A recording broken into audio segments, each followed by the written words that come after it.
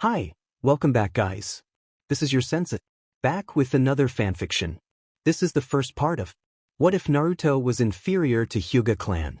Now before starting, please give this video a like and subscribe to the channel if you want more videos like this. Now let's get into the fanfic. Naruto yawned as he walked into the classroom. He had overslept due to an alarm clock malfunction, and lateness was the absolute last thing he needed. He had been given the title of genin through highly unusual and controversial means, and being late spit in the face of the man who had made the promotion a reality. How is it that I'm still exhausted even though I overslept? Naruto wondered to himself as he sat down in one of the few open seats available in the room. After several minutes of waiting, Irika, who was the academy instructor, cleared his throat and gave the group of children a hard stare in order to gain their attention and silence them. Now that everybody is here, we can get started with team assignments. Before we do that, you should all know what exactly is going to change about your lives now that you're ninja of the Hidden Leaf Village, he began. A murmur rippled through the new batch of genin as they pondered the meaning behind their now former teacher's words. First of all, you will be expected to take complete and total responsibility for anything and everything you do from here on out. Despite your ages, you're effectively working-class citizens now, meaning that you will bear the expectations of an adult. You will still be given more leeway than, say, a chunin, but punishments will not be withheld simply because you're children. Secondly, you will now be more or less in charge of your own income. Many of you have parents that can and will assist you with such things, but they still have no real control over what you do with the money you earn, he continued. The class all made a sound of approval at the explanation of their newfound economic freedom. Irika sighed inwardly as he watched them react. Lastly, at some point during your career as a ninja, and almost certainly more than once, you will be forced to murder. You will have blood on your hands whether you want to or not. Depressing as it is, that's the long and short of it. Now, on to cell assignments, he concluded. The jovial mood that had permeated the classroom vanished at the final section of Irika's speech and was replaced with a melancholy silence. One by one, Irika listed of teams. After 6 uninteresting cells, Team 7 was announced. Team 7 will consist of Naruto Uzumaki. Irika said. The blonde glanced up from his desk and awaited the identities of his 2 teammates. Shikamaru Nara, the instructor continued. Naruto felt his spirits heighten slightly. He had never known the lazy Nara well, but he had never been outwardly unpleasant as many of the Uzumaki's classmates had been. And Hinata Hyuga. Your Jonin instructor will be Kakashi Hatake, Irika concluded. Naruto glanced up to the far left corner of the room where the Hyuga heiress was sitting. Her posture was perfect. Her clothes were ironed and clean, her eyes were sharp and attentive, and while her appearance was certainly an acquired taste, she was undeniably attractive. A true symbol of the high standards set by her family, the illustrious Hyuga clan. I just had to end up with the other rich kid, didn't I? Naruto grumbled within his mind. Irika went on to announce the remaining cells, with the notable ones being teams 10 and 8, consister of Choji, Ino, and Kiba, and Sasuke, Shino, and Sakura respectively. At least I don't have to deal with Sasuke. I did miss out on Sakura-chan, though, the Uzumaki thought with mixed feelings. After the assignments were complete, the classroom began to empty, leaving nobody but Team 7, who had been ordered to remain in the room by Irika in order to await the arrival of Kakashi. So, what do you think of this whole ninja thing? Naruto asked Shikamaru, who was staring out the window as he always did. The young Nara glanced at the blonde out of the corner of his eyes and sighed. It sounds like a hell of a lot of work. Kind of a drag if you ask me, he replied in standard fashion. The Uzumaki chuckled and looked to Hinata, who was reading a book. What about you? He asked. The heiress closed her book and stared down at Naruto, a look of subtle disdain in her pale, assessing eyes. I consider ninjahood to be a great honor. An opportunity to uphold my clan's reputation, if you will. Although, the circumstances and environment in which I will be forced to accomplish that goal in aren't exactly ideal, she said, never blinking as she stared at the blonde. Shikamaru made a noise of protest, easily deciphering the meaning of statement. Naruto furrowed his eyebrows and frowned. What's that supposed to mean? He asked. Shikamaru opened his mouth to explain, but stopped when somebody walked into the classroom. Team 7 looked to the door of the room, where a man with silver hair and a covered eye stood. So, I guess you three are going to be my team.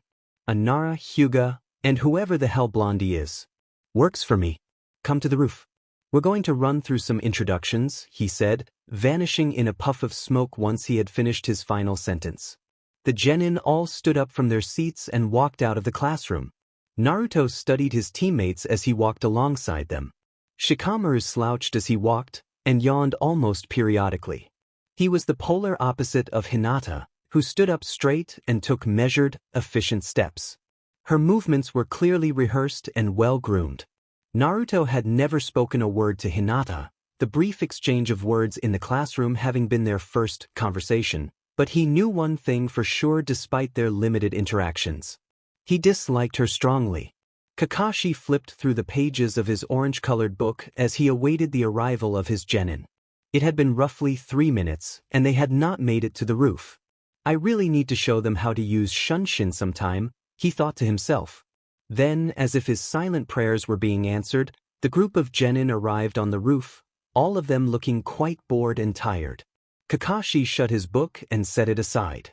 Now that you're all here, let's get down to what I called you all up here for. Each of us is going to say our name, the things we like, the things we dislike, your goals, that kind of thing, he explained. The group gave a collective nod. The jonin looked to Shikamaru. Start us off now, he said. The lazy genin sighed and rubbed his eyes as he gathered his thoughts.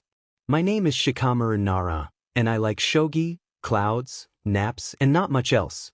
I dislike tests, exercise, and waking up early. My goal is to have an average wife, maybe a 7 out of 10 or so, too. Kids, a passable but not overly impressive income, and I want to die at the age of 80, he explained tiredly. Kakashi scratched the back of his head and chuckled. Don't be too ambitious, kid. You might disappoint yourself, he said humorously. He then pointed to Naruto. You next, Blondie, he said. The Uzumaki nodded and sat up a bit straighter as he prepared his improvised speech. My name is Naruto Uzumaki, and I like ramen, weekends, and training. I dislike waiting for my food, stuck-up pricks, and just bullies in general.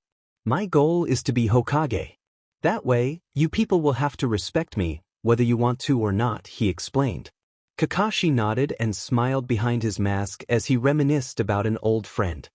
He then motioned to Hinata, who was patiently awaiting her time to speak.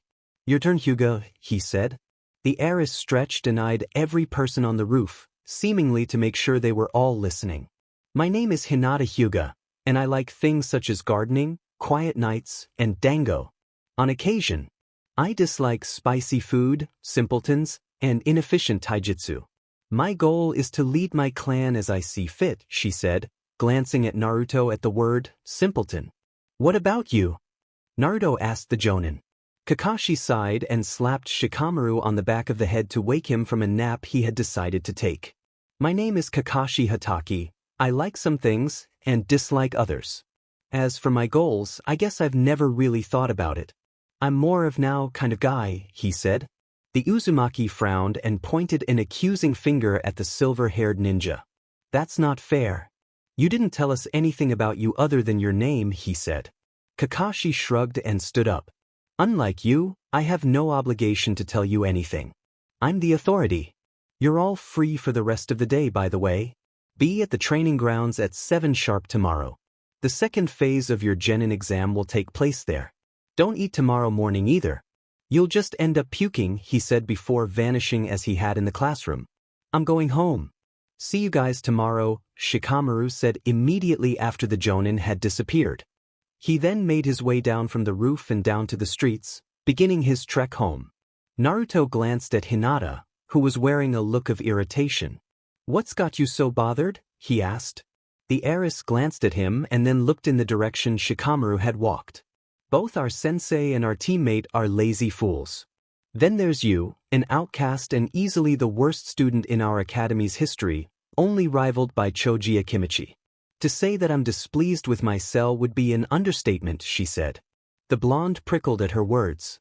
Cry me a river, princess. I get that you're from the most famous clan in the village, But that doesn't make you any better than we are, he said defiantly. Hinata scoffed and turned to leave the roof. Oh, I think you'll find that a chasm exists between you and I.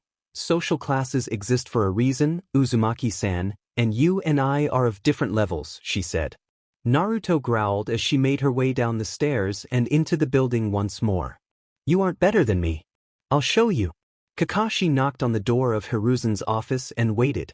After several moments of silence, a call of confirmation could be heard from within the room, prompting the Jonin to enter.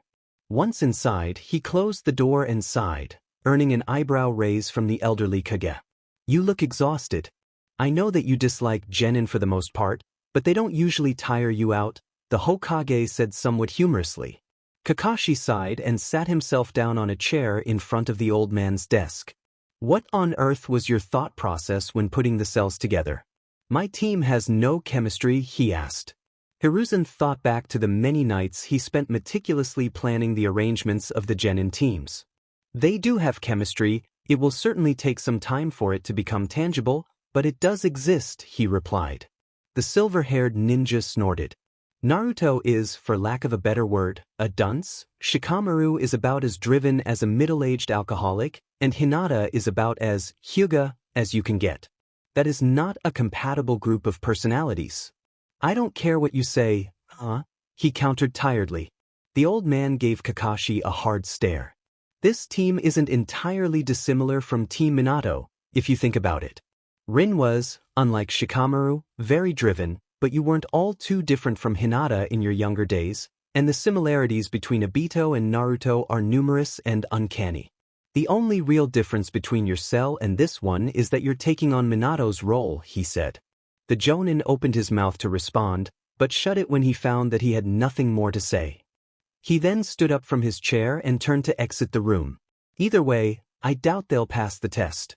The biggest difference between my team and this one is that I'm a harsher teacher than Minato-sensei ever was. Hinata suppressed a yawn as she waited patiently in the training field Kakashi had ordered them to attend. It was 6:58 a.m., and neither of her teammates nor her sensei had arrived. Yet another reason that her placement was nonsensical. No sense of punctuality could be found within the psyches of her comrades. You're out early.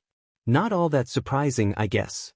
The Hyuga heiress glanced over her shoulder and spotted Naruto making his way into the training ground, a tired look on his face. Hinata glanced at her pocket watch. 7 o'clock sharp. Just as he was instructed. So you are capable of following directions, Uzumaki-san, she thought to herself. The blonde walked over to the girl and sat down 5 feet from her. Why'd he have to make us come out here so early? Wouldn't 8 o'clock have been better? That way we wouldn't be half asleep for this test thing, he complained through a yawn. The Hyuga girl sighed inwardly. And of course, he complains. No work ethic whatsoever, she thought frustratedly. She then began counting in her head the number of seconds her remaining cohorts were late. Eventually, Shikamaru meandered his way into the field, looking even more exhausted than Naruto as he did so.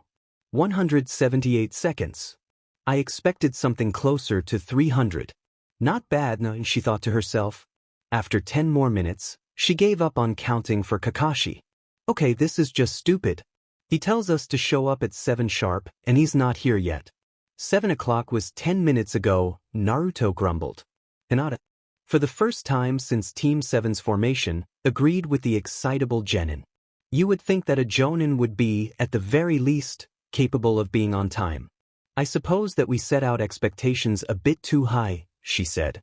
Shikamaru then laid down on the grass and closed his eyes. Well, since it seems like we have some time to kill, I'm gonna take a nap. Wake me when he gets here, he said. Before anybody Naruto or Hinata could respond, the shadow user began to snore. Maybe I should do that too. Seems like a good idea, the blonde said as he too began to lay down on the grass. Hinata shook her head. I would prefer if you didn't, Uzumaki-san, she said. Naruto raised an eyebrow and glanced at the Hyuga girl. Why is that? I thought you were displeased with us or whatever. With both of us sleeping, you'd be free of us until Kakashi-sensei shows up, he said. Hinata frowned. Yes, I am quite displeased with this cell, and I would much prefer to be with another team, but the two of you more or less sleeping on the job lessens my view of you even further. Is that what you want, Uzumaki-san? She asked. Naruto burst out laughing, earning a questioning from the heiress. It's hilarious that you think I give a DMN about what you think of me or this team. You're stuck with us whether you like it or not. Hell, since we're, a team, maybe you should follow our example and take a nap. You definitely need your beauty sleep, he retorted. Hinata felt her face burn at the comment. How dare you, she growled. The blonde chuckled at her obvious indignation and closed his eyes to sleep. Don't get so worked up. They say it makes you age faster, he said with a close-eyed grin. The heiress opened her mouth to berate him further, but closed it again when she realized he was asleep. How on earth do they do that? They just close their eyes and then they fall asleep. Narcoleptics, the lot of them, she thought to herself. She studied the faces of her teammates as they slept and frowned. Why do men sleep with their mouths open? She wondered. Hinata, out of curiosity, activated her Byakugan to search for her behind-schedule sensei. Be it due to the limits of her extended vision, or the extent to which Kakashi was late, she could not locate him. Just as she was about to deactivate her dojutsu, she spotted something unusual. Why is Uzumaki-san's stomach glowing? She wondered. She focused her gaze on the blonde's abdomen and frowned. While not visible to the average person's eye, one with a Byakugan would be remiss to not notice the bright mass of bound chakra centered in the boy's stomach. It looks to be a seal. In fact, it appears to be in the pattern of the 8 trigrams. Why on earth does this cretin have such a complicated work of fuinjutsu on his body? She wondered to herself. Undressing him with your eyes? Huh? Not what I expected to walk in on, but pretty funny either way. Hinata whipped around and saw Irika sitting on a nearby rock, a look of amusement on his scarred face. She looked back to Naruto and snorted. Not in 1,000 years. And if I ever did, he should be honored. It's not every day a lowlife like him is examined by a high-class citizen, she said haughtily. Irika chuckled and took a sip from a water canteen he had brought along. You might want to control your ego, Hinata. He's not as lowly as you seem to think he is. Neither is Shikamaru. I think you'll be surprised by how well they do during this test Kakashi has put together for you, he said. The Hyuga girl raised an eyebrow.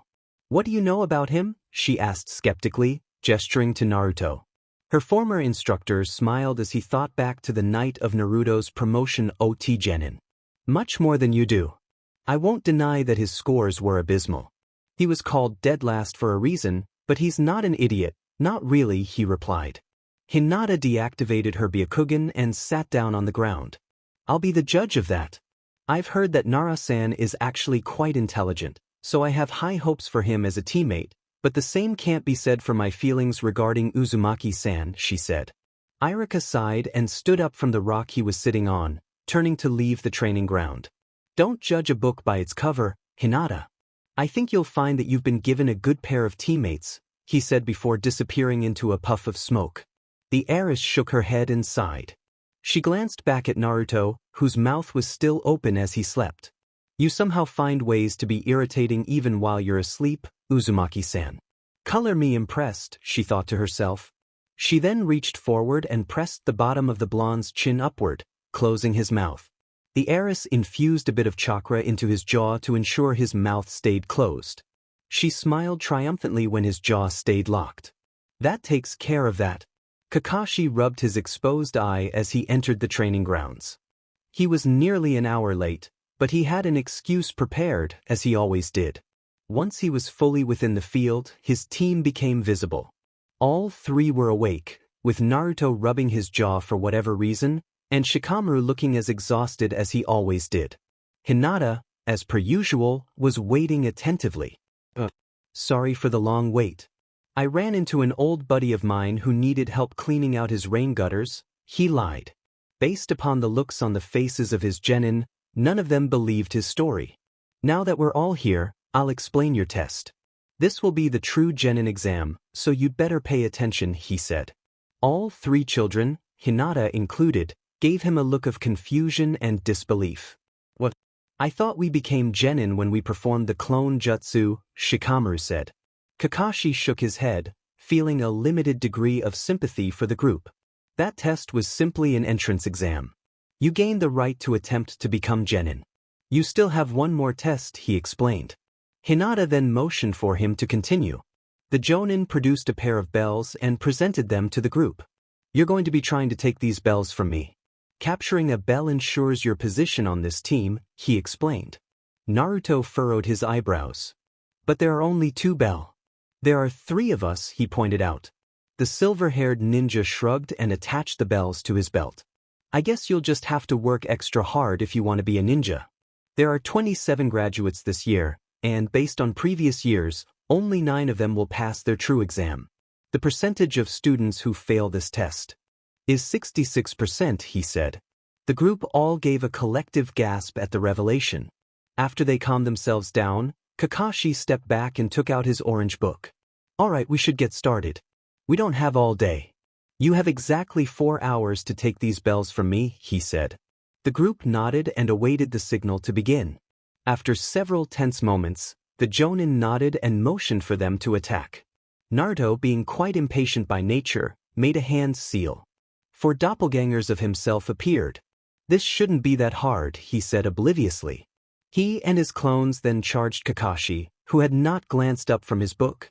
As the multiple copies Naruto reached him, the silver-haired ninja effortlessly dodged their attacks, destroying 2 of the 4 in a single motion that was too fast for the blonde to detect with his eyes. Shadow clones? That's impressive. Most Chunin can't use that technique, Kakashi complimented as he casually maneuvered around Naruto and his clones. Why the hell are you reading a book during a fist fight? The excitable genin demanded as he was matadored time and time again. Kakashi responded by destroying the remaining pair of clones with a single shuriken. Because I can do both. Multitasking is an important skill, he said as he turned a page. Naruto growled and swung a right-handed punch at his teacher's head. Kakashi leaned back, causing the punch to miss by inches. He then countered with a hard, rising knee to the genin's jaw, buckling his legs and sending him reeling back. Surprisingly, Kakashi did pursue the stunned boy, instead opting to continue reading his book. It was unwise to attack him so recklessly, Uzumaki-san. Although, your ability to use the shadow clone jutsu will certainly be useful, Hinata said as Naruto climbed to his feet. She then stepped forward. I would like to try my hand at fighting him, she said, assuming her stance as she spoke. Shikamaru raised an eyebrow. Are you sure that's a good idea? Sounds detrimental to your health if you ask me, he said. The heiress smirked and charged forward at Kakashi. The Jonin glanced up from his book and sidestepped her charge. To his surprise, the Hyuga girl pivoted and adjusted her trajectory. She launched a palm strike at his chest, forcing him to evade. I can't afford to read with this one, it seems, Kakashi thought to himself. He closed his book and focused on Hinata. He stood his ground as she approached and pulled his head to the left, allowing a palm strike to whiz past his face. He intercepted her forward movement with a short punch to her nose that she ran face first into. Hinata froze in place upon absorbing the strike, allowing the silver-haired ninja to follow up with a kick to her chest that launched her back toward her teammates. She crashed into Naruto, sending them both to the ground. He reached for his book, but found that he no longer had control of his body. I honestly can't believe that worked. Kakashi glanced over his shoulder and sighed. Shikamaru had made his way behind him during his scuffle with Hinata and connected his shadow to the Jonins. The lazy genin slowly made his way to Kakashi, forcing the silver-haired ninja to walk towards him as well. Once they were within arm's length of one another, Shikamaru reached for the bells. Before he could touch them, however, his arm was seized by Kakashi. That was clever. I'm impressed, Shikamaru. The one thing you failed to consider, though, is that the shadow possession technique can be broken if the difference in strength between the victim and caster is large enough, the Jonin said. He then spun the Nara around by his wrists and threw him at his teammates. Unlike Hinata, Shikamaru was caught by Naruto and set down without slamming into the hard field ground. You almost had him, Shikamaru. If she and I can keep him occupied, we can take those bells, Naruto said as the shadow user dusted himself off. I doubt the same tactic will work twice. This man is clearly adept and well-versed as a combatant. Either way, the fact still stands that there are only 2 bells, meaning that one of us will be sent back to the academy regardless, Hinata said. Shikamaru thought for a moment, studying Kakashi carefully. I don't think the point of this test is to actually capture the bells. It's a bit more complex than that. There are no 3-man cells in this village. All of them are 4-man. There's literally no way for us to take those bells from him. Hinata is pretty clearly the best fighter here, and she got her butt handed to her. He isn't even trying all that hard either, he said. The group all racked their brains. Teamwork. We have to work in tandem to show that we can function as a single unit on the battlefield, Hinata said. Naruto nodded in agreement. That sounds about right. I think we should still do what we can to try to get the bells, just to prove a point, he said. The team then discussed their plan of attack as Kakashi assessed them. The Jonin smiled to himself as they assumed their stances and turned their attention to him. Looks like I've got a group of sharp ones. This might be a little more fun than I thought it would be. Team 7 all dropped to their backs out of exhaustion.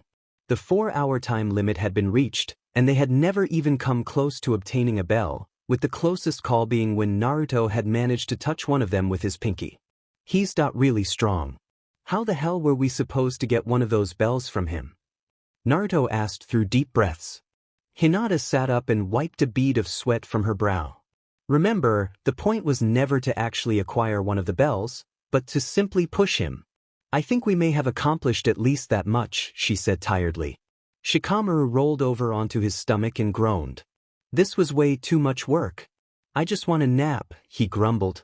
Naruto chuckled and struggled to his feet. Preaching to the choir, buddy. I could use a few hours of sleep myself, he said. A puff of smoke then erupted from the ground in front of them. From it emerged Kakashi. Well, you failed to capture even a single bell, which is disappointing, but your showing as a team was impressive nonetheless, he said with an approving nod. The children all felt a spark of hope. And as such, I think I'll take all 3 of you on as my genin team. Your tactics were a bit repetitive at times, but that can be fixed fairly easily. Congratulations, you 3. You're now officially members of Team 7, she said with a thumbs up. The genin collectively heaved a sigh of relief. As a reward for being my first team to pass, you have the rest of the day to yourselves. Have fun, it'll be your last day off for a while, he said before turning and walking away. Naruto stretched and glanced back at his teammates. Want to grab some lunch? I'll pay, he asked.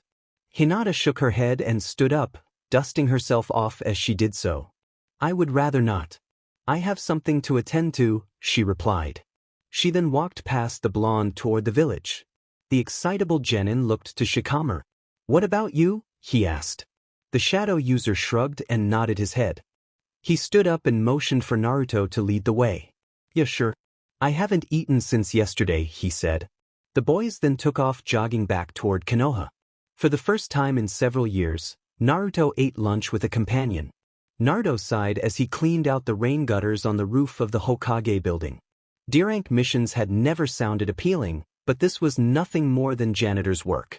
Something an already retired, elderly shinobi should be doing, not a group of, in the cases of Shikamaru and Hinata, clan heirs and heiresses. Despite the mundane nature of the missions, they were still a requirement. In order to participate in anything resembling a C or even B-ranked mission, a genin team had to complete 10 D-ranked missions at the bare minimum. What time is it? Naruto asked.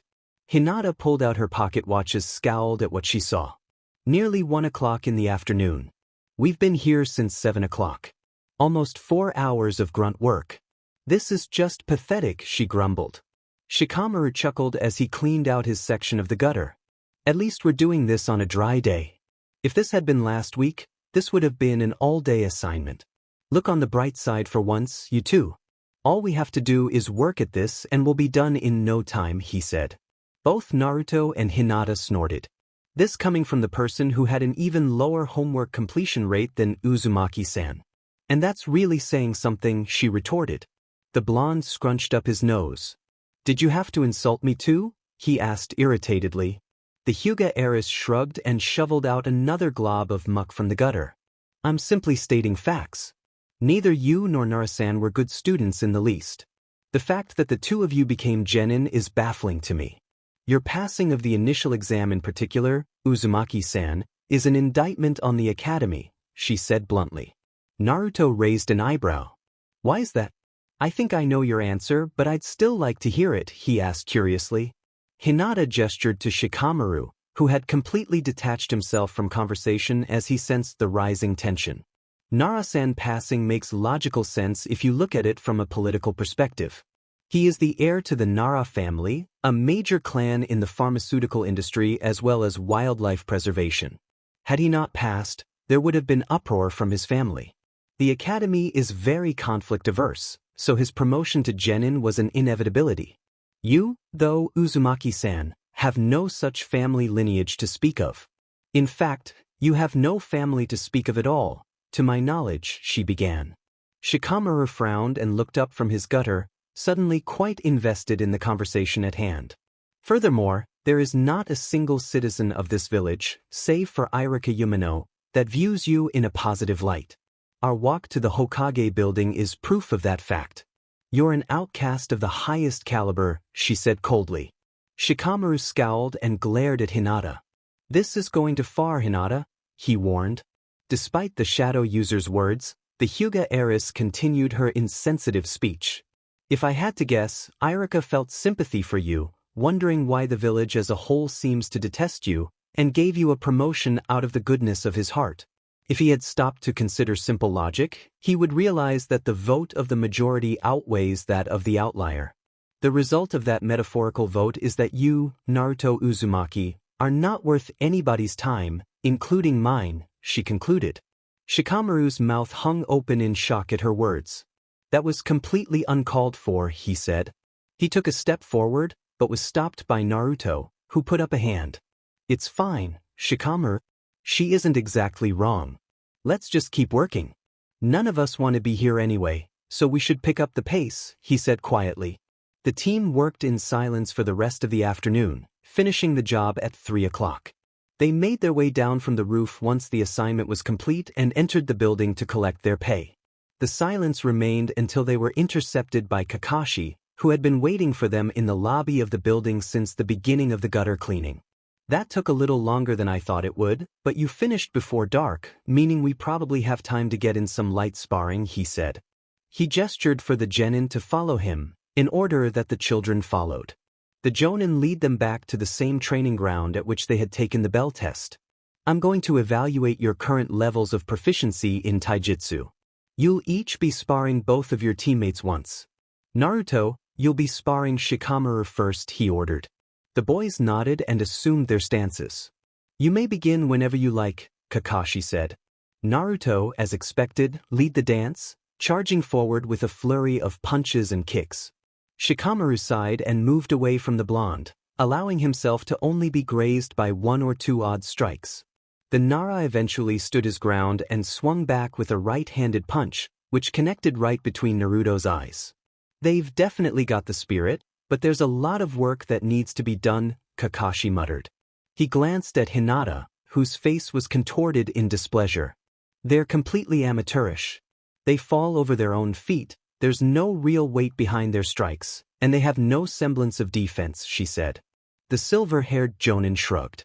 Neither one of them has been given formal training in taijutsu beyond what the academy taught them, and most of what you learn in the academy isn't applicable in the real world, he said. The pair watched the sloppy match for several more minutes before Kakashi commented once more. You have to give it to Naruto though. He's clearly less coordinated than Shikamaru, but he's completely tireless. He's taking it to him right now, he said as the blonde connected with 3 hard punches to the body and head of the Nara. Hinata nodded in agreement. His stamina is remarkable, and his durability is nonsensical. The number of clean punches he's absorbed without blinking is frankly amazing.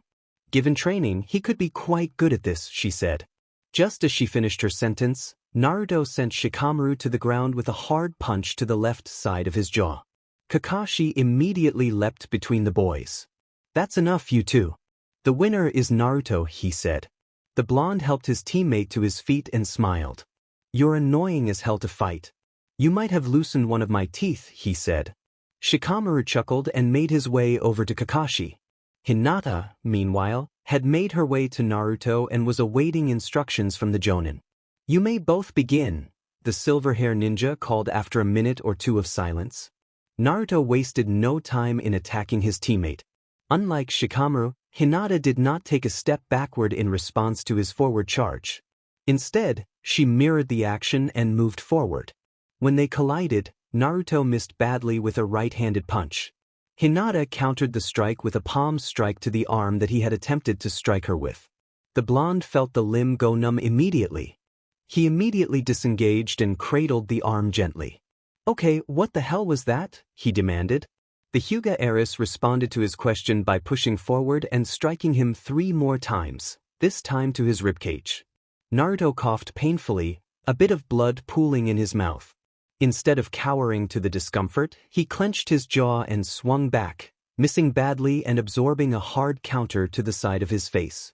"She's carving him up." "This is a mismatch," Shikamaru said as Hinata pummeled the excitable genin. Kakashi nodded and winced as Naruto was buckled by a kick to the right side of his neck. Her clan specializes in taijutsu, so there was never any chance of Naruto being competitive with her at this point, he said. Naruto was then knocked down 3 consecutive times, all with the same counter. Kakashi sighed and stepped in to halt the match. "That's it. I've seen enough. The winner is Hinata," he said. The Hyuga girl offered no hand of assistance to her fallen teammate, instead opting to watch him struggle to his feet. "Use the left side of your body, Uzumaki-san," she said once he was up to his feet. The blonde frowned and rubbed his jaw. "What do you mean?" he asked curiously. Hinata gestured to left arm and left leg, both of which were numb and difficult to move. "You only throw strikes with your right hand and right leg. That's why I was able to counter you in identical fashions so many consecutive times. Had you been varying your attack, you may have been able to hit me at some point," she explained. Naruto considered her advice for a moment. "Good point. I'll keep that in mind." "Thanks, Hinata," he said, earning an almost imperceptible nod of approval from the Hyuga girl. He hobbled over to Kakashi and Shikamaru, patting the shadow user on the back once he reached them. "You're up, buddy. Have fun out there," he said with a grin. Shikamaru sighed heavily and gave him a thumbs up. "I'm just shaking with anticipation," he said sarcastically. Once he reached Hinata, he assumed his taijutsu stance and looked to Kakashi. "Let's get this over with, sensei," he said tiredly. The jonin nodded and signaled for them to begin. As the match began, Naruto looked to his teacher. "How long do you think this one lasts?" he asked humorously. Kakashi thought for a moment, observing Hinata's predictable domination as he did so. "Shikamaru is a sharper striker than you are, but isn't as tireless, and you definitely take a shot better, so I'll say 2.5 minutes, he said. The pair observed the match to its conclusion, in which Hinata doubled the shadow user over with a kick to the ribs. 3 minutes. "You weren't far off, Kakashi-sensei," Naruto said as the silver-haired ninja made his way towards Hinata and Shikamaru to halt the match. Once the genin were separated, Kakashi gathered the children together. "You all show promise in a variety of ways, but you all need work. That includes you, Hinata. None of you are particularly good at minding your P's and Q's while you're attacking, and you're all somewhat one-note with your strike selection. That can all be fixed in due time, so no worries," he said with a nod. He glanced at the dark sky and then back to his team. "It's dark out now, so I suppose that's all we have time for. Meet me at the Hokage building at 8 o'clock tomorrow morning," he said before disappearing into a puff of smoke. Naruto sighed. "Does he always have to just disappear at the end of the day?" he muttered. His teammates both shared the sentiment, as they were both glaring at the place Kakashi had once stood. The blonde then began to walk back towards Konoha. "I'm going home. See you guys tomorrow," he said with a wave. Shikamaru then followed suit, leaving Hinata alone in the field. She fixed her gaze on Naruto as he walked away. "I suppose I have the time," she thought to herself. She dusted herself off and took a sip of water from her canteen. She then began to silently follow the blonde. Hinata rubbed her eyes as she trailed Naruto through Konoha. His trek home was apparently a long one, because it had been nearly 15 minutes since he and his undetected companion had left the training grounds, and they had not reached his home yet. The Hyuga girl's reasoning for following him stemmed entirely from curiosity. As she had pointed out during her speech to the blonde on the Hokage building roof, Naruto had no family to speak of, and no other legal guardian, meaning that he almost certainly lived alone. His living situation was likely not particularly good, but the prospect of a child living all by his lonesome still fascinated Hinata. After several more minutes of walking, they reached an apartment building and climbed a flight of stairs. The Hyuga heiress hid herself behind a corner as Naruto arrived at what she assumed to be his home. He turned the door knob and opened the door. Instead of making his way inside, he glanced over his shoulder and sighed. "You can come out now," he called. Hinata felt her stomach drop. From the tone of his voice, he had been aware of her presence the entire time. The Hyuga girl slowly rounded the corner and presented herself to the blonde. "You detected me. Good work, Uzumaki-san. You've surpassed my expectations," she said. Naruto studied her for a moment. "Why are you here? Don't you have a curfew?" he asked. Hinata nodded and glanced at her pocket watch. "I do have a curfew, but my attendance record for family dinner's imperfect. One absence won't incur the wrath of my father," she said. The excitable genin nodded and leaned against the wall. "You still haven't told me why you're here. I know you're not some crazed fan of mine, quite the opposite actually, so what do you want?" he asked tiredly. Hinata took several seconds to put together a feasible explanation. "I was curious as to your living situation. Given that you're an orphan, I would assume that you live alone," she asked. Naruto nodded. "Yeah, I do. Why do you care about my living situation anyway? Are you looking for something else to mock?" he asked bluntly. Hinata flinched at his hard tone. "I don't know. I wanted to understand your home life a bit better, I suppose," she said carefully. The blonde snorted. "Oh, sorry for jumping to conclusions. Want to come inside? Have some tea maybe?" he asked sarcastically. The Hyuga heiress shifted uncomfortably. "No thank you. May I ask why you don't appear to have any neighbors?" she asked. Naruto shrugged, tapped on the wall. "They all left this floor when I moved in a few years back. I didn't do anything, but they just decided to book it. Kind of like you said earlier, actually. People don't see me as a worthwhile person, so they avoid me," he said matter-of-factly. Hinata opened her mouth to ask another question, but shut it again when Naruto raised a hand. "Don't ask me anything else, Hinata. My patience is wearing out. If it satisfies your curiosity, my home life isn't all that interesting, because I don't have 1 inch," he said. "Thank you. That's all I wanted to know. Good night, Uzumaki-san," she said, turning to leave as she spoke. Naruto responded by entering his apartment and closing the door. Hinata quickly made her way out of the apartment complex and began jogging home. He is quite unpleasant when he's tired. Naruto rubbed his eyes as he waited at the entrance of the Hokage building. He was earlier than even Hinata. This was an entirely intentional aberration from his usual tendency of showing up on or before a deadline. It was a subtle form of payback. "Go ahead. Invade in on my terrible personal life anytime you want, Hinata. I'll find ways to business you off for it," he thought to himself. He yawned and took a sip of water from a bottle he had bought on his way to the building. It had been vastly overpriced, as was the norm for Naruto when dealing with businesses of all shapes and sizes. After several more minutes of monotonous silence, Hinata arrived, as polished and groomed as she always was. "Morning, Hinata. Have a nice night?" the blonde asked politely. The Hyuga girl stopped several feet from him, her eyes narrowed and her posture stagnant. She was clearly not a fan of having been beaten to the Hokage building, especially by Naruto. After a moment of silence, she nodded and walked to the bench, sitting down once she reached it. "Yes, I did. My father was quite understanding of my predicament, so I received no punishment for my tardiness," she replied.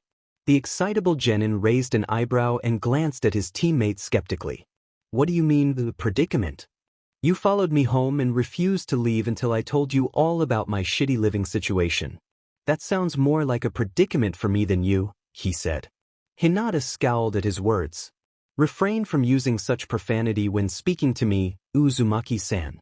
It makes you even less desirable to talk to than you already are. As for what my predicament was, it was that I knew virtually nothing about who you were. I already knew what I needed to know about Narusen, but your situation was a mystery to me.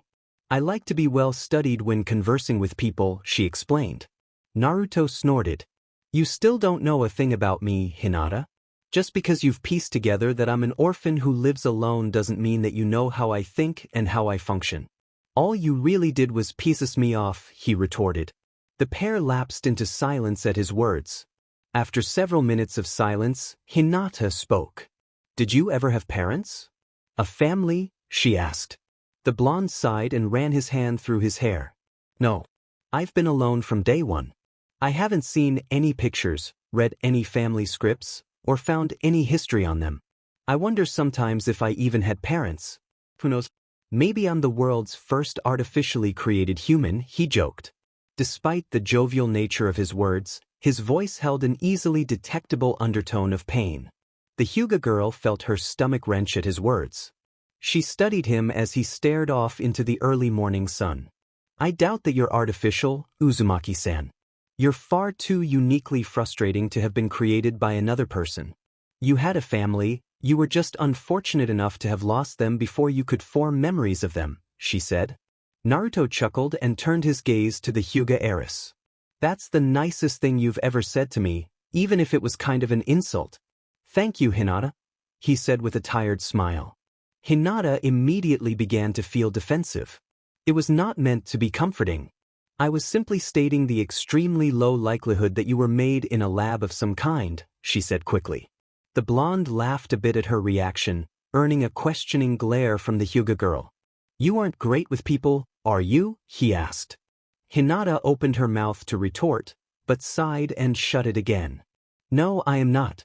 I spend what little free time I have reading rather than socializing.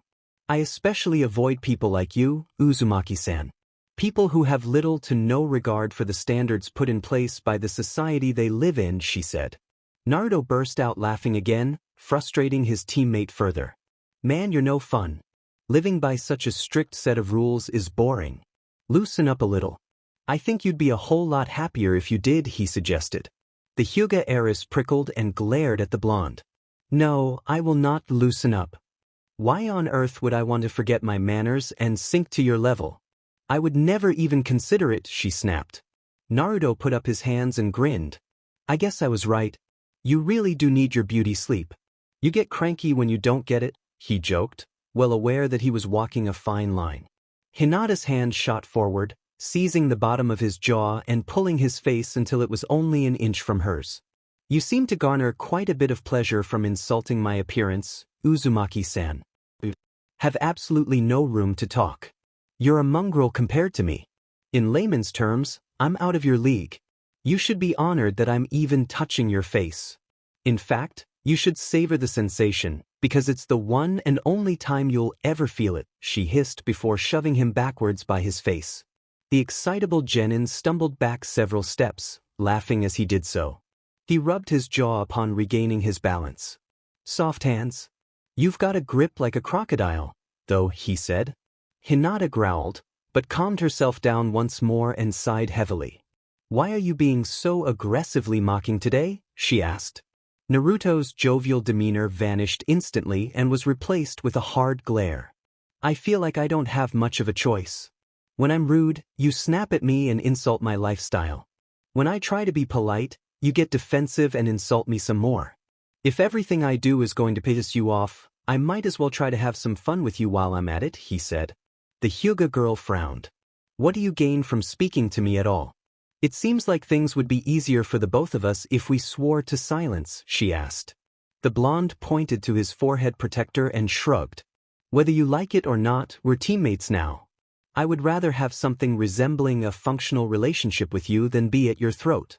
We're going to be fighting and maybe even dying together. Dying next to somebody I hate isn't a goal of mine. If you'll let me, I'm willing to at least try to be nice to you, he said. Hinata pursed her lips and exhaled through her nose. I suppose that's reasonable. I still don't like you, Uzumaki-san, but I'll try to be more civil if you do the same, she said.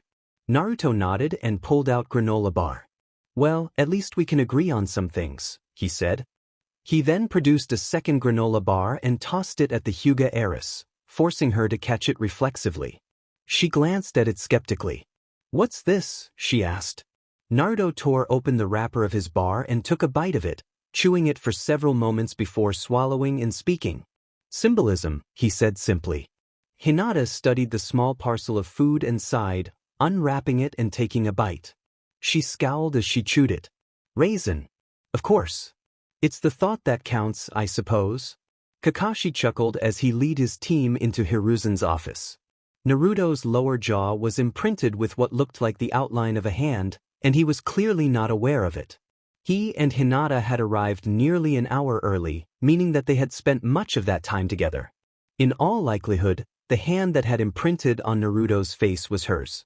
Either she tried to rip his face off, or she's really warming up to him. I'm guessing it's the first one, the Jonin thought to himself as he watched the pair walk alongside Shikamaru. The team entered the Hokage's office and closed the door, awaiting instruction from the elderly man. I would assume you're here for an assignment? In which case, I have another cleanup assignment for you. It should be fairly simple, Hiruzen, who was smoking his pipe as per usual, said. Naruto groaned. Can't we get something a little better than that? We've been cleaning out gutters and toilets all week, he complained. To his surprise, Hinata nodded in agreement. With all due respect, Tokai-sama, I feel that our unit has proven itself to be quite capable of completing mundane grunt work. I believe a true test of our functionality is in order, she chimed in. Hiruzen raised an eyebrow and looked to Kakashi. They aren't entirely wrong, Kakashi. Would you like to take them out on a C-ranked mission? He asked. The silver-haired ninja thought for a moment. We still haven't asked Shikamaru his opinion yet, he said, casting a glance towards his lazy student. The shadow user shrugged and gestured to his teammates. I could really care less. They've got me outvoted even if I didn't want to. Go right ahead, he said. The Jonin nodded and looked back to the Hokage. Give us a C-ranked mission. I think they can handle it at this point, he said. Hiruzen nodded and tossed a scroll to Kakashi. He unfurled it and chuckled. A bridge builder, huh? Sounds simple enough. When and where do we meet this man? He asked curiously. The elderly Kage pointed to the clock and grinned. This will also be a test of your ability to effectively pack, because you will be leaving in 1 hour. He will be waiting for you at the front gates of the village. His name is Tazuna, he said. The genin all turned white. How long will we be gone? Naruto asked. Hiruzen thought for a moment before holding up a finger. 1 week at the minimum. Pack for longer, just in case, he replied. The blonde nodded and bolted out of the office. Hinata sighed heavily. No manners, that boy, she grumbled to herself before bowing to the Hokage respectfully and taking a step back. I will be leaving to pack, Tokage-sama. Good day, she said smoothly, turning to exit the office upon finishing her sentence. Shikamaru soon followed suit and left the room, leaving only Kakashi and Hiruzen. Are you beginning to understand my reasoning for putting this team together, Kakashi? The Hokage asked. The silver-haired ninja glanced out of the window of the office and watched his students walk down the streets of the village. Naruto and Shikamaru get along fine, but Hinata detests Naruto with a passion. They routinely get into it over small things, and she said some cruel things to him. I don't like the way their personalities mesh, he said honestly. The old man took a drag from his pipe and smiled. Those scuffles are precisely why I assigned them to be in a cell together. Hinata is supremely talented, but she has something of a superiority complex, and she's a social infant in many regards. Naruto has a way of beating humility into people just by being unshakable.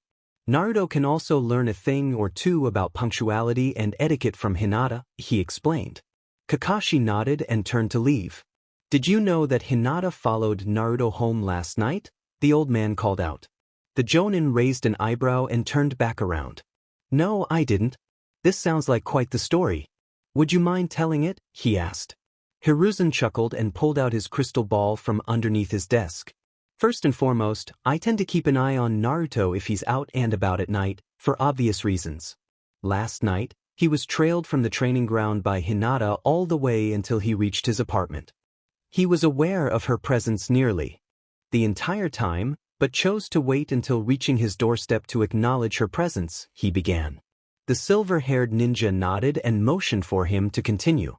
Hinata had followed him in order to gain a clearer idea about his living situation.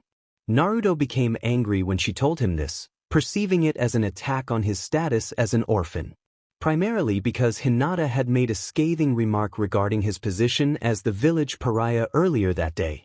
They conversed for several minutes about his lack of a home life, going their separate ways after several minutes, he said. Kakashi nodded once more. That was quite insensitive of her. She seems to only see things objectively, he said. The Hokage chuckled and relit his pipe. Quite so. They had a much less negative conversation outside of the Hokage building this morning, but even then, Hinata took a joke much too seriously and marked up Naruto's face. Their relationship isn't good as of yet, but I'm feeling optimistic as to its direction, he said. The Jonin snorted. Why is that? At this rate, she'll cripple Naruto before the mission even begins, he said. Hiruzen smiled in reminiscing fashion. They remind me strongly of Minato and Kushina, he said. Kakashi laughed out loud at the statement. Oh please, they're nothing like them. Naruto is a little like Sensei was in his youth, but Hinata and Kushina are nothing alike, he said. The Hokage shook his head. It's a stretch, I'll give you that. Hinata is much calmer than Kushina was on a moment-by-moment basis, but she has a comparable temper, and she also has a similar tendency to resort to forms of physical violence when angered. Although, Hinata's methods are much more picturesque, he said. The silver-haired ninja thought for a moment before shrugging and turning to leave once more. I guess I can see it, but don't get your hopes up. I personally think they're more likely to kill each other than start a family, he said. He then exited the office and closed the door behind him. Hiruzen smiled to himself and glanced down at his crystal ball. What he saw was more than a bit concerning. Naruto, who looked quite terrified, and Hyuga having a conversation in the middle of the street. Naruto felt a bead of nervous sweat trickle down his forehead as he was assessed by the head of the illustrious Hyuga clan. He was tall, had long brown, and wore a cold glare that was identical to Hinata's. Like father like daughter, I guess. Maybe it's the eyes, the blonde thought nervously as he squirmed under the man's gaze. After several more moments of tense silence, Hayashi spoke for the first time. Good morning, Uzumaki-san. I trust that your missions have been successful as of late, he asked. Naruto nodded and sighed. Yeah, they've been pretty simple. Just a whole bunch of D-rank missions. All we've really been doing is cleaning out people's gutters and carrying things. I think grunt work is the term Hinata used, he replied. The clan head chuckled. You do realize that you effectively are grunts as of now, correct? He said. The blonde nodded and kicked a rock that was sitting at his feet. You mentioned my daughter's name. She happens to be what I've sought you out to discuss, Hayashi said matter-of-factly. All of the fear that the genin had been suppressing immediately flared up again. Oh, what did you want to talk about? I mean, she has been saying that she wants to move teams. Is that what this is about? He asked. The clan head shook his head. She will not be switching cells. She must learn to adapt despite her dissatisfaction. Not that she didn't complain, because she most certainly did. Angrily. What I've come here to talk to you about specifically, Uzumaki-san, is my daughter's intrusion on your privacy last night. I would like to apologize on her behalf, he said. Naruto did a double take. An apology was quite literally the last thing he had expected. You don't really need to apologize. She just followed me home. Her reasoning is a little confusing and frustrating, but you didn't have to come all the way out here to apologize, he said carefully. Hayashi pointed at the boy's fist, which was clenched tightly. You've become tense just from speaking about the incident. My daughter is more than a bit insensitive at times, and she has a bad habit of being something of an egomaniac. She does mean well, believe it or not, but she doesn't think about who her words damage when she speaks, he said. The blonde looked to the ground. It's not like I haven't called her on a little. I honestly deserve a lot of the backlash I get from her, he said. The clan head sighed. She has no comprehension of sarcasm in many cases. She's socially inept, to be perfectly honest. Which is why I would like to make a request, he said. Naruto frowned, but nodded and motioned for the man to continue. You certainly aren't a glowing example of etiquette. In fact, your manners are quite appalling from what I've seen, but that is exactly why I was not bothered by your placement on a team with Hinata. I would like you to, how do I put this, chip away at her shell, shall we say?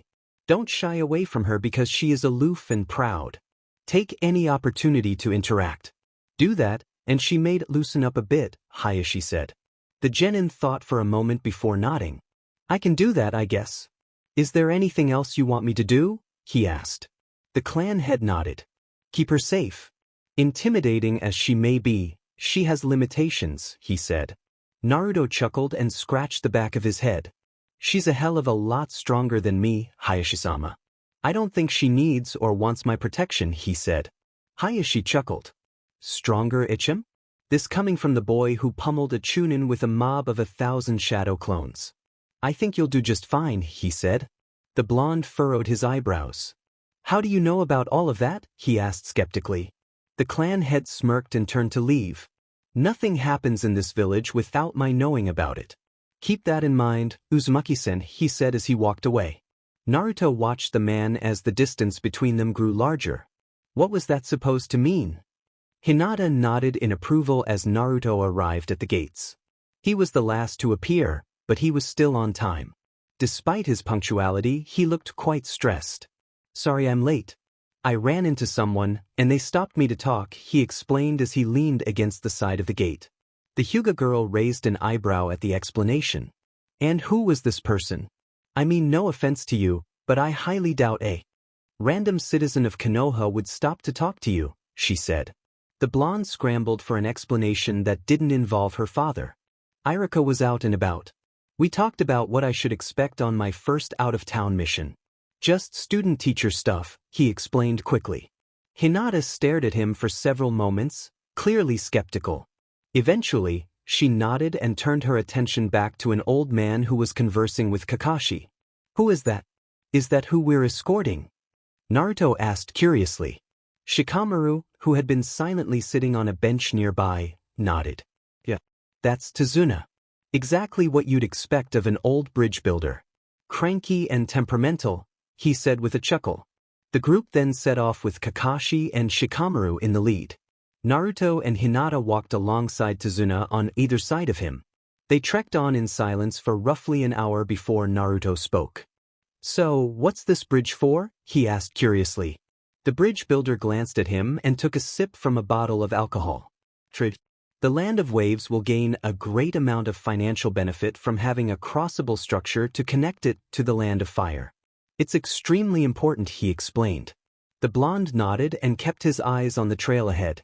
What kinds of things does your country specialize in? I haven't done much research on the Land of Waves, Hinata asked. Tazuna made a wide motion with his hand. Anything really? We have plenty of resources. Which is why we so desperately need this bridge. We're fairly poor as a whole, so such a trade route would be incredibly useful, he said. The Hyuga girl frowned at this. From the sounds of it, this is a monumentally important bridge. Why would you only request a team of genin for such an important task? She asked suspiciously. The old man tensed at the question, but quickly calmed himself. There won't be anything that you can't handle. Just bandits and such, he assured. Both Naruto and Hinata eyed him skeptically, but chose to let it go. The group traveled for several more miles before Hinata stopped, her Byakugan suddenly active. We have company, she whispered. The blonde looked to Kakashi and Shikamaru, who were both halted as well. There were several moments of silence before Hinata suddenly tripped Naruto to the ground and tackled Tazuna.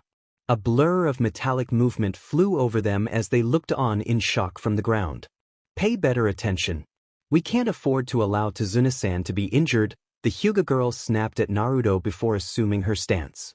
The blonde growled and stood up, taking a defensive posture over the bridge builder. The blur of movement then appeared once more. This time, however, Hinata intercepted it with a swift kick, knocking it out of the air and revealing its identity. It was a man with a chain attached to his left arm and a mask covering the lower half of his face. Not bad, little girl. You've got sharp eyes. Unfortunately for you, not sharp enough, the ninja said menacingly. It was Naruto's turn to trip Hinata, which he did as quickly as he could. As his teammate fell to the ground, another blur flew over her head, landing next to the chain-wielding man. Naruto pulled Hinata to her feet and returned to Tazuna.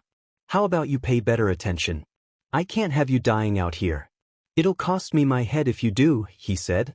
The Hyuga girl dusted herself off, mentally taking note of the remark, which sounded oddly specific. They both stared at their enemies, who were assessing them silently. The one that Hinata had kicked took a step forward, but stopped, seemingly frozen in place. What the hell is this? The enemy shinobi demanded. Naruto glanced to his left and grinned. Shikamaru's shadow was connected to those of both of the chain-bearing ninja. Look, even you have to admit that you deserve this. You just sat there. Of course I was going to lock you down, the shadow user said tiredly. Kakashi then made his way to the genin. Well, this is interesting. These two are known as the Demon Brothers if I'm not mistaken. They're Chunin. These aren't bandits, Tazuna. I think you have some explaining to do, he said sternly. The bridge builder opened his mouth to protest strongly, but shut it again and sighed. Fine. I knew these two were coming. They were sent after me to end my life. They don't want me to get back to the land of waves with the blueprints for the bridge, he said. The Jonin frowned underneath his mask. Why would two Chunin be sent to kill a bridge builder? Who sent them? He questioned. Tazuna lowered his eyes to the ground. I can't answer that, he said quietly. Kakashi narrowed his eyes and took a threatening step forward. You'd better. Because, if you don't, we'll abandon you out here and let you be mauled by these two. Shikamaru can release his jutsu any time he feels like it, he warned. The old man pursed his lips and exhaled through his nose. A mob boss named Gato sent them. He controls much of the economy in the land of waves. The bridge would loosen his iron grip, and he wants me dead for that reason, he explained. The silver-haired ninja nodded in understanding. Well, thank you for your honesty. Unfortunately, those details automatically upgrade this mission from C rank to A rank. Far too much for my genin to handle. You're on your own now, he said. Tazuna's head snapped up. Please, don't leave me out here. My people need this bridge, he begged. Kakashi shrugged and motioned for his genin to follow him in the opposite direction. That isn't a concern of mine at this point, he replied. To the Jonin's surprise, Naruto, Hinata, and Shikamaru refused to follow him. Hurry up, you three. We don't have all day, he called to them. The blonde shook his head and motioned for his sensei to come back. Look, we've already made it this far, so why don't we just finish the job? It's almost dark anyway, so we should at least sleep on this, he said. Kakashi raised an eyebrow and glanced at the other genin, who nodded. This mission is far beyond your capabilities. Are you sure you actually want to do this? Answer carefully, your lives may depend on it. Literally, he asked. Shikamaru yawned and shrugged. It'd be a hell of a lot more troublesome to run all the way back to Konoha than to just keep doing what we were doing. Let's give this a shot, he said. The silver-haired ninja thought for a moment before finally caving to the combined pressure of his genin stares. Fine, we can try this. Don't say I didn't warn you, though, he said. Tazuna sighed in relief and allowed Kakashi to lead. He and the children down the route for another hour. After the hour had passed, it was pitch dark, prompting the party to set up camp. Although it was quite unusual, Team 7 had certainly taken a step up from D-ranked missions. A much on then was perhaps recommendable. Hinata rubbed her eyes and sat up in her tent. She glanced out of its flap and sighed frustratedly. It was the middle of the night, and it was pitch black. How irritating. I need to be sleeping. We wake at dawn, she thought to herself frustratedly. She laid flat on her back for several more minutes before giving up and exiting her tent. To her surprise, there was a small fire burning roughly 50 feet from the camp, with a single person sitting beside it. The person's identity wasn't clear from her current position, prompting the Hyuga girl to quietly make her way toward the fire. Once she reached it, who was sitting beside it became clear. Uzumaki-san? What are you doing awake at this hour? She asked. Naruto glanced over his shoulder at her and shrugged. I can't sleep. I tried for a few hours, but I gave up after a little while. It's a little chilly, so I made this fire. If the light woke you up, I'm sorry, he said. Hinata nodded and sat down across from him on the other side of the dim fire. Is there any particular reason you're having trouble sleeping? She asked curiously. The excitable genin sighed and leaned his head back. Just thinking about a lot of things. Mostly things to do with this mission. Something Kakashi-sensei said really stuck with me, he said. Hinata raised an eyebrow. And what would that be? She asked. Naruto pulled out a kunai and studied it for a moment before sticking it into the ground beside himself. That this mission could cost us our lives. The idea that I could die within a few days is strange. Strange because it's not entirely unwelcome, I guess, he admitted. The Hyuga heiress frowned. What do you mean? Why would you not be fearful of your own death? She asked skeptically. The blonde shrugged. I'm not quite as lazy as Shikamaru is, but I'm still decently lazy about certain things. One of those things is responsibilities. Having things expected of me is stressful. It's a completely new feeling. I've never been expected to succeed or anything close to it before. Kicking the bucket now would mean that I wouldn't have to deal with those expectations, he said. The Hyuga girl chuckled to herself. I suppose being the village pariah may have a benefit or two. You've never really had to contend with things such as curfews or family standards. It must be a soothing reality to live in, she said. Naruto shook his head. We come from two different places, Hinata. To me, having a standard to live up to sounds like an awesome motivator, and having a curfew would be a really sweet thing. It would make me feel like somebody cared where I went and when, he said. And to me, having neither of those things sounds like a heavenly relief of stress. I suppose you're right. Perspective affects the attractiveness of certain lifestyles, she said, finishing the blonde's point. What are your thoughts about the idea of dying out here? Naruto asked. Hinata thought for a moment before answering the sensitive question. I would much rather survive. I have a clan to lead. I'm not the head yet, but I will be once I turn 18. I would rather not leave my clan's line splintered. Beyond your dislike of having responsibility forced upon you, what do you think of the prospect of dying on this mission? She said. The blonde laughed a bit, his voice suddenly a bit more melancholy. I would rather die out here than in my own apartment. Or out in the street for that matter. I want my death to mean something, you know, he said. Hinata furrowed her eyebrows. You speak as though such a death is likely, she said, her voicing containing the subtlest hint of concern. The blonde glanced up from the fire and looked her in the eyes. You really haven't pieced it together, have you? The villagers do a whole lot more than just glare at me, Hinata, he said bluntly. The Hyuga heiress felt her stomach churn at what he was suggesting. There have been attempts on your life, Uzumaki-san? When? She asked. Naruto nodded and pulled his kunai out of the ground. They take a swing at it once every few months. Usually in October. They haven't succeeded yet, obviously, but who knows? Maybe they'll catch me off guard one of these times, he said. Hinata stared at the genin wide-eyed. How can you speak of such things so easily? Does your own life really mean that little to you? She asked quietly. The blonde gave her a pained smile. When you've been told that you're a wretch your whole life, that you aren't worth anybody's time, you start to believe it after a little while. I've found ways to keep myself motivated, but that motivation slips every once in a while. And when it does, I end up in a dark place, he said honestly, his hands trembling slightly from both exhaustion and emotion. The Hyuga girl felt a wave of guilt wash over her as she recalled her words to Naruto on the Hokage building roof. She studied her teammate, who was clearly doing his best to stay calm, for several moments before broaching an incredibly risky topic. Have you ever become suicidal, Uzumaki-san? She asked carefully. The genin tensed at the question, but quickly relaxed.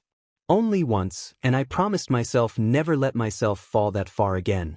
Suicide is giving up, and I hate giving up more than just about anything, he said firmly. Hinata nodded.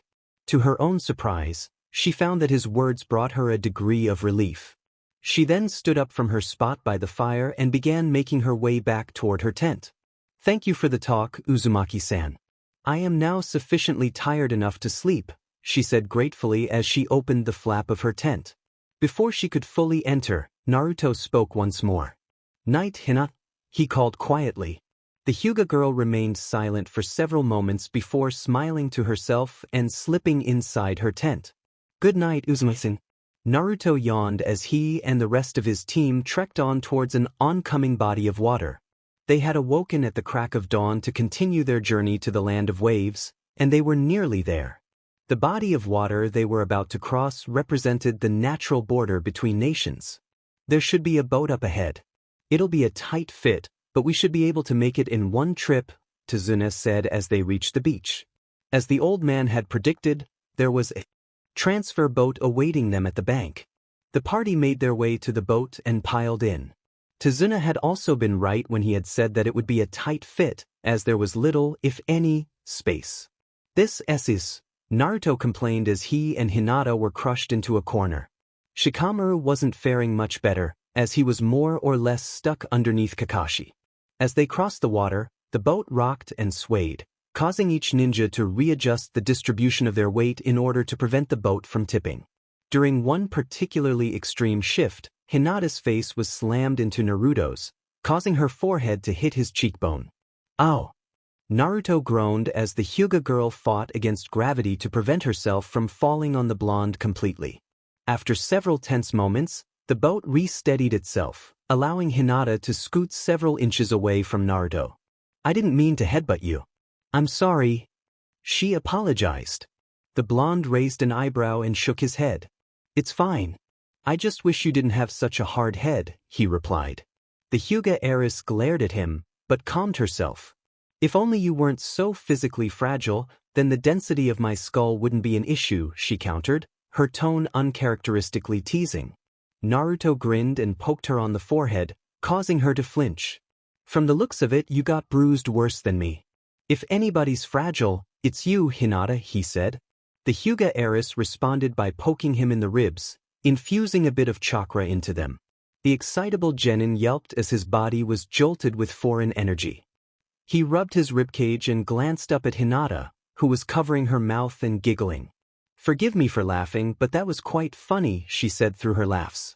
Naruto chuckled and settled back into place as the boat approached the land of waves. I didn't know you were even capable of laughing, so I guess I don't mind, he replied. The Hyuga girl frowned and looked out over the water before looking back to Naruto. Of course I can laugh. I simply have standards when it comes to humor, unlike you, she retorted haughtily. The blonde sighed heavily. Right back to being a beach. Go fig. He thought to himself as the boat entered a swath of thick mist. Kakashi, who had been watching Naruto and Hinata bicker with great amusement, frowned at the arrival of the fog. This mist isn't natural. Be on guard, he warned his team. The genin all nodded and alerted themselves. The boat soon reached land, prompting Team 7 and Tazuna to tentatively exit. Once they were fully grounded, they began to walk straight ahead. For several moments, there was peace. That peace was shattered when an enormous butcher's knife came flying through the air, barely missing decapitating Shikamaru. We have company. Surround Tazuna and don't move, Kakashi ordered. The genin did as they were told and formed a defensive triangle around the bridge builder. Hinata activated her Byakugan and surveyed the area around them. She gasped and looked to Kakashi. 2 o'clock, Kakashi-sensei, she yelled. The jonin immediately jumped straight up, barely avoiding bisection by the same large knife that had flown past them moments beforehand. Kakashi then threw a kunai in a seemingly random direction. The small projectile was then audibly deflected, giving the silver-haired ninja all the information he needed to determine his adversary's location. Kakashi weaved several hand seals and reared his head back.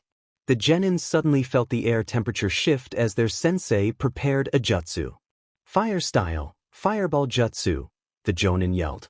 A blast of orange flames erupted from his mouth and traveled east, clearing away much of the mist and igniting the ground. The figure that was revealed was horrifying. It was a man, and he was nothing short of appalling. He was tall, had serrated teeth, and wielded the enormous knife that had been terrorizing Team 7. Well, this is unexpected. Of all the people I expected to encounter on this mission, you weren't one of them, Zabuza Momochi, Kakashi said. The man grinned underneath the bandages that covered the lower half of his face. So you know my name? I see that my reputation precedes me. I'm flattered, he said in a raspy, malicious voice. He then charged forward and swung his blade at the jonin, who produced a pair of kunai and blocked the strike. Sparks flew in all directions as the ninja clashed. Zabuza glanced at Naruto, Hinata, and Shikamaru as he strained against Kakashi. I see you brought children for me. How thoughtful of you, Kakashi the copy ninja, he said sadistically. He then kicked the silver-haired ninja in the chest and charged the genin. He swung his blade in a downward arc at them. All three combined their kunai and physical strength in order to block the strike. Despite the combined effort, the impact forced both Hinata and Shikamaru to their knees, leaving Naruto momentarily alone to defend himself. Seems like you've got the most horsepower of your group. Take that to the bank, kid. Because it's all you've got to be happy about right now, Zabuza said with a smirk. He then kicked the blonde underneath his chin, sending him flying backwards. Naruto crashed to the ground 20 feet away with a trail of blood dripping from his mouth due to a split lip. The mist ninja leapt into the air and raised his blade, preparing to cut the boy in half. Before he could bring his sword down on Naruto, Kakashi appeared between them and caught it between his palms. Your fight is with me, Zabuza. Keep them out of this, he warned. He pried the blade from the man's hands and tossed it up in the air. He then slammed a punch into the right side of Zabuza's jaw, causing him to take 3 steps back. The jonin reached up and caught the man's sword, which he had tossed into the air. He pointed its tip at Zabuza and slowly reached to remove his forehead protector from his left eye. Zabuza scowled and made a hand seal. 2 copies of himself then appeared on either side of him. He grinned and looked back to Naruto, who had returned to Tazuna and his teammates. I think it's only fair that the brats get a workout too. Don't you agree, Kakashi? He asked rhetorically. He then sent his clones after the genin and charged Kakashi. Despite the warning they had been given by their sensei, the children were not prepared in the least for the battle that was to come. Hinata gritted her teeth as the water clones approached she and her teammates. They were at a monumental strength disadvantage, even against clones. Looked to Naruto, who was wiping blood from his lip. Uzumaki-san, make clones, as many as you can. We don't have anything resembling the strength to face this man, so we're going to use numbers instead, she said. Shikamaru, having heard about Naruto's beating of Mizuki from his father, raised an eyebrow. Are you sure you want him to do that? It might get a little crowded, he asked. Hinata frowned at this. I'm sure we'll have plenty of space, Nara-san. Now, Uzumaki-san she began. Before she could finish her sentence, the battlefield was absolutely swamped with Naruto clones. There you go. That's as many as I can crank out, the blonde said proudly. The Hyuga heiress's mouth hung open in shock as she activated her Byakugan to scan the area. T-2000 clones? How in God's name is that possible? She said, dumbfounded by Naruto's incredible feat of chakra reserves. Shikamaru patted her on the shoulder and chuckled. Not as dumb as you thought, Hinata? He asked humorously. Hinata shook her head and regained her bearings. Don't speak as though this is unsurprising, she said defensively. They then turned their attention back to Zabuza's clones, who were tearing through Naruto's mob of doppelgangers. You stay here, Shikamaru. Your shadow jutsu will be a good thing to have when it comes to keeping Tazuna safe. Let Hinata and I do the fig thing, Naruto ordered. The Nara nodded and took a defensive stance in front of the bridge builder. The blonde then looked to Hinata and nodded. The pair then charged the water clones, wading through the ocean of Naruto's as they moved forward. After several seconds of travel, they reached the enemy clones. You take the one on the left. I'll take the one on the right, the blonde said. The Hyuga girl nodded and peeled off to her left. Naruto launched himself forward at the rightmost clones, throwing a left-handed punch at Zabuza's head. The doppelganger easily dodged the strike and countered with a hard punch to the left side of the blonde's jaw. Naruto stumbled a bit, but quickly regained his footing. He aggressively attacked the mist ninja again, with nearly 50 clones in tow. The water clones drew a kunai and began mowing through the clones 2 at a time. He eventually reached Naruto, stabbing him in the shoulder with a kunai and snapping his head back with a sharp punch. The blonde stumbled back and bumped into Hinata, who was being similarly dominated. This is rough. Even with this many clones, we can't touch them, he said. The Hyuga girl and glanced at his shoulder, frowning upon spotting his injury. You're hurt, Uzumaki-san, she said. Naruto shrugged and threw a volley of kunai at one of Zabuza's clones, all of which were deflected. It's nothing terrible. What you should be worrying about is how we get out of this situation, he said as their backs were pressed together. Both Zabuza clones were stalking them, closing their escape routes one by one. Hinata felt fear begin to grip her as the mist ninja grinned at her sadistically. "Would you be willing to pass on my final words to my father if I die here?" she asked her teammate. The blonde, to her surprise, shook his head. "No, for two reasons. One, you aren't going to die here, I'll make sure of that. And two, if you die, I'll die. I would rather be killed by this jackass than your dad," he said. The Hyuga girl furrowed her eyebrows, but didn't open her mouth, as Zabuza was quickly closing in as he mowed through Naruto's clones. Just as the genin were about to be butchered by the water clones, they disappeared. "Wait, what?" Naruto asked no one in particular. He then made a hand seal and dispelled his clones, clearing the battlefield. Hinata focused her Byakugan and searched the area, eventually finding the answer to the question burning in both of their minds. "It seems that Sensei has killed Zabuza," she said. The blonde grinned and glanced to Shikamaru and Tazuna, who were uninjured. "Let's go join him," he said, motioning for Hinata to follow him. The Hyuga girl nodded and jogged after Naruto as he ran towards his teacher. As they approached, they noticed something strange. A figure wearing a mask was standing over the body of Zabuza, and appeared to be the one who had killed him. Kakashi, who was also standing near the body, glanced over his shoulder and spotted his approaching students. "Looks like you're both in one piece." "That's good," he said as they made their way to him. Naruto gestured to the masked ninja. "Who's that?" he asked skeptically. The mysterious ninja bowed respectfully and removed a needle from Zabuza's neck. "I cannot disclose that information. I can tell you this. I'm a hunter ninja, and I have been tracking Zabuza Momochi for several days. Thank you all for keeping him occupied for long enough for me to arrive and finish my job," the ninja said. He then picked up the mist ninja's body and slung it over his shoulder. "Good day," he said politely before vanishing in a puff of smoke. Kakashi then looked to his students and smiled. "So, what did you think of your first battle?" he asked. Naruto shuddered and shook his head rapidly. "It was terrible. That guy was way too strong for us," he said. The silver-hair ninja chuckled and glanced at Hinata, who was scowling. "What about you, Hinata? How did you feel about your first battle?" he asked. The Hyuga girl gave him a concerned stare. "Zabuza wasn't dead. His chakra system was still functioning," she said. Kakashi's eyes widened at the statement. "Are you absolutely sure?" he asked urgently. Hinata nodded and looked off in the direction she assumed that the masked ninja had gone. "Yes, I am.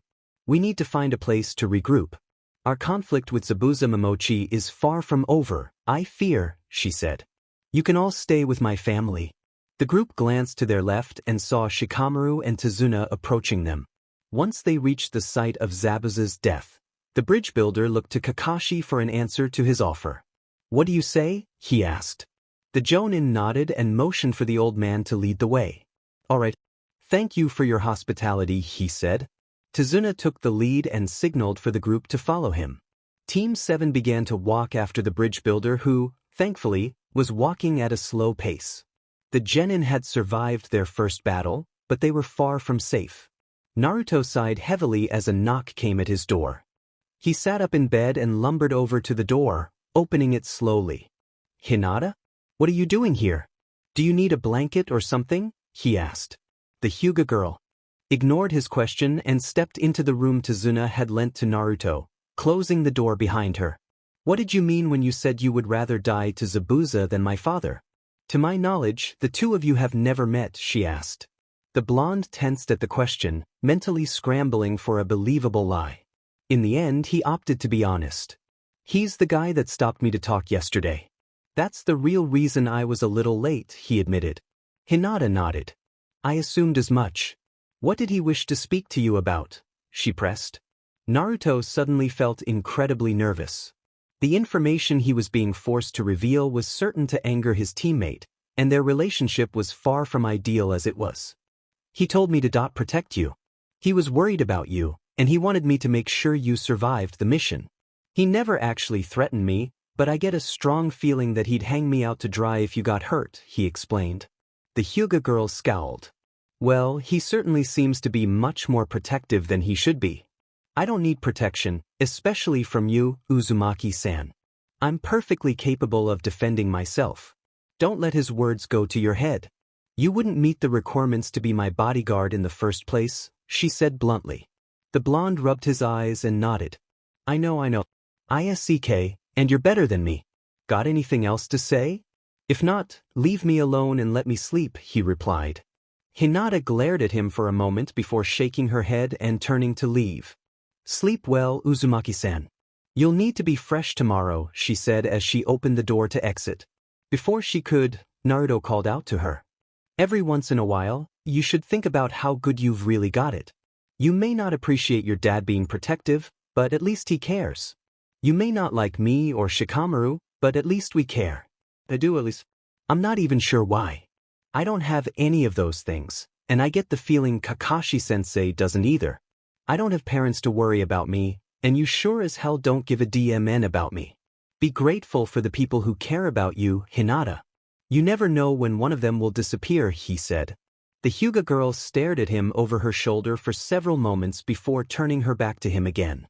She exited the room quickly, seemingly out of irritation with his speech. Little did Naruto know, the emotion overwhelming the girl was not anger. It was guilt. Naruto wiped a bit of sweat from his brow as he stared up at the tree he had been climbing for the last 2 hours. Kakashi had sent Team 7 out into the nearby forest for a special form of training. As it turned out, it was possible to walk on vertical surfaces with the aid of one's chakra.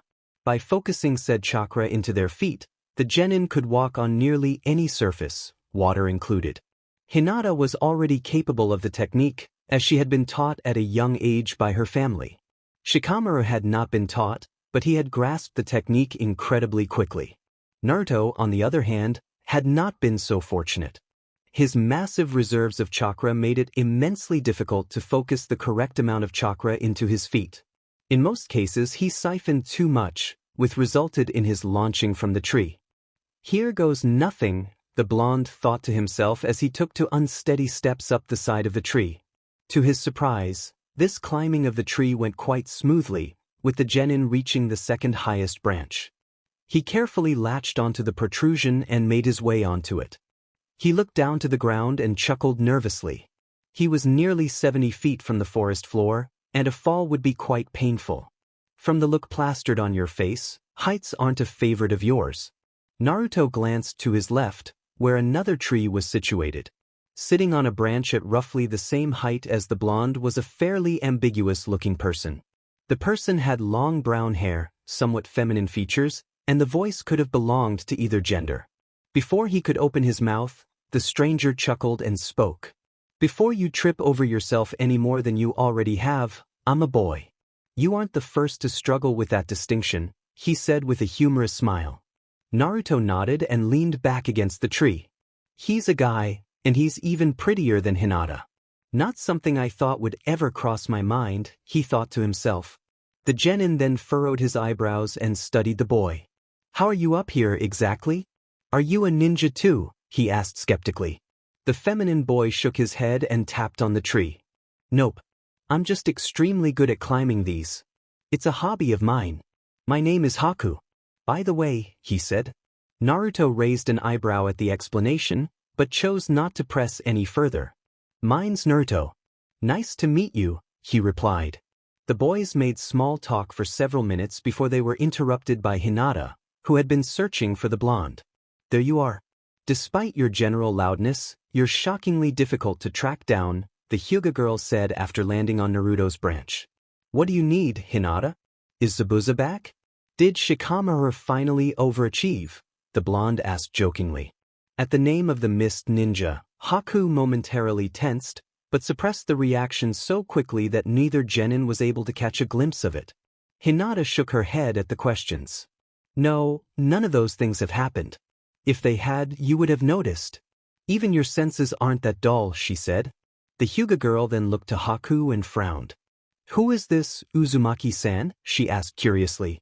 Naruto grumbled at her first mark, but shrugged at the second. His name is Haku. I met him all of 10 minutes ago, he explained. Hinata did a double-take at the masculine pronoun the blonde had used in reference to Haku, a look of obvious confusion on her face. After regaining her momentarily lost composure, the Hyuga heiress began to walk down the side of the tree. Be back home in 15 minutes, Uzumaki-san. Dinner will be served then, she ordered as she descended the stump. After she was assuredly out of earshot, Haku sighed and gave Naruto a sympathetic look. She verbally abuses you, doesn't she? He asked. The blonde shook his head and chuckled to himself. Not really. She just hates my guts. Most of what she says is about how much better than me she is. It's never really all that personal, save for a time or two when she replied. The feminine boy stared off in the direction Hinata had walked. Despite the harshness of her tone, I still get the feeling that she harbors much more complex emotions regarding you. That rocky exterior is nothing but a front, he said. Naruto furrowed his eyebrows. No, I'm pretty sure her feelings regarding me are pretty simple. She hates things that she thinks are below her, and in one sense, I am below her. I did see her laugh once, though, so maybe she has a person buried underneath all of that snark, he said. Haku turned back to the blonde. The reason I say that she likely doesn't actually hate you is that she came to find you for dinner. If she truly detested you, she would have left you here to go hungry. She also seemed to be somewhat relieved by the fact that I wasn't here to threaten or harm you, he explained. Naruto considered his explanation for a moment before nodding. I guess that makes sense. I don't know why you being non-threatening to me would be a relief to her, but I've never been great at reading into that kind of thing, he said. Haku chuckled to himself. Clearly, he thought to himself. The boys talked for another 15 minutes before Naruto stood up to leave. Hinata will probably skewer me with a fork if I'm not at dinner, so I should get going, he said. Haku nodded and waved goodbye as the blonde maneuvered his way down the side of his tree. The boy sighed to himself sadly. Every friend I make becomes nothing more than a name in the obituaries. Hinata grunted with effort as she carried a box of building supplies across the half-finished bridge. Tazuna had brought Team 7 out to the unfinished structure in order to help with its construction. Their role was to move boxes and beams across and around the bridge, which was both tiring and incredibly mundane. How are you holding up, Hinata? The Hyuga heiress glanced to her right and spotted Kakashi carrying a metal beam. He appeared to have not even broken a sweat despite the rigorous exercise. Hinata shrugged as best she could while she set down her box in its designated destination. This is somewhat tiring but not unbearable. Quite boring if you ask me, she replied. The jonin nodded and returned to his work. The Hyuga girl looked to the northern side of the bridge, where Naruto and Shikamaru were slaving away. Even Uzumaki-san is beginning to fatigue. This is just horrible. I would rather be forced to climb every tree in the forest than do grunt work, she thought to herself glumly. The genin continued to grind away for another 30 minutes. Nothing of note happened. No accidents, no drama, no great successes. Once those 30 minutes had passed, however, something interesting did happen. A heavy mist rolled over the bridge without warning, prompting Hinata to activate her Byakugan. The same tactic again. How peculiar, she thought as she looked to her team, who all nodded and began evacuating the various workers. After the builders had been cleared, save for Tazuna, who had demanded to stay behind, the genin all scampered to Kakashi to await directions. We're going to use more or less the same arrangement. I want the three of you to guard Tazuna. I'll handle Zabuza, the jonin ordered. The children nodded and formed their defensive triangle around the bridge builder. Then they waited. For close to 5 minutes, there was silence. Eventually, a dark chuckle could be heard from within the mist. As it drew closer, the footsteps of not one, but 2 people could be heard. It sounds like he brought help. This could be trouble, the silver-haired ninja muttered under his breath. The 2 figures came into view moments later. One of them was clearly Zabuza, but the second figure was more than a bit shocking. That's the same hunter ninja from before. Just as I thought, Hinata said. The mist ninja and the hunter stopped advancing roughly 20 feet from Team 7. Greetings, Kakashi. It's been a few days. I see you brought your brats again, Zabuza said with a dark grin. The jonin drew a kunai took a step forward. And this time, you won't be making any clones to bother them with. I'll make sure of that, he said threateningly.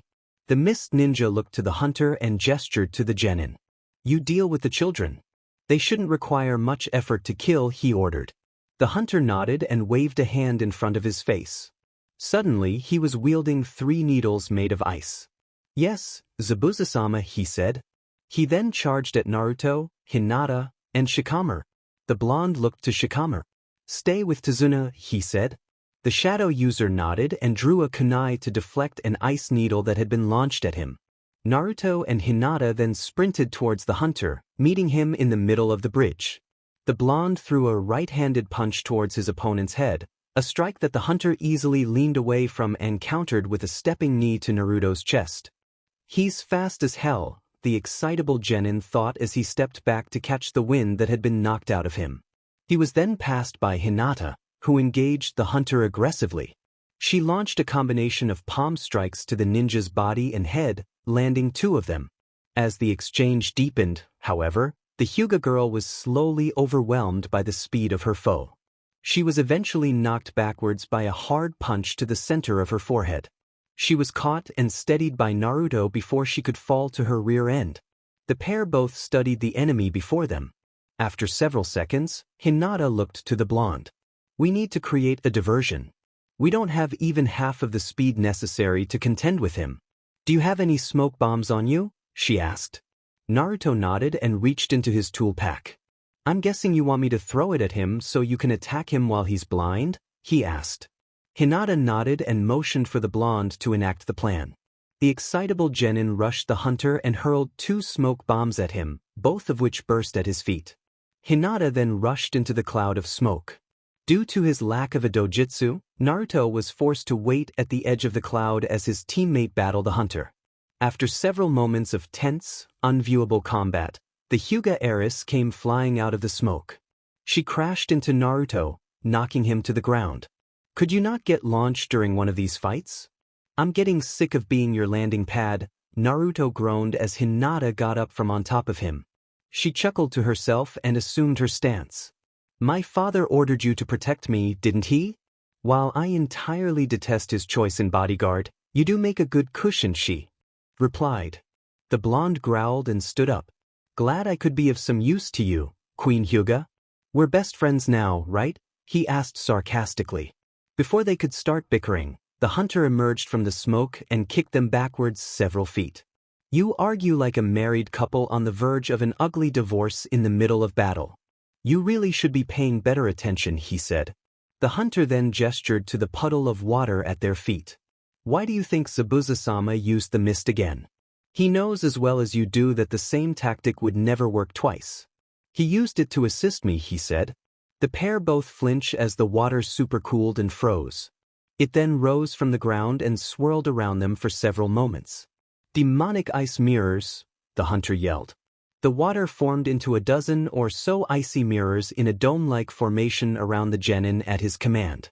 The hunter then sunk into one of them, much to the confusion of Naruto and Hinata. Be warned, none have survived this technique. You will die here today, whether you wish to or not, he called from within the ice. Before the children could react, a volley of frozen needles came flying at them from all directions. By the time the storm was finished, both genin were covered in small cuts and puncture wounds. I couldn't even see them. Even with my Byakugan, the Hyuga girl said, her tone brittle with shock. The blonde clenched his jaw and created several shadow clones. We need to break those mirrors, he said. He then sent his clones to strike the icy mirrors. Before they could make contact with them, they were shredded to bits by a wave of needles. The hunter's outline then appeared in several of the mirrors at once. You cannot touch the mirrors. Even if you did, they are nearly indestructible. Give up. Death will be painless if you do, he said. The pair both growled in defiance and continued make rushes for the mirrors, being repelled each time. After several minutes of failure, the Hyuga girl came to a realization. He is moving from mirror to mirror at an absolutely blinding speed. We have to intercept him somehow, she said through gritted teeth. Naruto took a deep breath and pulled a needle out of his arm. How do we do that, though? Even your eyes can't track him, he pointed out. The Hyuga heiress responded by sidestepping a trio of needles. There's a pattern to the way he moves and where he moves to. It's subtle but timeable. For every fifth flurry of needles, he moves one mirror to the left, or he crosses to the opposite side, she explained in a hushed tone. The blonde nodded and turned his attention back to the hunter. We're going to survive you, Haku. We'll do more than that, actually. We're going to bring you down, he assured. The hunter visibly tensed. So you knew? He asked. Naruto nodded and assumed a taijutsu stance as he prepared to evade a storm of needles. I recognized your voice. I think Hinata did too. I would ask you why you're trying to kill us, but it's pretty clear that you only interacted with us to gain information, he said, a hint of pain in his voice. Haku went silent for a moment before disappearing from the mirror he had been occupying. He reappeared directly in front of Naruto and punched him across the left side of his jaw, sending him to his rear end before retreating back into a slab of reflective ice. Keep your personal feelings out of this, Naruto-san. It will make things much more difficult for both you and I if you don't, the hunter warned. The genin then re-engaged Haku, managing to make contact with him as he flew by on several occasions, but never inflicting damage. Finally, during one specific exchange, Hinata was able to kick Haku out of the air, sending him to the ground roughly 10 feet from herself and Naruto. Those eyes of yours are a nuisance. I think I'll aim for them next time, Haku growled as he stood to his feet and entered an ice mirror.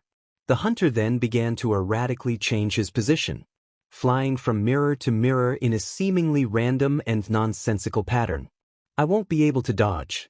I need to protect my eyes, Hinata thought frantically.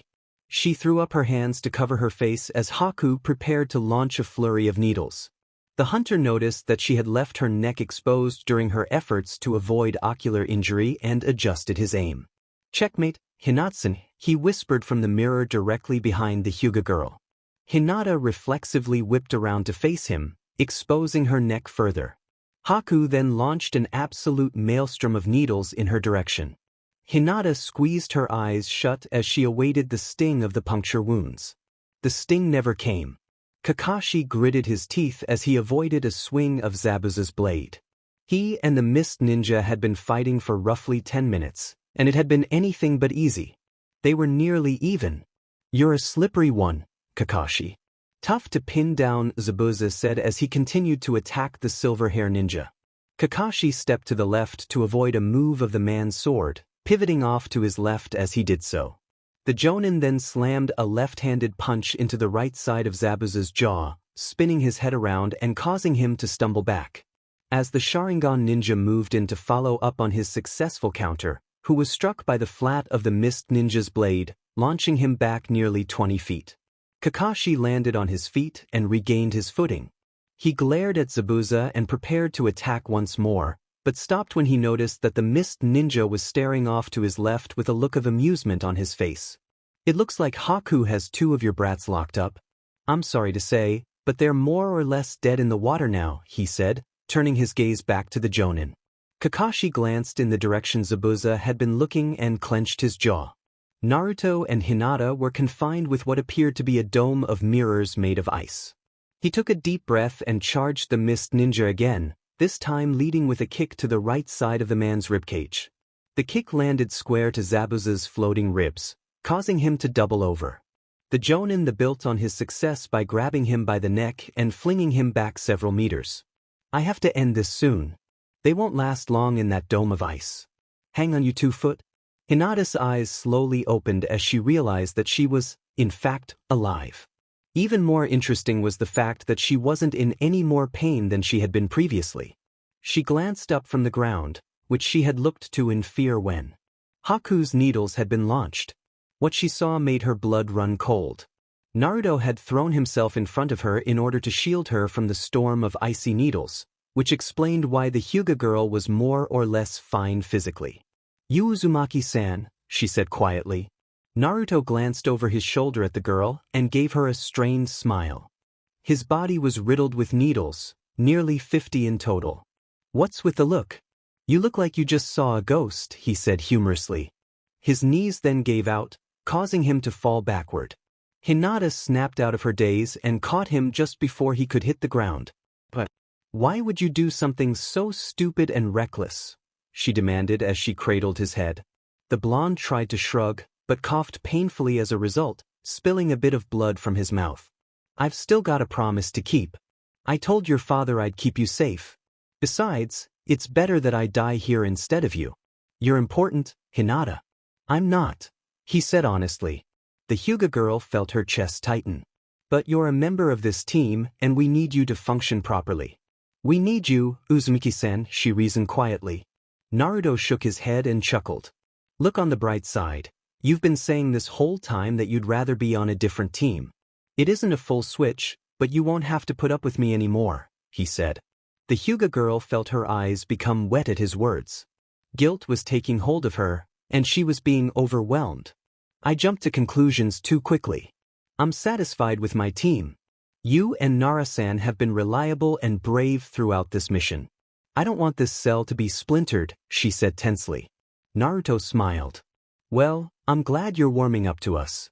I tried hard to make you see that we were worthy of being your teammates. Honestly, that was my goal from day one, he said. Hinata's eyes finally overflowed, sending tears dripping down her face. I was foolish enough to think you weren't. I was wrong. Completely and utterly, she said tearfully. The blonde reached up and wiped a tear from her face, causing her to clench her jaw to prevent sobbing. I didn't think anybody would cry for me when I died. Thank you for that, Hinata. Thank you so much, the blonde said gratefully. The Hyuga heiress took hold of the hand he had used to wipe away her tears with her free hand and squeezed it as she sobbed. Please, save your strength. Stop talking, Uzumaki-san, she pleaded. Naruto sighed heavily as his eyes dulled slightly. I know this may not mean much coming from me, but I've always thought you were really pretty. In a regal sort of way, he said. Hinata broke down further at his words. Stop being so kind to me. I treated you like garbage. I should be the one bleeding on the ground, not you, she cried. The dying genin smiled sadly. You say that like you were the only one. I've dealt with worse. My apartment gets trashed every other week, and I've been mugged more than once. You're so much better than those people. Don't be so hard on yourself, he said reassuringly. The Hyuga girl gathered enough composure to ask one simple question that had been burning in her mind. But what did you do to deserve such persecution? She asked shakily. Naruto used the last of his strength to lift up his shirt, revealing the seal Hinata had seen with her Byakugan. Because I'm a monster, he said simply. The light then left his eyes completely, prompting his body to go limp in Hinata's arms. The Hyuga heiress shook him gently in a desperate, feeble attempt to wake him. Uzumaki-san? Stay with me please. Tell me what you meant by what you just said, she begged quietly. When he didn't respond, she shook him harder. Wake up, Uzumaki-san. Please, don't go to sleep. Answer me when I'm talking to you, she sobbed. Instead of shaking him again, she hugged his body tightly and buried her face in the crook of his neck. Who do you think you are? Just as I was starting to care about you, you die and leave me alone again. But don't my feelings mean anything to you? She demanded through sobs.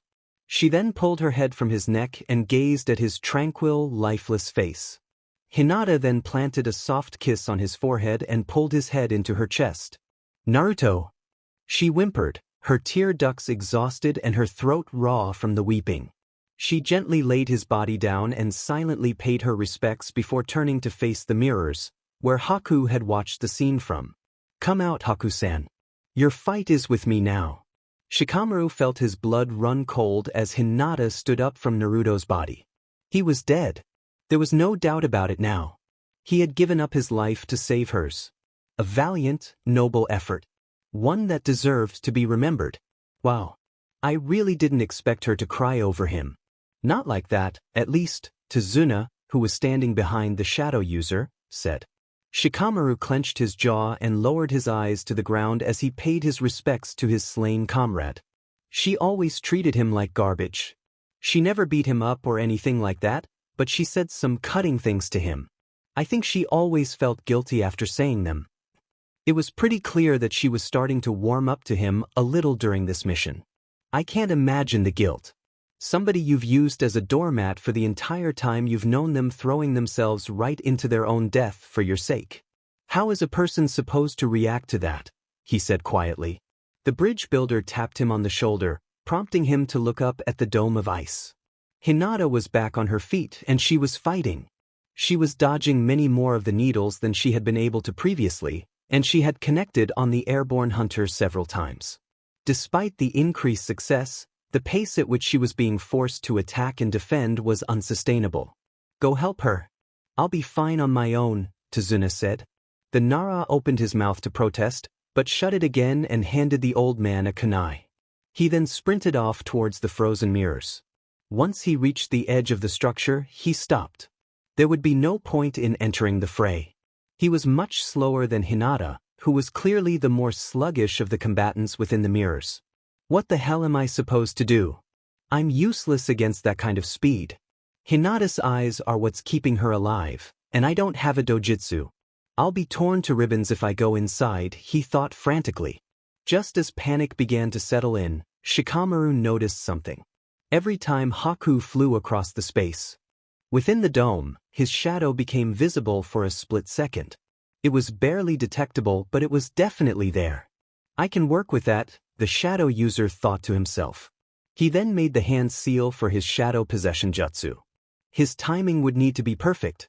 He would likely only 1 or 2 chances before the hunter caught on to his tactic. Shikamaru focused his vision and waited for Haku to come flying out of his mirrors. Once he did, the lazy genin launched his shadow into the dome of mirrors, missing the hunter's shadow by inches. Shikamaru growled in frustration. "I need to send it out a few seconds early, or I'll miss by those same inches again," he thought to himself. As he waited for Haku's shadow to appear once more, Hinata glanced over her shoulder and spotted him. The shadow user put a finger to his lips. The Hyuga girl nodded and returned her attention to the hunter. After another moment, Shikamaru sent out his shadow. Just as he had predicted, Haku came flying out of his mirrors a second later. Their shadows crossed one another, allowing the Nara to take control of his body and immobilize him. The hunter crashed to the ground, paralyzed by the lazy genin's jutsu. Hinata immediately rushed forward and struck Haku with a flurry of palm strikes. The hunter was launched backwards into one of his mirrors. Despite the impact, the frozen slab did not crack or move. Haku growled and forced his way to his feet, resisting and overpowering Shikamaru's shadow possession all the while. "I can't hold him, Hinata. Hit him again," the Nara yelled. The Hyuga heiress charged forward to continue her assault, but was forced back by a flurry of needles thrown her way by the hunter. Haku then broke free of Shikamaru's control entirely, sinking back into his mirrors once more. An absolute maelstrom of needles then came flying at Hinata from all directions, seemingly sealing her fate. Before the icy spears could make contact, they all melted away. How? Hinata stuttered as the needles melted into a large puddle of water at her feet. A powerful, burning wind then came rushing into her back, causing her to stumble forward. She glanced over her shoulder and gasped. The superheated wind was coming from Naruto, who was rising to his feet slowly. The Hyuga girl covered her mouth with her left hand as the previously lifeless genin stood up straight. The needles protruding from his body had melted away, leaving a multitude of small holes on his jacket. His eyes were glowing a blood-red color and his pupils were slits. He slowly made his way past Hinata, stopping once he was between she and Haku. He glanced down at the terrified heiress, who had fallen to her rear end out of shock, and stared at her for several moments before returning his attention to the hunter. "You're going to die here, Haku." Kakashi flinched as a wave of extreme heat came rushing through the battlefield. It had come from the dome of frozen mirrors. He glanced to his left to better identify the cause of the whirlwind. What he saw was disturbing, to say the least. Naruto was back on his feet, and he appeared to be glowing with a red substance that resembled chakra. His seal broke. Not good, the Jonin thought to himself nervously. He then looked to Zabuza, who was also confounded by the shocking turn of events. "Your partner is going to die. He's awakened something he has no way to deal with," he said. The mist ninja scowled and charged forward, slamming his blade into Kakashi's pair of kunai. Sparks flew in all directions as the shinobi strained against one another. "Even if you're right, that brat still can't stand up to me. Once I've killed you, he's next," he replied darkly. The pair separated and leapt backwards, both taking a deep breath. Zabuza then began to weave hand seals, which Kakashi mimicked perfectly. Water style, water dragon jutsu. They yelled simultaneously.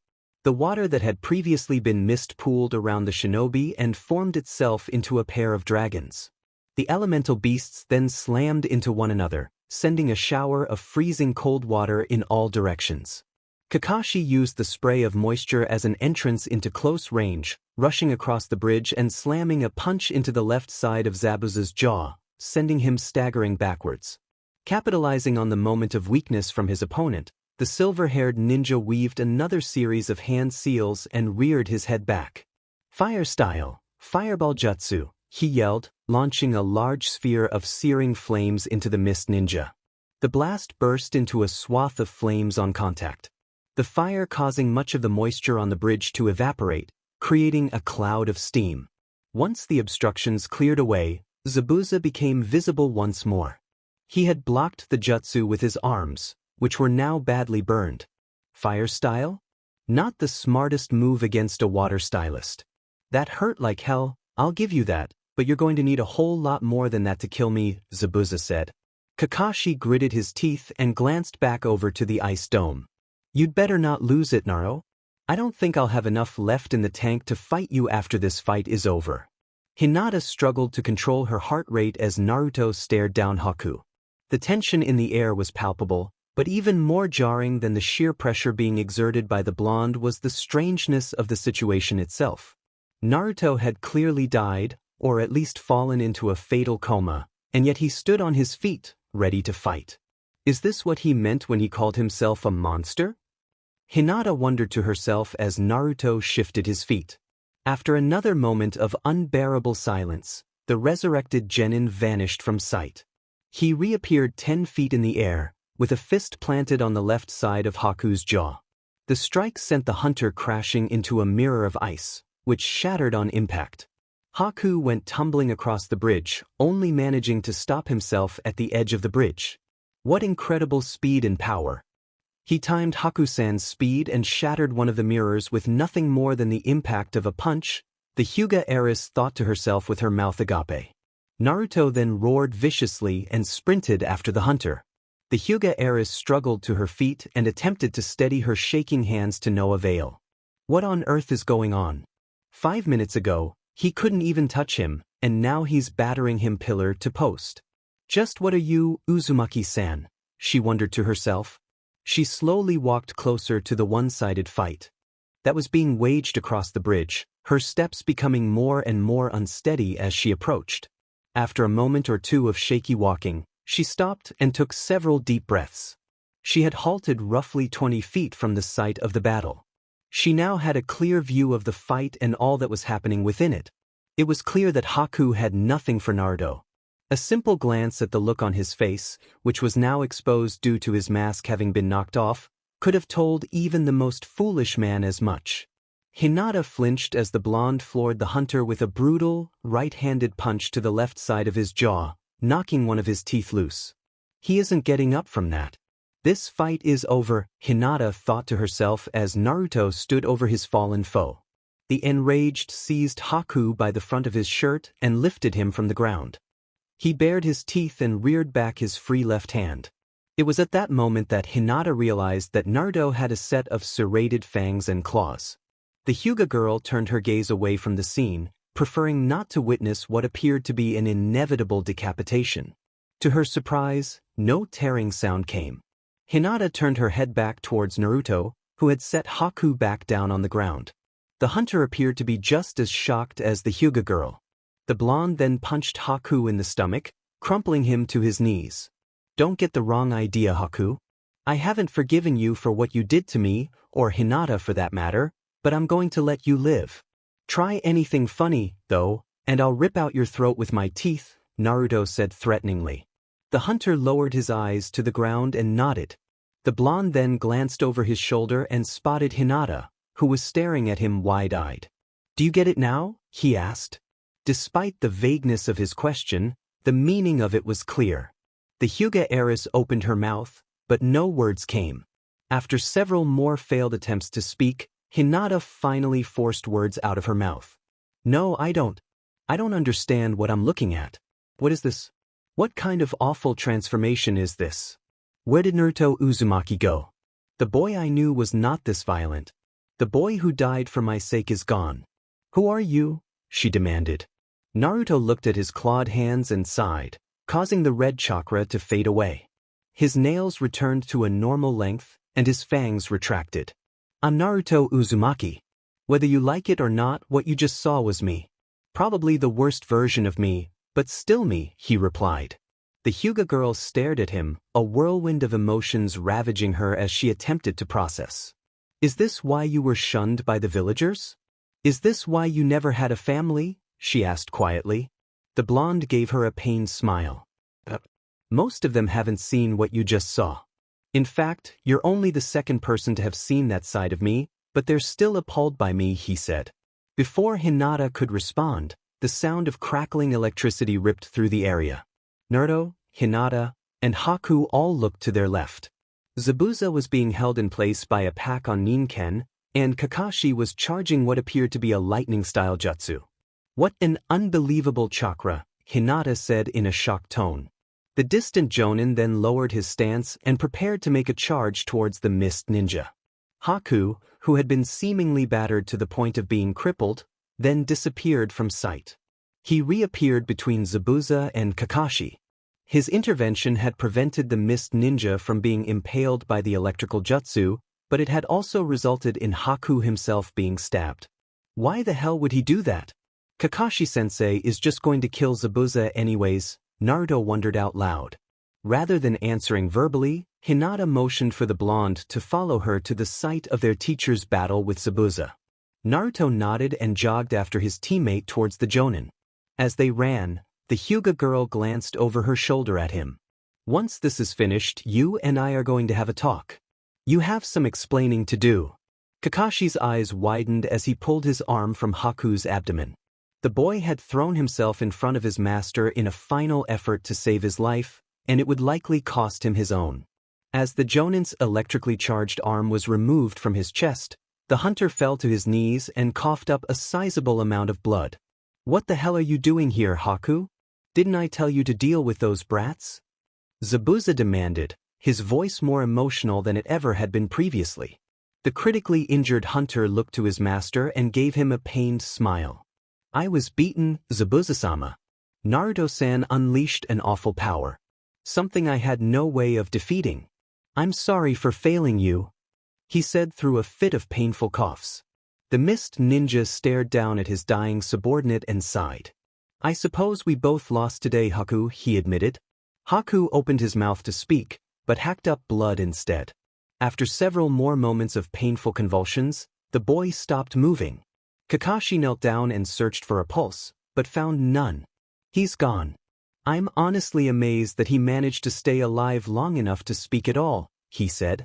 Zabuza struggled against the Jonin's Ninken for a moment before looking to the silver-haired ninja. Would you mind letting me go? I need to pay my respects, he said. Kakashi remained silent for a moment before calling off his dogs and unsummoning them. The mist ninja knelt down in front of Haku and closed his still open eyes. He then whispered a word or two before standing up and turning to Kakashi. If you'd like to kill me, go right ahead. I'm exhausted, and you have numbers on your side. I'm a dead man walking, he said. As the Jonin was about to respond, the roar of a mob sounded off in the distance. The entire group of ninja all glanced to their right and spotted an oncoming horde of hooligans. They were being led by a short man with a cane who was wearing sunglasses. Zabuza growled to himself. That's your cue to leave. Gato, the man that hired me, is here, and he brought friends. I'll deal with these pathetic wretches, he said to Kakashi. The silver-haired ninja raised an eyebrow. Why should I trust you? He asked. The mist ninja chuckled and picked up his enormous sword. You shouldn't, but if you need a reason, it's because I have a personal vendetta against that man. He's always been stingy about paying his employees, myself included. I'm going to take that money in blood, he said with a dark grin. Kakashi hesitated for a moment before looking to Naruto, Hinata, and Shikamaru, who had silently watched the entire scene unfold from a safe distance. Get going, you three. I'll catch up with you, he ordered. The children nodded and took off in the opposite direction.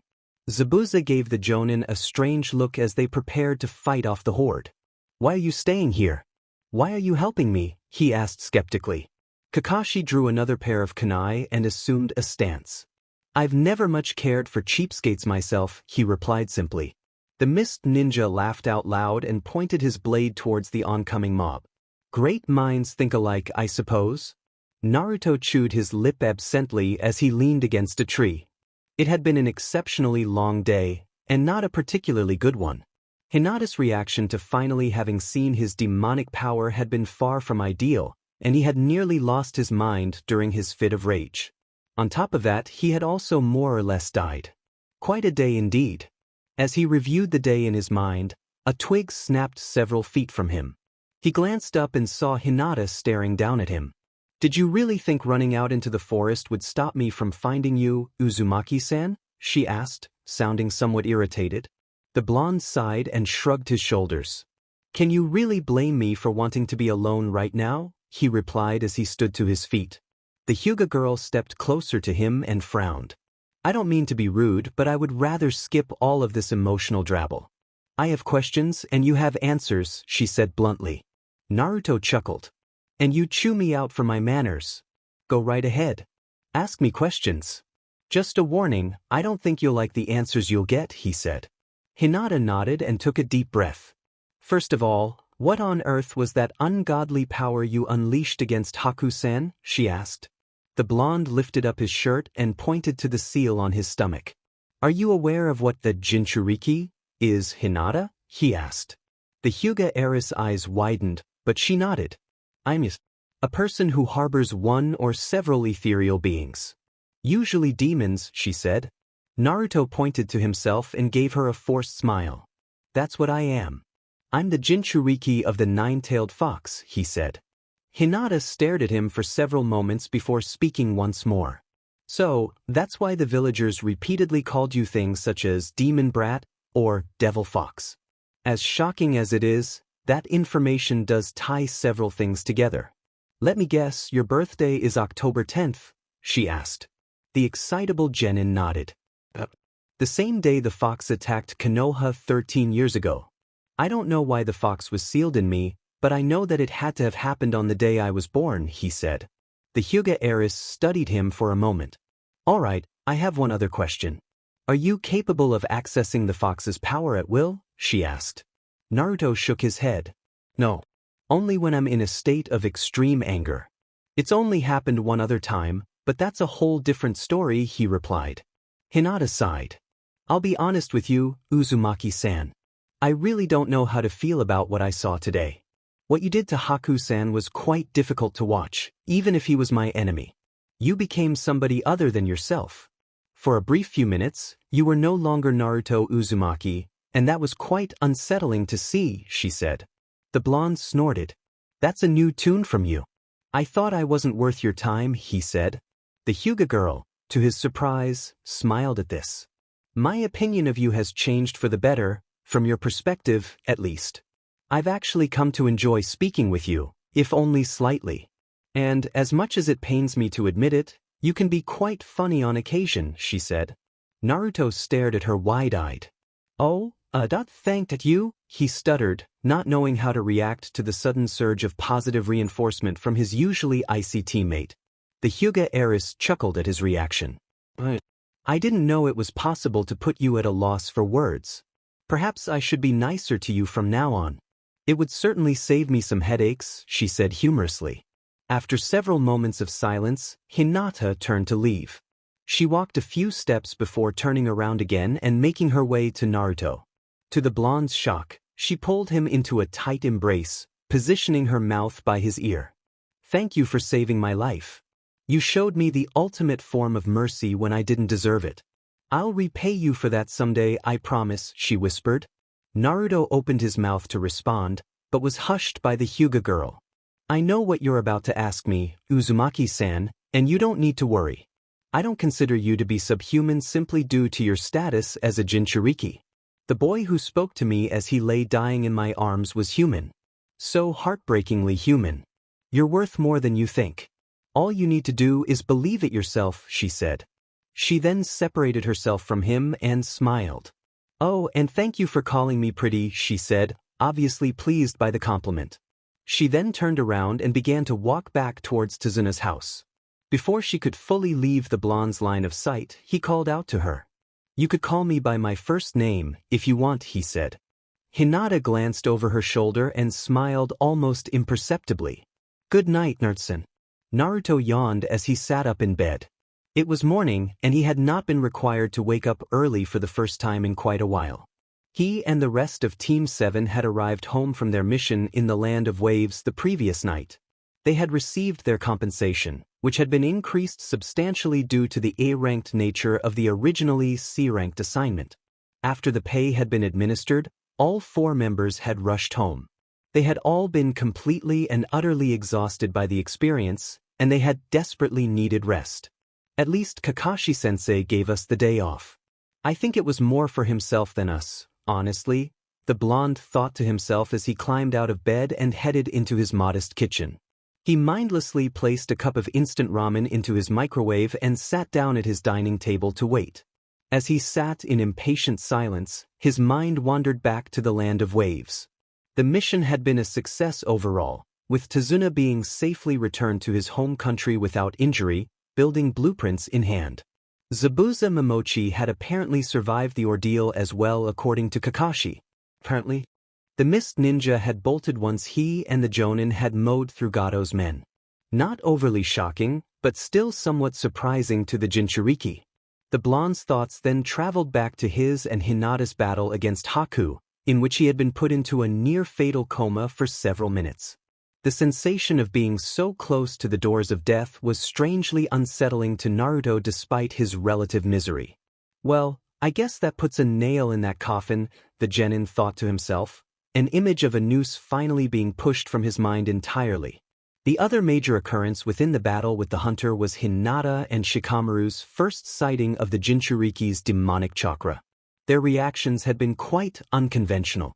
Shikamaru blew it off and told me his mother was scarier, and Hinata got all touchy-feely for some reason. Not that I mind either reaction. They both made me feel nice, Naruto thought to himself with a smile. As he became more and more lost in his thoughts, he was rudely interrupted by the ringing of his microwave, which had completed its task of heating his ramen. He extracted his breakfast from the heating machine and blew on it several times. He then glanced up at the clock for the first time since awakening. Only 6:45? I guess I've got an internal clock. I figured it would take more than a week to develop, Naruto thought to himself as he ate his noodles. After several minutes of alternating between eating his food and sipping cold water, a knock came at the Jinchuriki's door. Naruto sighed and stood up from his seat. He made his way to the entrance of his dwelling and opened the door. "Good morning, Naruto," Hinata, who was standing at his doorstep. She, unlike Naruto, was already showered and dressed. She looked as well-groomed as always, polished and pristine at 7 in the morning. Figures, the blonde thought to himself as the Hyuga girl stared at him, patiently waiting for a response from the Jinchuriki. "Morning, Hinata. Not to be rude, but why are you here?" "It's kind of early," the unshowered genin asked skeptically. Hinata pointed to the family crest on the side of her shirt. "My father has requested your presence. I'm here to retrieve you," she explained. Naruto nodded and sighed. He had been expecting such a summoning. "Let me guess, this is about our mission?" he asked. The Hyuga heiress nodded and brushed a lock of hair behind one of her ears. "Most likely. I was questioned as to the details of our mission and what happened. I gave as favorable an account of your sacrifice and subsequent mauling of Haku-san as I could," she said. The Jinchuriki rubbed his eyes and stretched. "Thank you, I guess. Your dad seemed like a decent guy to me, honestly. Then again, maybe he was just being nice to get me to agree to being your bodyguard," he said tiredly. The Hyuga girl shook her head. "I doubt that. My father is a very straightforward and cordial man. He doesn't SCK up to people, as they say. Although, I am slightly surprised that he extended that cordiality to you. Most of the clan heads view you as a nuisance," she said. The moment the final sentence left her mouth, a look of guilt flashed across her face. "Forgive me for my rudeness," she said quietly, bowing politely. Naruto burst out laughing at the gesture, earning a confused glare from his teammate. "What is so funny, Naruto-san?" she asked. The blonde slowly calmed himself down and allowed his laughter to subside. Once he did, he gave the girl a grin. "You bowing to me is literally the last thing I thought I would see this morning. You don't need to apologize to me, Hinata. You're not wrong. I kind of dug my own ditch with the other clan heads, so it's my fault they don't like me much," he said. The Hyuga heiress raised an eyebrow. "What did you do?" "Nothing overtly damaging, I hope," she asked skeptically. Naruto chuckled as he recalled his ingenious practical jokes. "I painted a clown face on every door of the Yamanaka estate, emptied the pantries of the Akimichi clan, replaced the Nara clan's shogi boards with oil-slicked stone tablets, and I put catnip in the Inuzuka's dog food," he listed. Hinata sighed heavily and shook her head. "Thievery, vandalization, and several counts of breaking and entering. I'm honestly impressed. You managed to commit 3 crimes and avoid arrest. I suppose the clan heads have every right to despise you. Tell me, why did you never target the Hyuga clan?" she asked curiously. The blonde chuckled. "I'm a lot of things, but invisible isn't one of them. You guys have X-ray vision. Trying to prank you would be completely pointless. I'd just get a beating for my troubles," he said. The Hyuga heiress conceded a rare smile. "It seems that a brain does lie within that dense skull of yours, Naruto-san. You have picked your battles well," she said humorously. The Jinchuriki scowled at the remark, but quickly regained his composure. "We should probably get going," he said. Hinata nodded and motioned for the blonde to follow her. Naruto gestured to his attire. "I haven't even showered yet, and I'm still in pajamas. Could you let me get ready first?" he asked. The Hyuga girl nodded and turned back around. "Make it quick. We don't have much time to waste," she said. The Jinchuriki responded by rushing back into his apartment and closing the door. Hinata chuckled as he frantically made his way into his shower, an action that could be heard from his doorstep. His manners are improving. Not quickly, but baby steps are necessary. Naruto whistled as he and Hinata entered the gates of the Hyuga estate. Beyond the extravagant architecture, the sheer size of the property was jarring. It stretched for at least 5 square miles, and the vast majority of it was finely trimmed and well kept. Even their landscaping is perfect. What don't these people polish? The blonde wondered to himself as he was led along by his teammate. As he looked around, he noticed the looks of confusion from Hinata's fellow clansmen. Must be pretty strange to see their future leader bringing the village loser into their home, he thought to himself as he and the Hyuga girl entered the main building. As they walked through the halls, the glares from the clan members became more and more disgusted. "Ignore them. They have nothing to do with why you're here," Hinata ordered as she dragged him towards a lavish door. Once they reached it, the Hyuga heiress knocked 3 times and waited. After several moments, the door opened, revealing Hayashi Hyuga.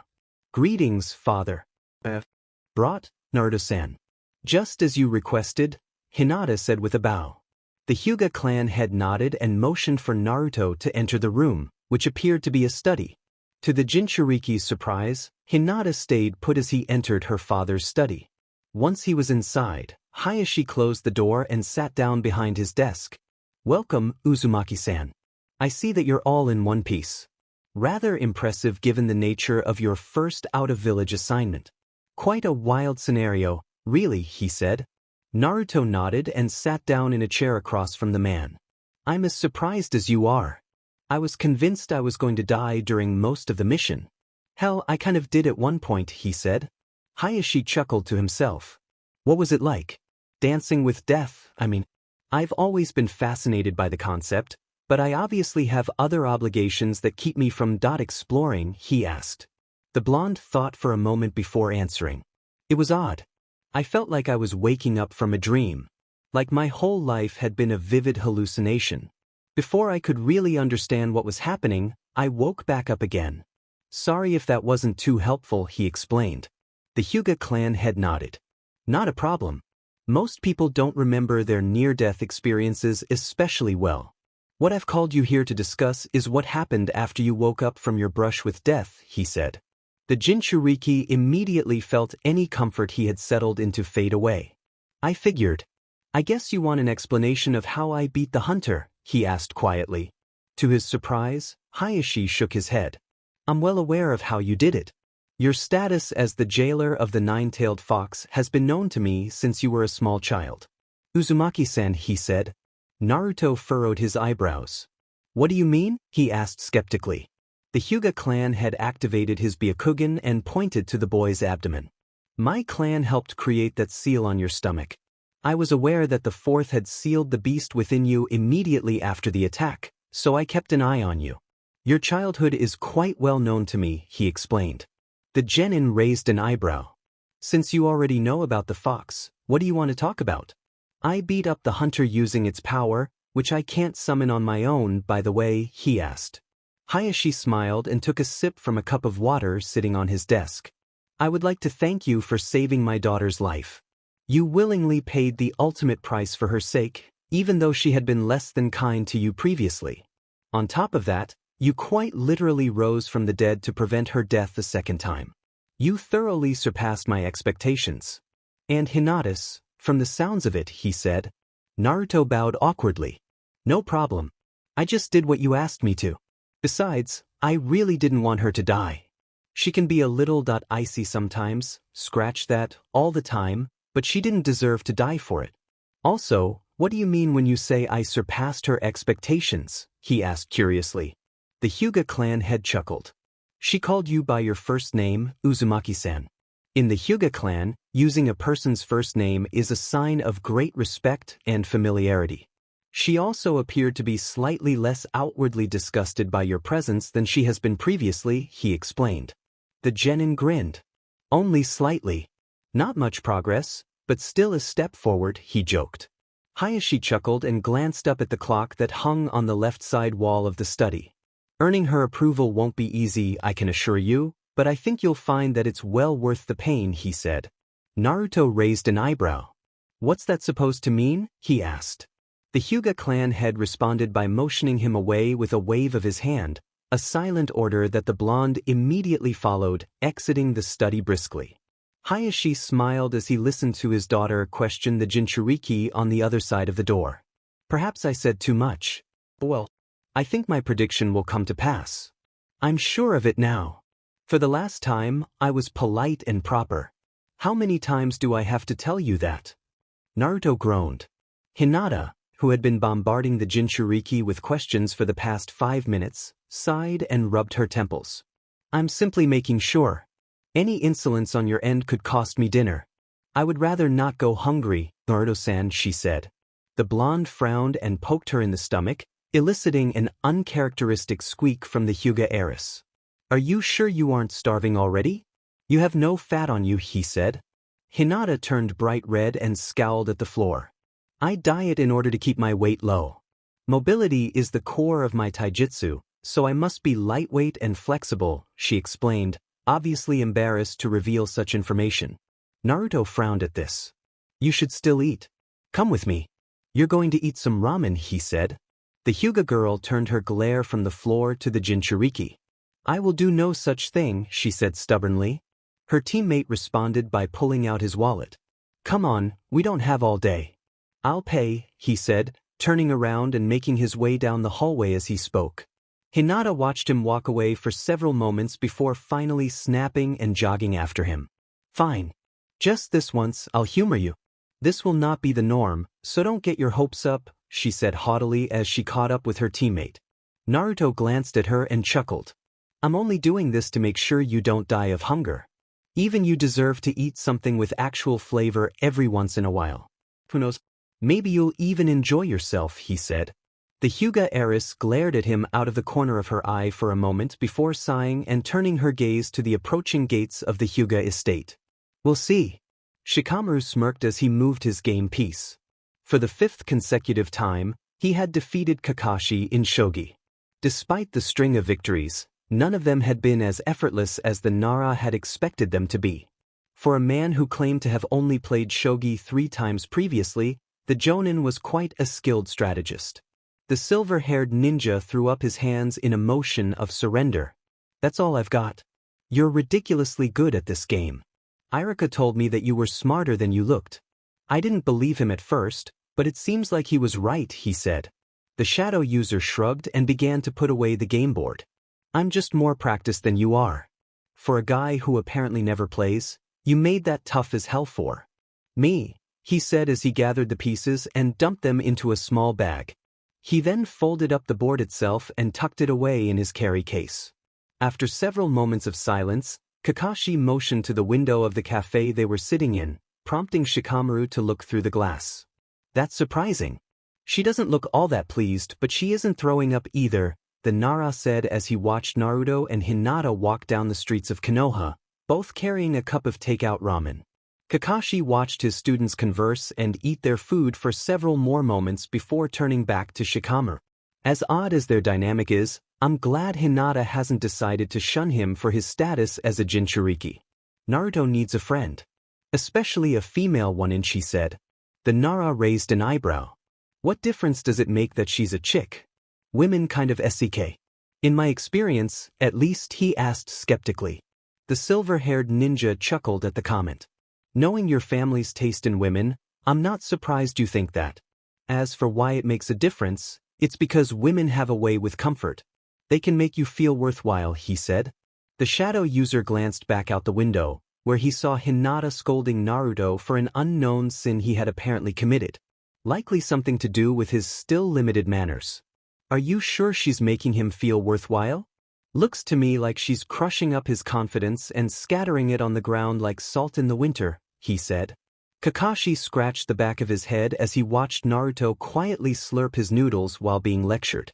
Well, she can be nice sometimes, which is better than nothing, he said. They watched the pair for another moment before turning their attention away from the window.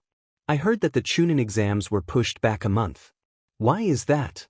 Shikamaru asked, changing the subject. Kakashi sighed and leaned back in his chair. Well, the Raikage, who was scheduled to attend this year's exam, was just hit with a charge for violation of human rights. Kumogakure has been disqualified from the testing. Under most circumstances, the exam wouldn't be forced to change dates due to a withdrawal, but Kumo was covering a good portion of the event costs, so we need extra time to prepare, he explained. The shadow user furrowed his eyebrows. Violation of human rights? What did he do? He asked. The Jonin scowled as he recalled the meeting that had been held earlier that week by Hiruzen. He was taking children from various Kumo clans and subjecting them to horrific testing. We don't know why exactly, but it doesn't matter. He'll be behind bars soon enough, he said in a disgusted tone. Shikamaru shuddered. What kind of sicko would do that? To a bunch of kids? Demented a-hole, he muttered. Kakashi nodded in agreement. Speaking of the exams, I've been thinking about putting in a recommendation for you three. Given that you have an extra month to prepare now, I don't think it would be a terrible idea, he said. The lazy genin thought for a moment. Not a terrible idea, but I kind of doubt that any of us can really compete with any of the more experienced genin. Especially me, he said. The jonin shook his head. I disagree. Hinata would almost certainly tool quite a few of the other genin, and if Naruto were to awaken the power he used against Haku, he would maul most Chunin. You're probably capable of finding a way around a good portion of the others too. I like Team 7's chances, he said. Shikamaru shrugged and stood up from his chair. Your guess is as good as mine, I guess. I'm going home for the day. I'll see you around, he said, walking out of the cafe as he spoke. Kakashi watched his student leave and ordered himself a cup of tea. I've got myself a weird group of kids. A Jinchuriki, a clan heiress, and the sharpest procrastinator I've ever met. Not a bad team at all. Hinata silently weaved around another corner as she quietly trailed Naruto through the streets of Konoha. It was night, and the sky was pitch dark. For the second time, the Hyuga heiress had decided to follow her teammate home. After begrudgingly accompanying the blonde to an early lunch, Hinata had split from him and completed her predetermined list of chores. From cleaning the kitchen to completing basic taijutsu drills, she had kept herself busy for most of the day. As generally productive as the day had been, it had also been quite dull and mundane, with very little interesting happening. Even Naruto's conversation with her father had not been particularly eventful according to either participant. What does it say about me that I honestly prefer days on which I have missions? Hinata wondered to herself as she watched Naruto slowly trek along. Her reasoning for more or less stalking her teammate was much less clearly defined this time around than it had been the first time. The Hyuga girl had simply felt compelled to follow him when she had spotted him walking past the gates of her home at sunset. I feel so creepy. Why am I doing this? This is no more exciting than any else I did today, Hinata thought to herself. Then, as if in scorn of her view of the walk as being boring, something interesting happened. Naruto stopped walking, seemingly noticing something to his left. Out of curiosity, Hinata quietly glanced left as well, spotting a small group of men approaching. They all appeared to be a bit on the old side, with the youngest-looking man appearing to be no less aged than 40 years. They slowly made their way to the blonde, stopping roughly 10 feet from him. Naruto then began to converse with the men. He seemed to be somewhat familiar with them, as he appeared to be unsurprised by their arrival. As the conversation wore on, the men slowly spread themselves out around the Jinchuriki. It was then that the Hyuga heiress noticed an empty sake bottle in the hand of one of the men. Her blood ran cold as Naruto was slowly boxed in. The blonde appeared to sigh to himself as his unwanted company closed in on him more and more. What is he doing? Why isn't he moving? Hinata thought frantically.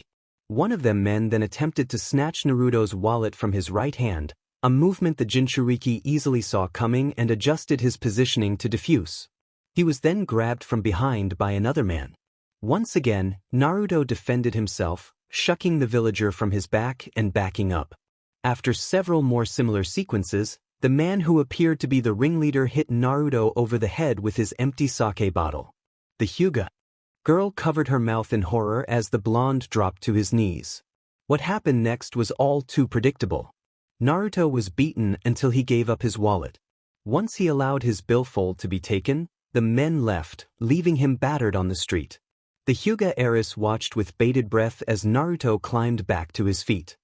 His face was streaked with blood and his ribs were clearly bothering him. He stood silently for several moments before spitting a bit of blood out of his mouth and continuing his walk home. Hinata's self-control finally eroded away. She sprinted out from behind the corner she had been using as a hiding place. Her rapid footsteps alerted the Jinchuriki, who turned around to face her. Naruto-san, are you Hinata began, stopping when she noticed the look on Naruto's face. He looked like the absolute last he wanted was to be questioned as to his physical or mental state. What are you doing here, Hinata? He asked quietly. The Hyuga heiress struggled for an answer for several moments before the blonde sighed heavily. You followed me again, didn't you? He asked tiredly. Hinata nodded, embarrassed to admit that she had been trailing him, but knowing that lying was pointless. Yes, I did. I was curious as to why you were out walking so late at night, so I decided to follow you, she admitted. Naruto studied her for a moment before nodding and turning back around. Kind of weird, but I guess that makes some sense. I've got to go get some sleep. I'll see you tomorrow, Hinata, he said, waving goodbye as he walked away. Surprising even herself, the Hyuga girl rushed after him and spun him around by his shoulders. Why didn't you fight back? I know for a fact that you could have easily disarmed those men and gone about your night. Why would you willingly take a beating? She demanded, a mix of begrudging concern and genuine frustration permeating her voice. The blonde sighed. Isn't it obvious? If I even touch these people, I'll end up in jail. Even if the Hokage likes me, the council doesn't, and they would do everything they could to make sure I suffered, he said. Hinata tightened her grip on his shoulders. It sounds to me like you're giving up. Are you just going to be their doormat for the rest of your life? She asked. In a rare moment of anger, Naruto seized her wrists and removed her hands from his shoulders. You don't get it. I don't get the benefit of the doubt. I have to be SBMSSV. I can't afford to fight back any more than I have to. I'd be dead by now if I did. I have no witnesses, no family to back me up, and no money to buy any of those things, he snapped, pain and frustration visible in his eyes. The Hyuga girl flinched at his tone and the close proximity of their faces. Just because I told you a little bit about what happens to me doesn't mean you have the right to judge me or my decisions. What you just saw isn't all that bad, honestly. A cut and some bruised ribs are pretty tame. Go home, Hinata. I'd rather not have you seeing me all beat up anyways, he said. Hinata, to his surprise, refused to move. No, I won't. You're going to explain all of this to me. Where, when, and how often this kind of thing happens. I can help you, she said. Naruto snorted. Let me ask you this then. If you're so concerned, why didn't you even try to help me while they were beating me up? Why did you just watch? He asked. The Hyuga heiress felt her stomach drop. I don't want your pity, Hinata. If you're just going to watch me suffer and then tell me how much it is for you to see, then leave me the hell alone. I'm trying really hard to be a good teammate for you. I'm even trying to be your friend, but you're making it so hard, the blonde said, his voice weakening at the final words. He lowered his eyes to the ground and balled his hands into fists. I froze. I wanted to help you. I really did. I followed you because I was worried. I've been thinking about what you said in the Wave Country. That you had been beaten by the villagers. I wanted to make sure it didn't happen again. I failed you and I failed myself. I'm sorry, Naruto-san. I really am, Hinata said shakily. The Jinchuriki sighed heavily. You didn't fail anybody. Calm down. I've got to say, it's a little strange that you're so open about being worried about me when you treat me like shit during the day. It's not as bad as it was, but you're still anything but nice, he said. Hinata pursed her lips. I'm not very good at being nice to people, she said quietly. To her surprise, Naruto put a hand on her shoulder. I can tell. We all have problems. I SCK at being polite, and you SCK at being nice. How about this? I'll try to teach you how to actually be nice to people, and you teach me how to be polite. Agree to that, and I'll forget about this whole thing. Deal? He said. The Hyuga heiress stared at him for several moments. I don't suppose that sounds reasonable. Once again, I'm sorry for not helping you. I was shocked, and before she could finish her sentence, Naruto pushed a finger to her lips. I don't want to hear it. Just try to be a bit more sensitive, he said. Hinata nodded and grabbed the blonde by the arm, pulling him along in the opposite direction. What are you doing? My apartment is the other way, the Jinchuriki complained as he was yanked through the street. I'm going to patch you up. That cut on your forehead is deep, and it will likely require stitches. Think of it as my first act of kindness, Hinata replied. Naruto opened his mouth to protest, but shut it again. Thanks, Hina, he muttered as he was led through the gates of the Hyuga estate. She glanced back at him and smiled slightly. You're welcome. Just a warning, we don't use anesthetic when we put in stitches, she said, sounding far too pleased with the idea of painfully threading his wounds. The Jinchuriki began to sweat nervously. That doesn't sound very nice, Hinata. It's not very polite to refuse your hostess hospitality. Naruto wiped sweat from his brow as he ran along the perimeter of Konoha. Kakashi had sent he and the rest of his team out on what he called an endurance run, which meant that they would be running 8 laps around the village. The running itself was effortless, as stamina was and always had been a strength of the blonde. He had completed 4 laps, and he was well on his way to finishing his 5th. Hinata was roughly half a lap behind him, and Shikamaru was another half lap behind her. The distance between he and the rest of his team inadvertently provided the blonde with several minutes of alone. As he completed his 5th lap, the Jinchuriki's thoughts wandered back to the previous night. The stitching on his forehead would be a steady reminder of what had transpired until the wound healed entirely. The night had been a long one, with a variety of powerful emotions taking hold of Naruto at different points. From his exhausted apathy towards the beating he had accepted to the indignant anger he had felt towards Hinata due to her complete lack of sensitivity. The beating, however, was what had stuck in his mind. Why didn't I just run away? I've done it before, so why was this time different? Why did I he wondered. Before he could finish the thought, another voice cut him off. One that Naruto had only heard one other time. Because, deep down, you feel as though you deserved it, a deep, ancient voice said. The blonde tensed at the voice within his mind, knowing all too well who he was now conversing with. What the hell do you want? I don't remember asking for your opinion, he snapped mentally. The demon chuckled and audibly shifted. I don't need your permission to speak. Besides, you did ask a question. I simply told you the truth, he replied. Naruto scowled and picked up the pace at which he was running. You don't know what you're talking about, he said defensively. The fox grinned within his mind, sensing a point of weakness to pry open. Oh, I think you know exactly what I'm talking about. Every single morning, you ask yourself why you even bothered waking up. All of your mistakes, all of your insecurity-fueled practical jokes, it haunts you. You took that beating as a form of self-punishment. In the back of your mind, you were disappointed that they left you with nothing more than a deep gash and a bruised rib, he said. The Jinchuriki remained silent for several moments before responding. Just shut up and leave me alone. I would have stopped them if they had actually tried to kill me. They were drunk and angry, but they weren't out to kill, he snapped back at the demon. The fox slowly slid back into his subconscious. Before he disappeared completely, he spoke one last time. I live within your mind. I can read your thoughts. Right now, the heiress dominates your subconscious. Never forget that she likely would have left you to die if those men had decided to try to kill you. Even if you had defended yourself, you still would have been fighting alone. She doesn't care about you, and she never will, he said before fading away and leaving the blonde alone again. Naruto sighed and glanced around at his surroundings. Wait, is that Kakashi-sensei? He wondered as he recognized a figure roughly 100 feet ahead of him. As it turned out, the blonde had increased his pace so drastically during his 5-minute conversation with the fox that he had finished the final leg of his 5th lap in record time. This meant that he had 3 laps left to run. At least I'm more than halfway done, he thought to himself as he passed his teacher, who was sitting on a bench reading his orange-covered book. Once he had completely passed him, he caught sight of the Hyuga estate up ahead.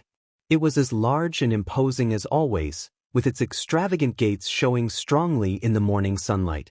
Honestly, I'd rather live in an apartment. Easier to clean, Naruto thought as he jogged past the mansion. After another few minutes of running, he came across an interesting sight. Sasuke, who looked exhausted and irritated, was being gushed over by Sakura. Sitting several feet away from them was Shino, who was quietly observing the situation. As much as I don't like the guy, I do feel bad for him. Can't she just take a hint? The genin thought as he made his way past his former classmates. The scene triggered another train of thought within his mind, which led to a question that he had never bothered asking himself. Why did I ever like Sakura to begin with? Was it because she was smart? I mean, she was well studied, but never all that quick, and she wasn't nice to me at all. She's kind of cute, I guess, but so are a lot of girls. Just a phase. We all have 'em, he thought to himself. As he trekked on, his thoughts remained on a similar topic, but regarding a different person, and with a slightly different tone.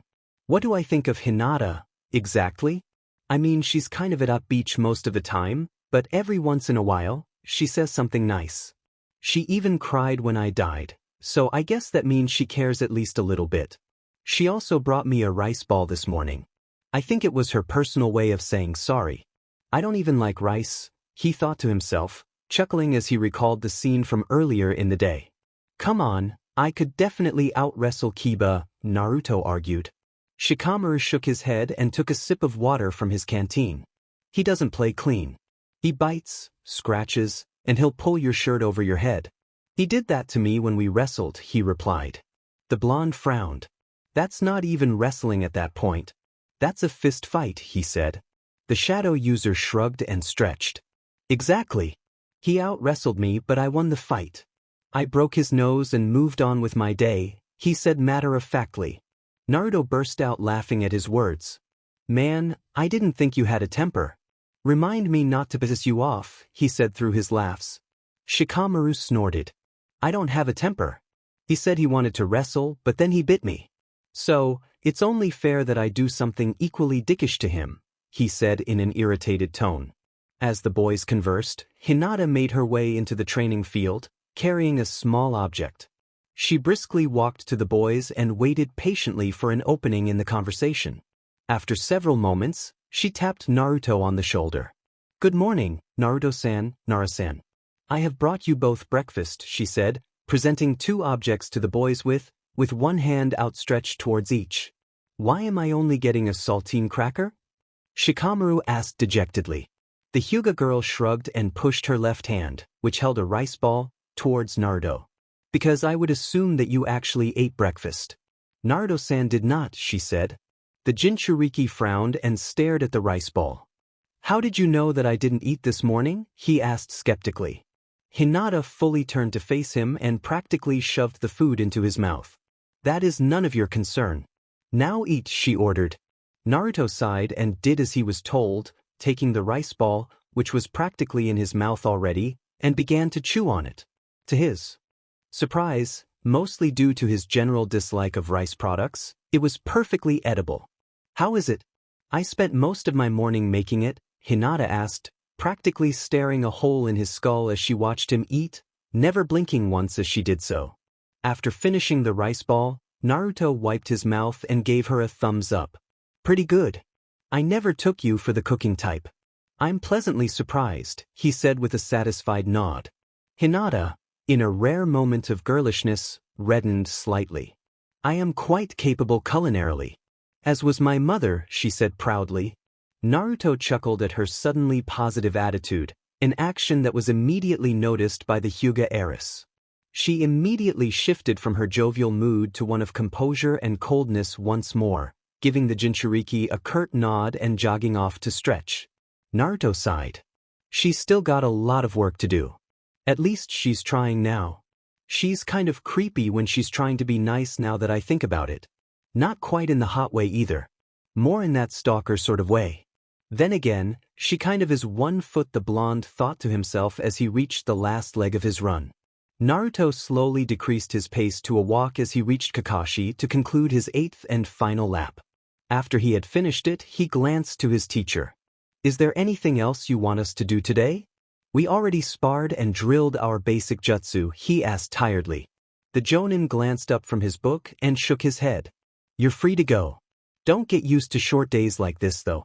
I have a meeting to attend, so you guys benefit. Be ready for something brutal tomorrow, he said before returning his attention to his book. Naruto nodded and walked off to go about his day. After several more minutes, Hinata finished her 8th lap as well, looking much more fatigued than her teammate had. How much did he beat me by? She asked between deep breaths. Kakashi thought for a moment, doing several calculations in his head. 4 minutes, 15 seconds. Around 1.5 miles in terms of distance. Before you get down on yourself, remember that Naruto, for all of his quirks, is genuinely one of the greatest stamina athletes we've had in Konoha for quite some time, he said. Hinata sighed and sat down on the bench next to her teacher. I know that it's been a little while now, but what did you think of Naruto's display of demonic power against the hunter ninja? She asked abruptly. The silver-haired ninja raised an eyebrow and shut his book. Well, it was less surprising to me than it was to you, because I already knew about the fox. In fact, the whole reason I was worried about continuing the mission once the ante was upped was because I knew that Naruto would likely be cornered at some point, and I wasn't confident in my ability to safely subdue him once he inevitably lost control, he admitted. The Hyuga girl considered his words for a moment. Actually, he was quite composed for somebody whose body was completely overrun with demonic chakra. He was violent and erratic, but there was still a person trapped within his rage. He systematically took Haku-san apart. He took away his ice mirrors immediately by shattering them, and he forced him to fight on his terms. His taijutsu was still far from appealing to look at, but it was tailored to shut down Haku's, she said. The Jonin chuckled and gave Shikamaru, who had just arrived, permission to leave. Once the shadow user was gone, he spoke. How did you feel about the transformation? What did you feel like looking at it up close? He asked curiously. Hinata's face contorted with discomfort and a mix of several different negative emotions. It made me angry and it greatly scared me. I felt as though I was looking at a cheap copy of Naruto-san, who had just given up his life to save mine. I desperately wanted to wake up from the nightmare that was reality. A boy whom I had treated like trash had gotten himself killed for my sake, and then returned from the dead seemingly fueled by the devil himself. It was a lot to process, she said honestly. Kakashi listened attentively and smiled underneath his mask. He really appreciated your concern. It was the first thing he said to me once the mission was over. For somebody like him, simple gestures of kind and caring go a long way. You clearly aren't all that good at being pleasant, But if you could try to treat him nicely, it would be greatly beneficial for this team, he said. The Hyuga heiress was immediately reminded of her conversation with the blonde the previous night. I'm already working on it. It may take a while though, she said. The Jonin reopened his book and leaned back on the bench. As long as you're trying, I don't care. Hayashi rubbed his eyes as he rounded a corner in his massive estate. It was quite late, and most members of the clan were already asleep. He himself never abided by the tradition of being asleep by 10 o'clock, meaning that his being conscious was not unusual at this hour. What was unusual, however, was the fact that Hinata was putting on her coat and strapping on her sandals. If you need food, we have some in the kitchen. There's no need to waste your time walking at this hour, Hayashi said to his daughter, who flinched and glanced over her shoulder at him. Hello, father. I'm not looking for food, actually. I have got something to attend to. I won't be long. I should be back in less than 20 minutes, she assured him. The clan head sighed and leaned against the wall. You're going to follow him home again, aren't you? He asked, not needing to name the individual at hand to get his point across. Hinata remained silent for several moments before nodding somewhat guiltily. I would like to make absolutely certain that he is not harmed on his way home. And if anybody tries, I'll subdue them, she explained. Hayashi sighed sadly as he recalled the previous night, on which a somewhat frantic Hinata had dragged Naruto, who had been sporting an almost comically large cut on his forehead, into the estate. Before you leave, tell me something. What is it you hope to accomplish by being inconsistent? If you wish to gain his approval, you must be steady and stable, not an unpredictable whirlwind of arrogance and seemingly random displays of kindness, he asked. The Hyuga heiress prickled at his question. I never said I wanted his approval. Why on earth would I want the favor of a lowlife like him? She asked, visibly flinching at her own use of the term lowlife. The clan head shook his head and knelt down next to his daughter, who had settled into a seated position against the wall with one sandal on. Listen to yourself. You hurt yourself just by insulting him for the sake of your pride. Beyond that, you never cook for other people, not even me, and yet you woke up at 4 in the morning to make a single rice ball, something you had never attempted to make before, for him. You may not like it, but you desire to be recognized as a one-half of a positive relationship by him, he said. The Hyuga girl groaned and buried her face in her knees. I don't even know why I'm committing so much time and energy to him. Last night was our second most positive conversation, and it still involved an angry outburst from both of us, she said quietly. Hayashi put a hand on her shoulder. I think I may know why. It's because you're kind. Despite the mask you wear, you dislike watching people suffer, especially those who already have nothing. Compound that with the fact that you still owe him your life on some level, and it makes perfect logical sense that he would dominate your motivations and consume your energy, he said. Hinata, to his surprise, nodded and stood up. She put on her remaining sandal and headed for the door. That makes sense. I think you may be right. Thank you, father, she said before exiting the estate and jogging off towards the gates. The Hyuga clan head watched her leave and smiled to himself. You've touched her, Uzumaki-san. I'm impressed. Your true test, however, will be what you do now that you have her attention. Kakashi grinned as Naruto snapped Hinata's head back with a hard punch. The Jonin had ordered his genin to spar. The method of matchmaking was identical to the first time they had sparred, with each of them fighting both of their teammates once. Unlike before, Hinata was not utterly dominating her fellow genin. Naruto, at least, was putting up an excellent fight. Shikamaru, who was watching alongside his sensei, whistled as the blonde ripped a hard punch into the Hyuga girl's gut. He's really good at punching people in the stomach.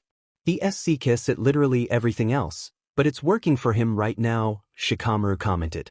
Just as the words left his mouth, Naruto was struck in the ribs with a palm strike from Hinata, causing him to cough up a bit of blood and back up. He's a natural when it comes to taijutsu. None of it is pretty, but he has a pretty good idea of what he's trying to accomplish and how he's going to do it. Unfortunately, that lack of polish is costing him big time right now, the silver-haired ninja replied as Naruto was buckled by a kick to the left side of his head. What happened next was a shock to the entirety of Team 7. As the Hyuga girl stepped forward to finish the match. Naruto clobbered her with a hooking punch to the left side of her jaw, taking her legs away momentarily and dropping her to her rear end for a split second. DMN. He sat her down, Shikamaru said, his mouth wide open. Despite the knockdown, Hinata popped back to her feet instantly and attacked with renewed aggression, knocking Naruto to his back with twice as much force. Kakashi immediately rushed to the space between his students. That's enough. Well done, you two. Much better performance than last time, Naruto, he said with an approving nod. To his surprise, Hinata stepped forward and offered a hand to her fallen teammate. The blonde furrowed his eyebrows skeptically, but took the hand and stood to his feet. You actually listened to my advice. You used your left hand, the Hyuga girl said. Naruto scratched the back of his head and grinned. Well, it was all I could hit you with, so I kind of had to. You still served me up the... You hit hard for such a small girl, he said jovially. Hinata immediately prickled at his words. I'm no smaller than you are. In fact, I may be an inch taller than you, she countered defensively. The Jinchuriki shrugged and dusted himself off. Sure, but I'll bet I'm heavier.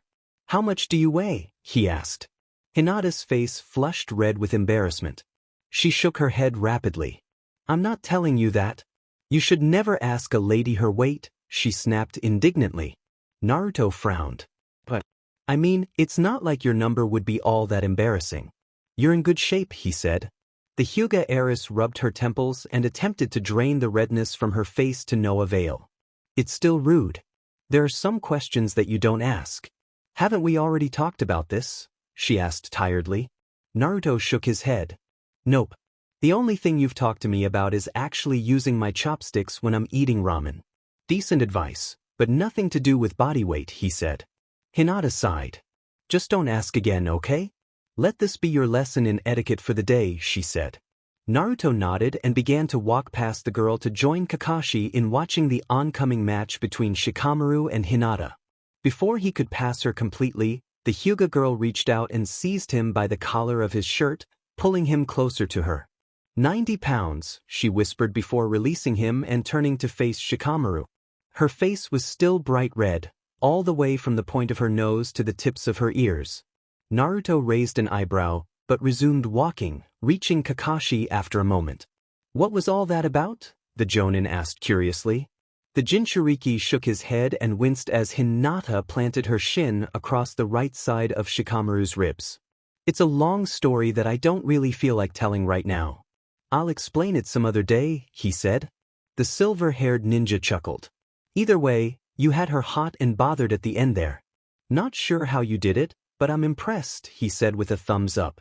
Naruto snorted. No, she was said. Anger is her default emotion. Well, that and insensitivity, he said. Kakashi frowned at his words. I don't think I would class insensitivity as an emotion. It's more like a personality trait, he said. The blonde gave his teacher a tired look as Hinata effortlessly evaded Shikamaru's strikes. Is that really any better? He asked. Kakashi thought for a moment before shaking his head and pulling out his orange-covered book. Not really, but you asking how much she weighed was exactly sensitive either, he pointed out. Naruto shrugged. At least I had a reason to ask the question, he said. The Jonin smiled under his mask at the comment. And she actually answered you too. Not sure why, though, he said humorously. The pair then lapsed into silence as Shikamaru was slowly pummeled. After a few minutes, Kakashi decided that he had seen enough, despite the shadow user having remained vertical the entire match. That's enough, you two. Hinata is the winner, he called out to his students. They immediately ceased fighting and jogged their way over to Naruto and Kakashi. As you all know, the Chunin exams are in a little more than 3 weeks. I'm planning on entering all 3 of you. Last year's exams were some of the most violent in recent memory, with Sunagakure utterly dominating the competition. Fortunately or unfortunately, depending on how competitive you are, they're going to be competing again this year. As such, I want you all to be well prepared. Shikamaru, Hinata, I've already spoken with your families, and they'll be handling around 70% of your training. Naruto, you'll be with me. We'll still have group sessions, but only in the mornings. The rest of your time will be spent with your clans, except for you of course, Naruto, he explained once they reached him. The group nodded. For now, that's all I've got for you all today. It's going to be dark soon, so I'd suggest getting dinner or something like that.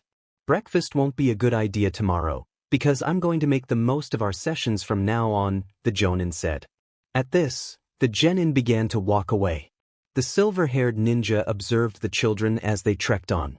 As they grew smaller and smaller due to the distance between them, Kakashi smiled. At least one of you is going to become a chunin.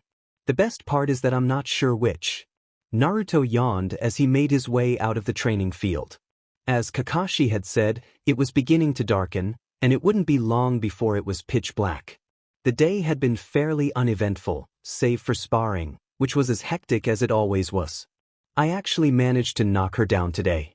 I'm not sure how, but I did it, Naruto thought to himself proudly. Then, as if on cue, he was tapped on the shoulder. Good evening, Taro-san, Hinata, who had tapped him, said. The blonde chuckled and turned to face his teammate. You saw me 5 minutes ago. You don't need to be so formal, he said.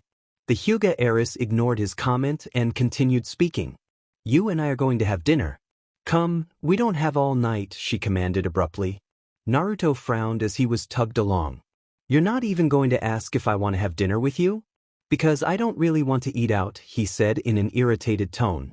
Hinata glanced back at him over her shoulder, her expression softening slightly. Please, she said quietly. The Jinchuriki studied her skeptically for a moment before allowing himself to be pulled along. What's her deal? He wondered as they rounded a corner. Eventually, Hinata led him into a small cafe in the northern sector of Konoha. By the time they walked through the door, it was completely dark, with only the half-moon to illuminate the night. Once they were fully inside the small establishment, Hinata directed Naruto to a small table in the far right corner in the back on the dining area. I've never even seen this place before. How'd you find it? The blonde asked as they sat down across from one another. Hinata shrugged and thanked the server, who handed her a drink, but predictably opted to let Naruto go thirsty. Excuse me, ma'am. Would you mind extending any services you provide to me to my companion as well? The Hyuga girl asked, her tone bordering on anger, but not quite. The woman flinched and glanced over her shoulder. Why's? Forgive me, Hyuga-sama, she said before scurrying back to the kitchen to retrieve a glass of water. Hinata then returned her attention to Naruto. I come here regularly. As you said, it's quite difficult to find, so it's almost never busy. In fact, I may be what is keeping this place running monetarily, she said, answering his earlier question. The Jinchuriki nodded. Quiet and empty. Reminds me of you, he joked, well aware that he was walking a fine line. Hinata raised an eyebrow, a subtle smile spreading across her lips. It seems that myself and your skull have quite a bit in common, she retorted. The blonde laughed out loud. So you can joke. I should insult you more. You're more fun when I do, he said between laughs. The Hyuga girl narrowed her eyes at the comment. Go right ahead. See where it gets you, she challenged dangerously. Naruto instantly felt the atmosphere shift. He quit laughing and put up his hands defensively. Just a joke. You don't have to threaten me. Like I said before, loosen up a little, he said. To his surprise, Hinata did not immediately snap back at him. Instead, she gave no response at all, opting to simply stare at him blankly. The blonde sighed and snapped his fingers, shaking her from her apparent trance. Quit doing that. You scold me for being rude, but last time I checked, staring at people isn't exactly polite, he said. Hinata lowered her eyes to the table and mumbled an apology. Naruto's already present frown strengthened. Why is she being so subdued? This isn't like her at all, he wondered to himself. The server then returned with his water and waited expectantly for their orders. Hinata ordered a stick of dango, and Naruto ordered a bowl of ramen with a rice ball on the side. Once the server left, Hinata finally spoke audibly. What are your thoughts regarding the Chunin exams? Do you believe that our team is ready? She asked.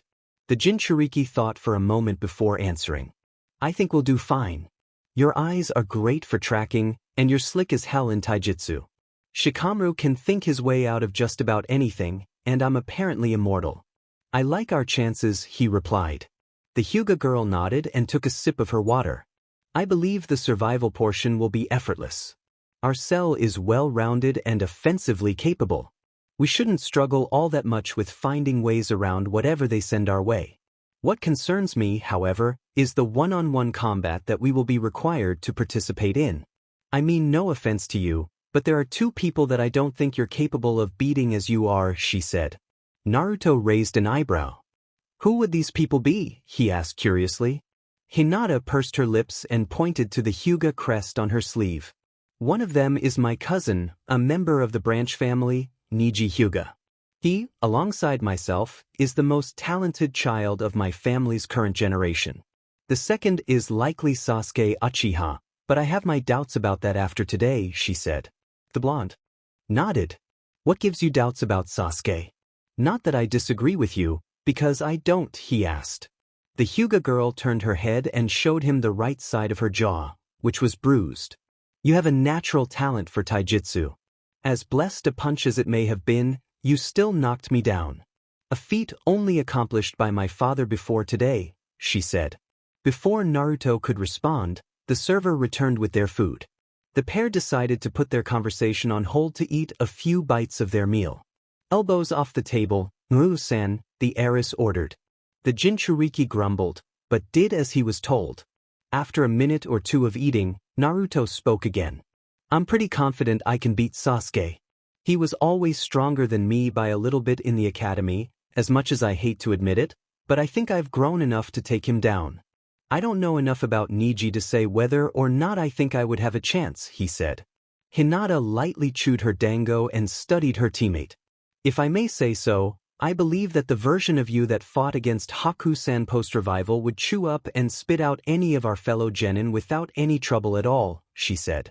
Naruto shook his head. You're probably right, but I won't be using the fox's power if I can help it. I don't want to maim anybody, he said. The Hyuga girl chuckled. I still find it absolutely incredible, Naruto-san. What you did in the Land of Waves, you committed voluntary, enemy-assisted suicide, died, and then rose to batter the man who had killed you. Quite a feat, she said. Naruto shrugged and took a bite of a rice ball on his plate. I was operating on another gear. I don't even remember half of what I did, he admitted. Hinata sighed, seemingly out of relief. The pair went on to discuss several other topics before finishing their food and exiting the restaurant. I enjoyed that more than I thought I would. Thanks, I guess, Naruto said once they were out in the street once more. Hinata nodded and put up the hood of her jacket as a cold wind blew. When she didn't respond verbally, the blonde turned and began to walk. I'm going home. Have a nice night, he said, waving once as he walked. After a moment of peaceful travel, rapid footsteps caught the attention of Naruto, who glanced back over his shoulder. Did you forget something? He asked Hinata, who had jogged to catch up with him.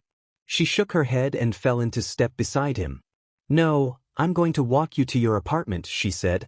The Jinchuriki opened his mouth to protest, but shut it again when he received a hard glare from the Hyuga girl, who was clearly in no mood to argue. After several minutes of uneventful walking, they reached the stairs that lead to Naruto's dwelling. They ascended them and reached the door, where the blonde turned around to face Hinata. Why were you so bent on walking me home? That's kind of out of character for you? He asked skeptically. The Hyuga girl tensed at the question, turning her gaze to the floor. I was simply being polite. If I'm to teach you how to be cordial and proper, I need to follow my own advice, she said. Naruto shook his head and closed his front door, which he had opened a moment previously. Or, was it because you were afraid that I would get mugged again? He asked. Hinata sighed and nodded her head dejectedly. Yes, it was. I know that you don't like the idea of being coddled, but I don't feel awful about sitting idly by while you were attacked. I wanted to make absolutely certain that you weren't harmed. That you arrived home safe and sound, she admitted quietly. The Jinchuriki smiled. Is that why you dragged me out to get dinner? To give yourself an excuse to walk home with me? He asked. The Hyuga heiress gave a barely detectable nod, her eyes still downcast and her face contorted with guilt. Naruto then surprised both of them by sliding an index finger under her chin and lifting her face. Hey, look at me. You don't have any good reason to feel bad about what you did tonight. I really appreciate it, Hinata. That was really sweet of you, he said reassuringly. Hinata stared at him wide-eyed. She had never trekked onto such personal grounds with another living person before, and it was showing. You don't need to say anything. Just try not to stare so much. It's kinda weird, the blonde said with a chuckle. He then released his gentle grip on her chin and opened his door to enter his apartment. Before he closed the door, he glanced over his shoulder one last time. By the way, your rice ball was a hell of a lot better than that cafe's, he said before closing the door and slipping inside. Hinata's cheeks and ears gained a pink tint as she watched the door. After a moment, she smiled and folded her hands over her chest. Good night, Naruto-kun. Hinata flopped onto her bed and sighed. It had been an excessively long day of drilling, and she was utterly exhausted. Every part of her body hurt, from her knees to the joints in her fingers. The Hyuga girl was used to such soreness by this point, as her training regimen had always been brutal, as was expectable for the future leader of the clan. As she caught her breath, she rolled over onto her stomach and rested her chin on her hands. I'm making progress. This pain is worth it, she thought to herself as she stretched her back and rolled over onto her side. The group sessions with Team 7 were tame when compared to her clan-specific training, and much more enjoyable. It had been 3 days since the arrangement had been made, and all 3 of the days had been marked by the same pattern. Hinata would wake up at 6 in the morning, make her way to the training grounds, lightly bicker with Naruto about either etiquette or taijutsu, complete her drills, and then leave. From there, she would return home and spend the rest of the day training with Hayashi. I wish my sessions didn't run so late. I never have time to watch, she thought to herself, somewhat embarrassed by her own train of thought. Her mind then returned to the place it had routinely journeyed to over the past 72 hours. I wonder if he heard me? I don't think he did, but it would be quite embarrassing if it were the case, she wondered. The occurrence her brain was referring to was the conversation she and the blonde had partaken in outside of his apartment 3 days prior. During said conversation, Hinata had, albeit once the encounter was more or less finished, attached an affectionate honorific to the end of his name. As frustrating as it may be proved to be in the long run, Naruto-kun's density comes in handy every once in a while, she thought humorously. The Hyuga heiress then smiled as she allowed her mind to focus on one detail of their conversation in particular. He likes my cooking apparently. Perhaps I should make something else sometime, she thought to herself. As she was imagining these things, the door to her room opened, revealing her sister, Hinabi. Somebody looks tired, she said as she stepped into the room. Hinata nodded and sighed, cracking her neck several times. I am. Drilling was absolutely hellish today. Understandably so, but a painful experience nonetheless, she said. Hinabi chuckled and sat down on the bed next to her sister. She then poked Hinata on the cheek. Warm-faced, are we? What's on your mind, elder sister? She asked with a wry grin. Hinata tensed slightly, but calmed immediately. Nothing like what you're thinking. As I said, training was difficult, and I'm still warm from it, she said, her tone holding a subtle underbelly of defensiveness. Her sister giggled and tilted her head to one side. Would this happen to have something to do with why you arrived home so late several days ago? She asked with a grin. The Hyuga heiress shook her head rapidly, her face now red.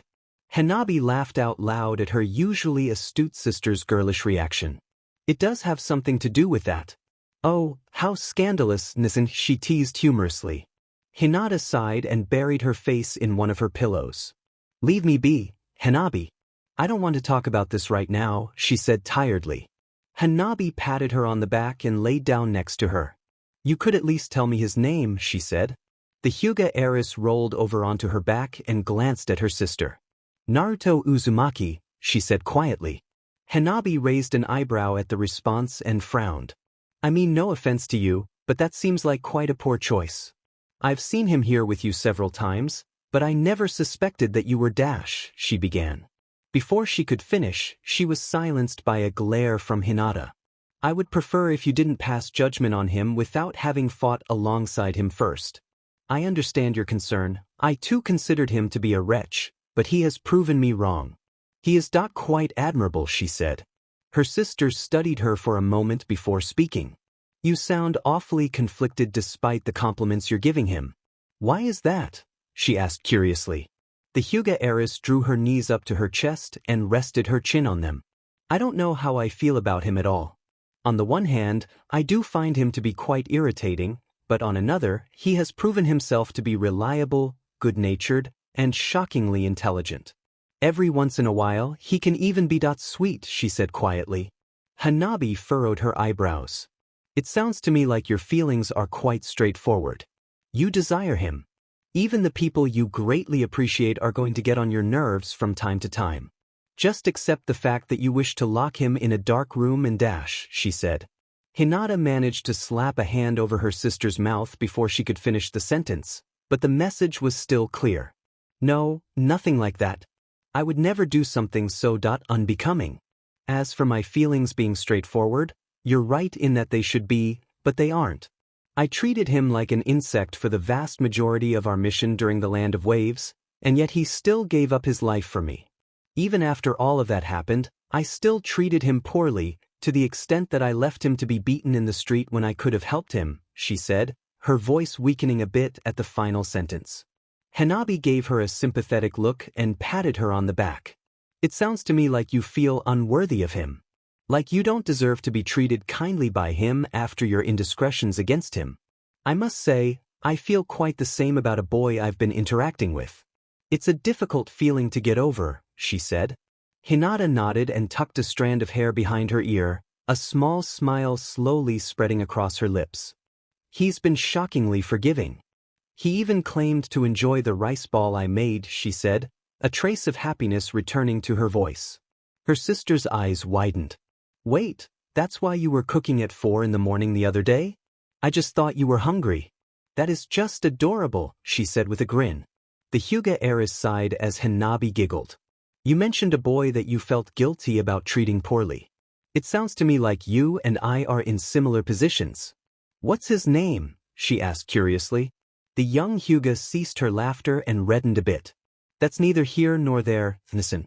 Kunoichi is none of your dash, she said, only realizing her mistake once the sentence was 80% complete. It was Hinata's turn to laugh, which she did. Oh, little sister. You have such a loose tongue. Don't worry, I'll keep this quiet for you, she assured Hanabi as she laughed. The young Hyuga sighed in relief. At least I have the free time to fix my mistakes. Good luck, Hinata-san. I hope this all works for you, she said before hopping off the bed and exiting the room to prepare herself to sleep. Once she was gone, Hinata smiled and tucked herself under her covers. I think I'll make dango tomorrow morning. Let's see if we have the same taste in food. Shikamaru rubbed his eyes as he sipped on his water. He glanced to his left at Naruto, who was consuming noodles at an absolutely breakneck pace. There were at least 7 bowls piled on the counter of Ichiraku's ramen stand, and the pile was only going to grow at the rate the blonde was eating. I get that Kakashi-sensei worked you hard today, but is it really necessary to eat a literal ton of ramen? You're going to puke, the shadow user asked tiredly. Naruto nodded and continued to eat. After roughly 30 seconds of ravenous eating, the Jinchuriki spoke. He made me run up 100 trees 3 times each. On top of that, he made me spar him a few times, so I'm a little beat up too. Today, Sekidi. I've earned this, he said as he ate more noodles. Shikamaru sighed. That sounds rough. All I did today was practice using shadow possession and do some basic taijutsu drills. I still had to deal with my mom, though, so I'd still trade with you if I could, he said. Naruto finished his bowl and stacked on top of his other 7, bringing the total to 8. I'll bet neither one of us is being worked as hard as Hinata. When you come from a family that famous, they've got to have some insane standards for you to meet, he said. The lazy genin nodded and rested his chin on his hand. She's probably doing what we should be doing and getting sleep. She, like you said, probably needs it even more than we do, he said. Naruto ordered another 3 bowls of noodles and yawned. You know, she's actually a lot nicer than she comes off. Well, maybe nice isn't the right word. More like thoughtful. She forced me to go to dinner with her a few days ago, and it turns out she was trying to make sure I didn't get beat up on the way home, he said. Shikamaru raised an eyebrow. That's not really pretty sweet. If only she was like that day in and day out, he said. The Jinchuriki rubbed his eyes and nodded in agreement. I know, right? I've been trying to give her pointers on how to be nice, so maybe that'll help in the long run, he said with a shrug. The shadow user finally folded and ordered his own bowl of chicken-flavored ramen. She doesn't seem like the type to take advice from someone her own age. Especially a teammate, he commented. Naruto sighed and twirled his chopsticks. Yeah, she's not super coachable. I think she's trying, though, which I appreciate. She has a bad habit of staring at people, so I'm trying to get her to do that less, he explained. Shikamaru chuckled. You do realize that she only stares at you, right? It isn't really a problem if it's purely isolated to one person, which it is, he replied. Naruto's eyes widened. Wait, really? That's even weirder, honestly. I should talk to her about that, he said. The shadow user shook his head and grinned.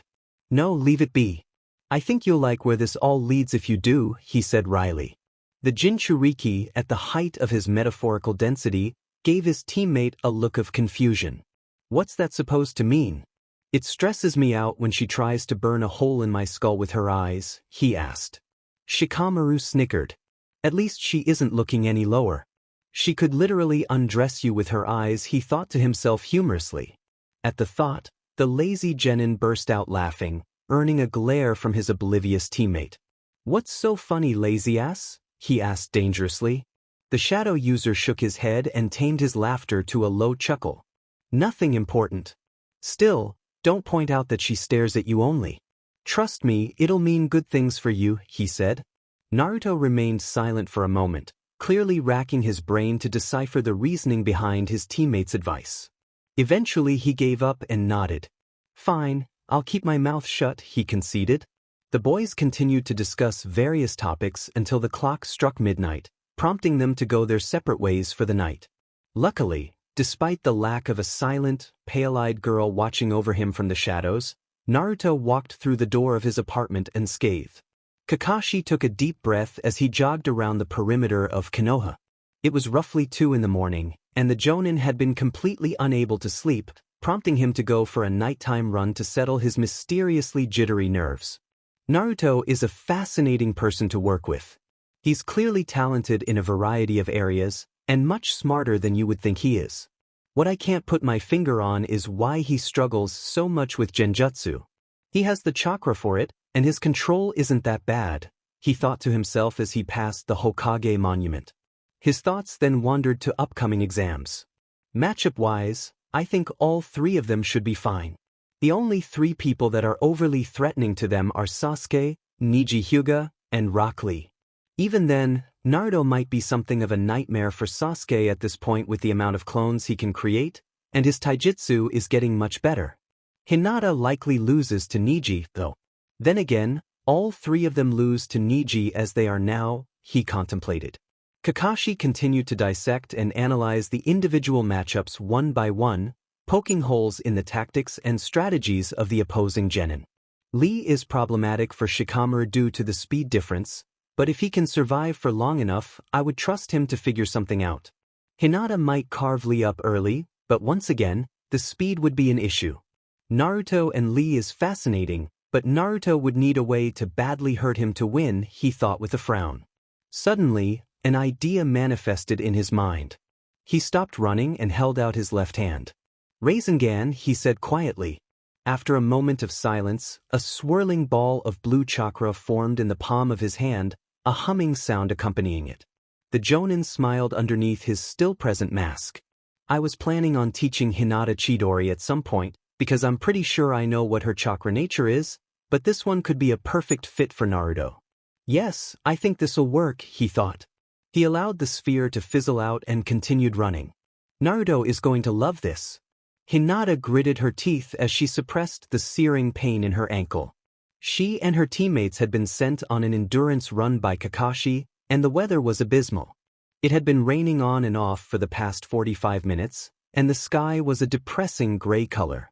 Unfortunately for the Hyuga heiress, several puddles had formed due to the rain. One of these puddles also happened to be a small pothole, which she had tripped over. Hinata's ankle had twisted as she had fallen, likely spraining it in the process. Despite the obvious injury, she had decided to continue running. For every step she took, her ankle became more and more unbearable to put weight on. 2 more laps. Just 2 more. Ignore the pain, Hinata thought to herself. After several more steps, her mental coaching could not motivate her enough to continue running. She crashed to the ground and grimaced in pain as she clutched her injured ankle. Good God, why does this have to be so painful? She hissed. She rolled onto her back and sighed as it began to rain again. For roughly 10 minutes, she laid there silently. Eventually, she was found by the first and last person that she would have wanted to find her injured on the street. Hinata? Are you trying to nap in the middle of the street? Naruto, who had made his way around the village, said. Hinata glanced at the blonde and attempted to sit up. Before she could fully straighten, her ankle shifted, causing her to yelp. I think I might have sprained my ankle, she admitted. Naruto jogged over to Hinata and knelt down beside her. Oh, that's not good. How many laps do you have left? He asked. The Hyuga girl thought for a moment. 3. I think I sprained it during my 4th lap, she replied through a grimace. The Jinchuriki raised an eyebrow. You ran an entire lap around the village with a sprained ankle?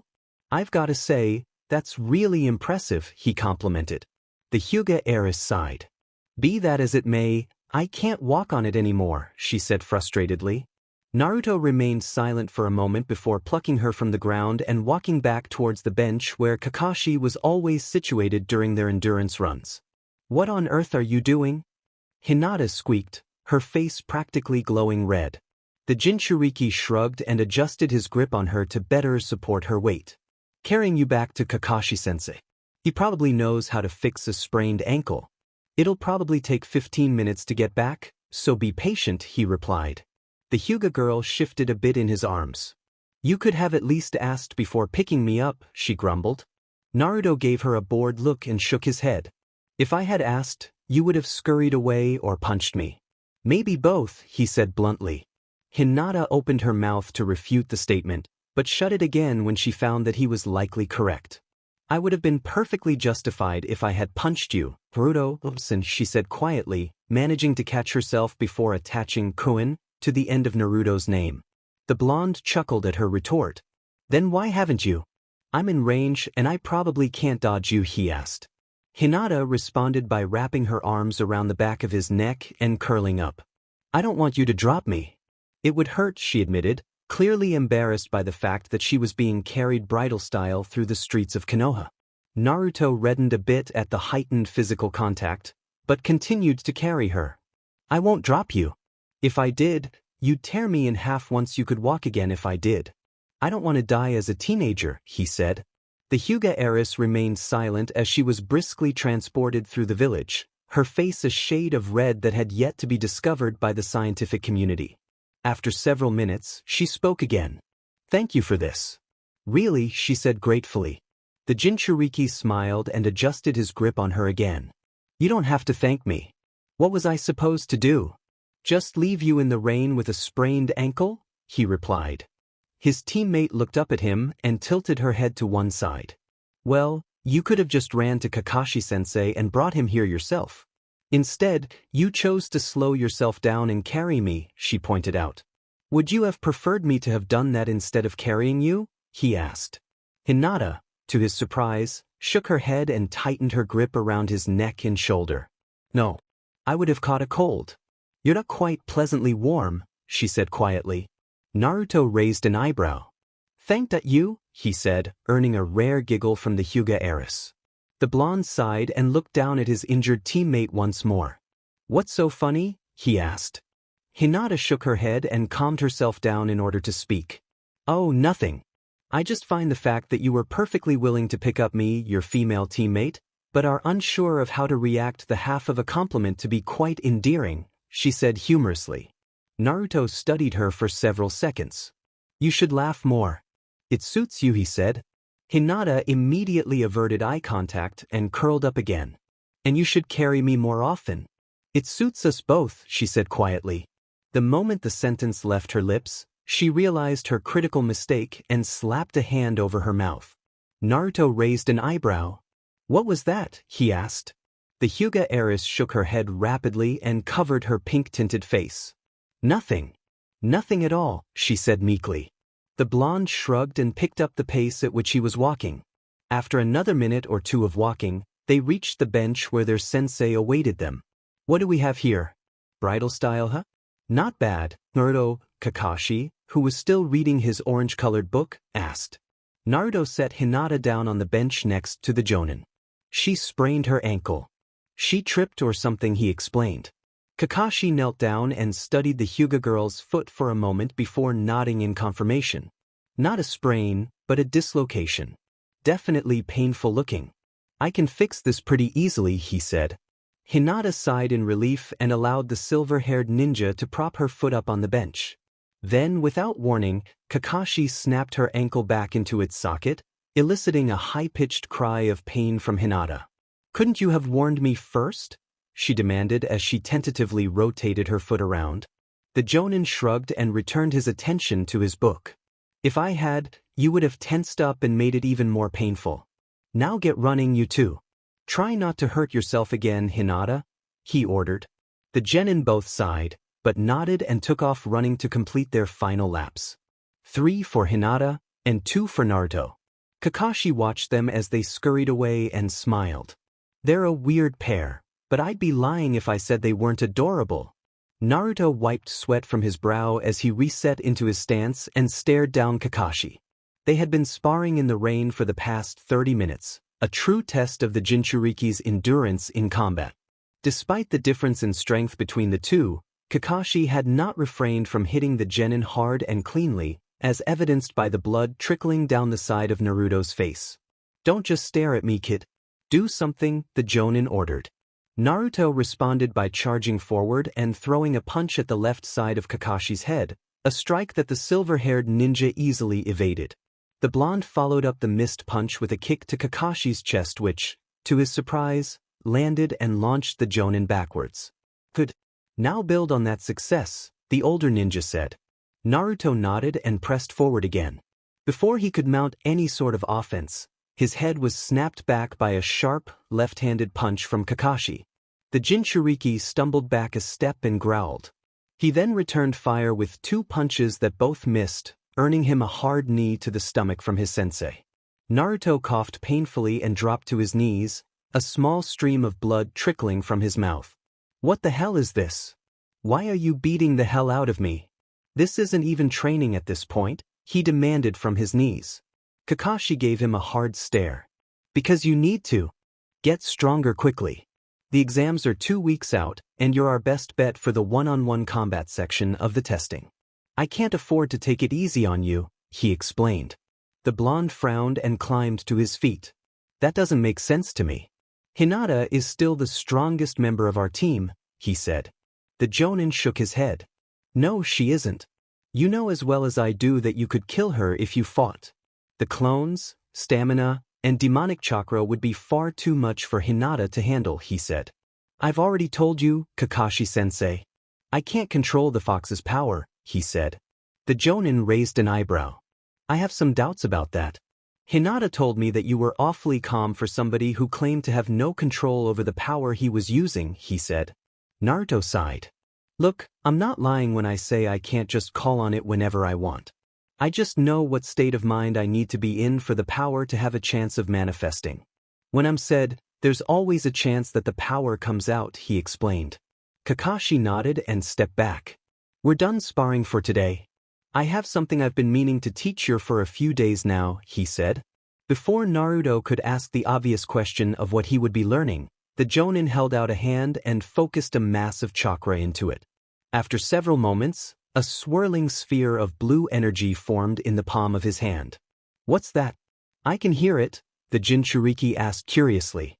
Kakashi smiled and forced a bit more chakra into the sphere, increasing its size slightly. It's called Rasengan, a technique invented by the 4th Hokage, who also happened to be my sensei when I was your age, he explained. Naruto's eyes widened. You were trained by the 4th? That's awesome, he said. The silver-haired ninja nodded and allowed the sphere to fizzle out. You're going to be learning this technique, and you aren't likely to learn a stronger one for quite some time. But even more so than many powerful jutsu, the Rasengan is incredibly difficult to use. It's the height of shape transformation, and you're going to hate it by the time you're practiced enough to use it in combat, he said. The genin nodded. All right, what do I have to do to learn it? He asked. Kakashi reached into his kunai pouch and produced 3 unfilled water balloons. Fill these up with rainwater and we can get started. Shikamaru yawned as he walked through the streets of Konoha. He was out late, later than he likely should have been, but sleep had eluded him consistently throughout the night. Clan drilling had been simplistic and boring that day, with the lazy genin being forced to spar his father numerous times. He had lost each and every time, obviously, but the sessions had not even been stressful. Being a ninja is boring as hell. Even the Land of Waves mission didn't get interesting until Naruto died, he thought to himself. He then rounded a corner and turned onto a new street. As he walked along, his mind wandered back to something his father, Shikaku, had said during one of their sparring sessions. If you can't defend yourself when faced with an opponent that you can't just outthink, you'll die before you've had your first legal sip of alcohol. Shikamaru sighed as he contemplated the frustrating accuracy that the Nara clan head's words held. The lazy genin had never been a good student of taijutsu, and it was beginning to show in training. Naruto, who had essentially never been trained formally, tended to beat him more often than not, and Hinata obviously trounced him. I should get Kakashi-sensei to help me sometime. I'll get my butt handed to me in the exam if I can't at least punch with people, he thought to himself. While he had been thinking, Shikamaru had stopped paying attention to where he was walking and promptly bumped into somebody as a result. Sorry about that. I spaced out a little, he apologized as he offered a hand to the person he had accidentally knocked to the ground. The person in question was a boy around his same age. He had long brown hair and pale, blank eyes. The boy took the hand and stood to his feet. Don't worry about it. We both failed to pay attention, and as such, we collided, he said as he dusted himself off. The shadow user looked him up and down and raised an eyebrow. A Hyuga? I guess they all talk like 17th century poets, he thought to himself. The Hyuga boy studied him for a moment before speaking again. Would you happen to be Shikamaru Nara? He asked, surprising the lazy genin. Shikamaru nodded and raised an eyebrow. I'm Yas. How do you know who I am, exactly? He asked skeptically. His fellow genin chuckled and gestured to the village around them. Kakashi Hataki's Team 7 has gained quite a name in this village, Nara-sen. You completed an A-ranked mission with only D-ranked missions under your belt. A feat like that is completely unheard of. Aside from your 15 minutes of fame, my cousin also happens to be a member of your team, he explained. The Nara chuckled. Hinata, right? She's an interesting one, that's for sure. Not necessarily in a good way either, he replied, well aware that he was walking a fine line by backhandedly insulting the Hyuga girl. The boy laughed out loud. I would have to agree with you on that front. Cold as an icicle. Just as sharp too. I must say, most people don't have the gusto to insult a member of the Hyuga clan to the face of another member. You impress me, he complimented. Shikamaru grinned. I'm a no-nonsense kind of guy. I don't like to sugarcoat things, he said. The Hyuga boy chuckled and nodded. Neither do I. Now, as fascinating as this conversation has been, I must be going now. I have places to be, he said, turning to walk away as he spoke. The shadow user watched him walk for several moments before calling out to him. What's your name? He asked. The boy glanced back over his shoulder and stopped walking for a moment. My name is Neji, he replied before continuing his trek towards his destination, whatever it was. Shikamaru then turned and began to walk back towards his home. So, that's the guy Kakashi-sensei is worried about, huh? Can't say I don't understand his concern. He seemed competent. More than most genin are, he thought to himself. The shadow user reached the front door of his home at roughly 1 in the morning. He sighed and pushed the door open. I should stop going for late-night walks. I always run into someone scary. Hinata shivered slightly as she silently observed 2 distant figures from behind a tree. It was nearly midnight, but she had completed her drilling several hours previously, meaning that she had the freedom to do as she pleased until the next day. Her curfew had been informally removed after Hayashi had discovered the reasoning behind her tardiness, something the Hyuga girl was extremely grateful for. The 2 people she was using her new freedom to observe were Naruto and Kakashi, who were sparring in the training field, as they always seem to be at this hour. Under most circumstances, such a sparring session would be completely uninteresting to the Hyuga heiress, as Naruto's technique was still fairly sloppy, but this occasion was different. For all of the problems with how he goes about it, Naruto-kun's taijutsu is evolving quickly. At that, she thought to herself as she observed the blonde engage with their teacher again and again. The finer details of his taijutsu were still rough and crude, but the application of his techniques was much better than it had been before. On top of that, he was actually making attempts at defensive maneuvers, failing many of them, but attempting all the same, which was an enormous improvement from how he had been. As she continued to observe the match, the more small details she noticed to be improved about his close-range combat. From small nuances of footwork to punching form, everything had sharpened. None of it was anywhere near perfect, but now he appeared to be competent, which could not have been said about him even a week previously. That time frame in which his improvement had to have taken place was what was beginning to bother the Hyuga girl as she watched him almost compete with Kakashi, who was clearly holding back, but was also not reading his orange-covered book. A week ago, I could have made a night out of silently critiquing his footwork alone, but now, I feel as though I myself may struggle with him a bit. How on earth has he improved so drastically? She wondered to herself, a trace of indignation permeating the thought. She took a deep breath to calm herself down as she begrudgingly found herself becoming more and more impressed as Naruto and Kakashi exchanged leads and counters. The blonde had not won a single exchange, but he had not been blown out of the water either. The longer she watched, the greater the bruise on Hinata's ego became. For an untrained until recently boy to have improved more in a week than she had in the past 5 years was a difficult pill to swallow, and it was still stuck in her throat, as she was internally seething. I shouldn't be angry. I have no right to be angry. But this makes me angry, she scolded herself frustratedly. As she was having this internal crisis, somebody else joined her in watching the blonde train. You look perturbed, Shikamaru, who had silently made his way behind Hinata, said tiredly. The Hyuga heiress glanced over her shoulder and sighed heavily. What gives you that impression? She asked. The shadow user chuckled and walked up to her left, keeping his eyes glued to the distant drilling session. You're shaking a little. That either means you're sad or crying, and you don't seem like the crying type to me. Not at all, actually, he said. Hinata turned her attention back to Naruto. Excellent deductive reasoning, Nasen. Would you like a medal? She asked sarcastically. Shikamaru laughed out loud. You suck at hiding your emotions. Insulting me is just further confirmation, he said. The Hyuga heiress growled slightly, but took a deep breath and calmed herself down. What do you want? She asked a bit more quietly. The lazy genin studied her momentarily before asking the obvious question. Why are you angry? You're watching Naruto, the only person outside of your family that you seem to give a DMN about, on a good day at least, train. That seems like it would be a good time for you, he asked curiously. Hinata pursed her lips and exhaled through her nose as Naruto and Kakashi began to work on a jutsu of some kind.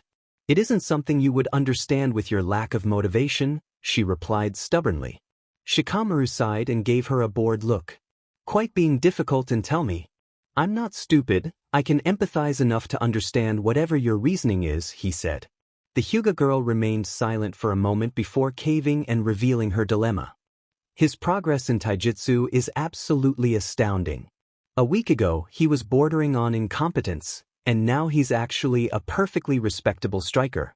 He moves, he pivots, he counters, the works. 1 week, Narusen. 1 week of work with Kakashi-sensei and this is the result, she said through clenched teeth. The shadow user raised an eyebrow. That's a good thing, Hinata. Why the hell would his progress bother you? He asked, well aware of the answer he was bound to receive. Hinata threw up her hands and turned to face him fully. It isn't the progress itself that bothers me. It's the time frame. He has never been formally trained until now, and he's seen more growth in 7 days than I have in the past half-decade. Can you not see why this angers me? She asked somewhat loudly. Shikamaru frowned. So, his progress makes you angry because you aren't progressing at the same rate? He asked. The Hyuga heiress opened her mouth to deny the question, but shut it again when she realized he was likely correct. Yes, that's exactly what it is. He makes me feel inadequate, she admitted quietly. Shikamaru shook his head and rubbed his temples.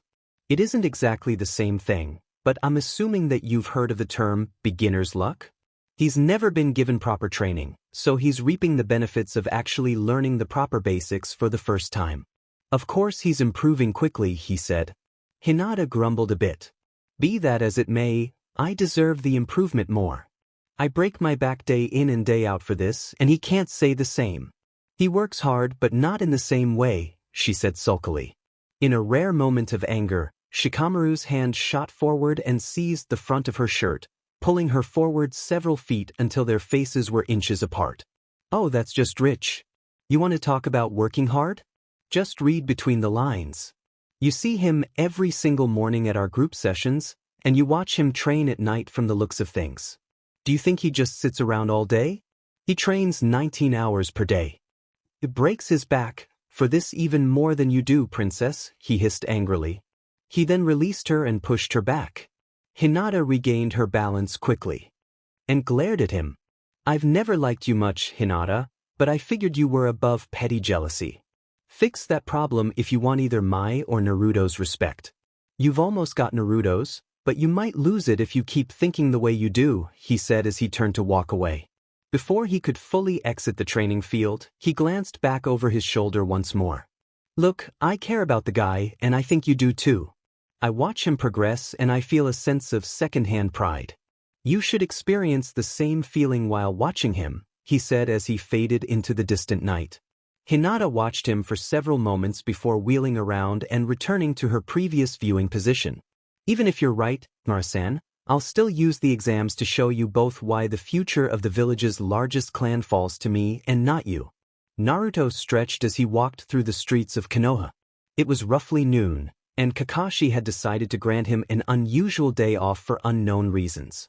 The Chunin exams were now 8 days away, and the blonde had made substantial progress in most areas of combat, save for Genjutsu, which he was completely hopeless at. Genjutsu is stupid. It doesn't make any sense. I won't really be needing it anyways, so it doesn't really matter in the end, he thought to himself as he walked along. After a few minutes of travel, he came across a fascinating sight. Is that Konohamaru? Naruto wondered as he watched the Hokage's grandson be dragged along by a girl around the same age as him. She had long brown hair, a hard facial expression and pale, lavender-colored eyes.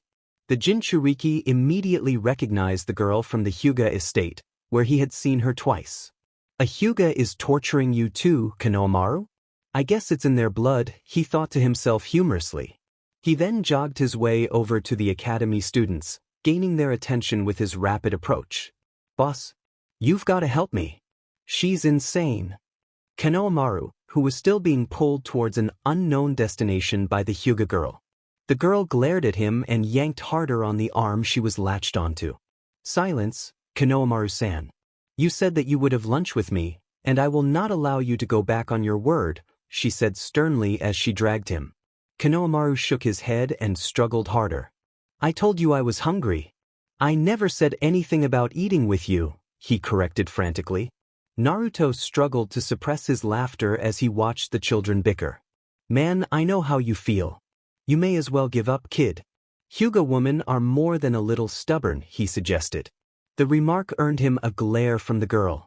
Don't generalize, Uzumaki-san. Yours and Konohamaru-san's experiences with myself and my sister are outliers, not the mean. Besides, I am far more aggressive and socially confident than Hinata-nezen has ever been, she snapped. The Jinchuriki frowned. Wait, you're Hinata's sister? He asked skeptically. The girl quit pulling on Konohamaru and nodded. Yes, my name is Hanabi Hyuga. Before you ask, I know who you are through my sister, whom you have greatly affected in recent weeks, she replied. Naruto raised an eyebrow. You make it sound like she talks about me, he said. Hanabi giggled and seized Konohamaru, who had silently been trying to slip away amidst the exchange of words, by the back of his collar. Oh yes, she had mentioned you by name several times. She speaks quite favorably of you, in case you were wondering, she said. The Jinchuriki chuckled. That's a surprise. I think she's mad at me right now. Not sure why, But she was glaring at me a lot during our morning exercises, he said. Hanabi sighed and locked Konohamaru in a full Nelson to prevent any more movement from him. Do not worry. He-ire has little to do with you as a person, she said vaguely, earning a questioning look from the blonde. Could you stop trying to bend me into a pretzel, Hanabi? It hurts. Konohamaru whined as he was held in place by the Hyuga girl. Then quit running away. Do that, and I will gently lead you along towards our destination, Hanabi said. The Hokage's grandson grumbled to himself a bit before nodding and relaxing, prompting the Hyuga girl to release him from the painful grip and settle beside him. What do you mean her being mad at me has nothing to do with me as a person? Naruto asked skeptically. Hanabi shrugged and began to pull Konohamaru along once more. Ask her yourself. Although I doubt you'll get a straight answer. She can be difficult that way, she called over her shoulder before rounding a corner with her begrudging companion in tow. The Jinchuriki stared in the direction they had walked for several moments before chuckling and turning to walk to Ichiraku's. No thank you. I don't have a death wish. Kakashi Hatake was, generally speaking, a man of excellent manners. He kept his elbows off the table, he cleaned his plate properly, he held the door for women when the opportunity arose, and he used proper honorifics when the situation called for them. Today, however, he was far too tired to bother with something as trivial as etiquette. This lack of social energy was demonstrated quite clearly when he simply walked into Hiruzen's office, completely uninvited, without knocking. The sight within was unexpected, to say the least, as the Hokage's nose was buried in an identical, orange-covered book to the one Kakashi read daily. The two men stared at each other for several moments before they came to a silent agreement to forget that either one of them had seen or heard of such literature. What brings you here, Kakashi? The Hokage asked politely. The Jonin sighed and sat himself down in a chair across from the old man at his desk. I have an unusual request regarding the Chunin exams, he said, earning a look of interest from the ancient Kage. Oh, and what kind of request is it? I'm in a pleasant mood, so I may be able to grant it if it isn't too ludicrous, he asked curiously. Kakashi gathered his words for a moment before speaking. Should my team make it through the forest of death, which both you and I expect them to do fairly easily, would it be at all possible for you to set a match in stone for the preliminary matches? He asked.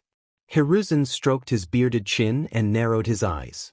Before I confirm or deny this request, tell me what match you would like to ensure and why, he ordered firmly. Kakashi remained silent for several moments before following the order. I want you to ensure that Naruto and Hinata fight during the exams, he said. The Hokage nodded and motioned for him to continue. As for why, I think it should be fairly obvious to you, Hokage-sama. They have differences to sort out, he said. Hiruzen frowned. Do they? From my vantage point, Hinata seems to be warming up to him considerably compared to where they were less than a month ago.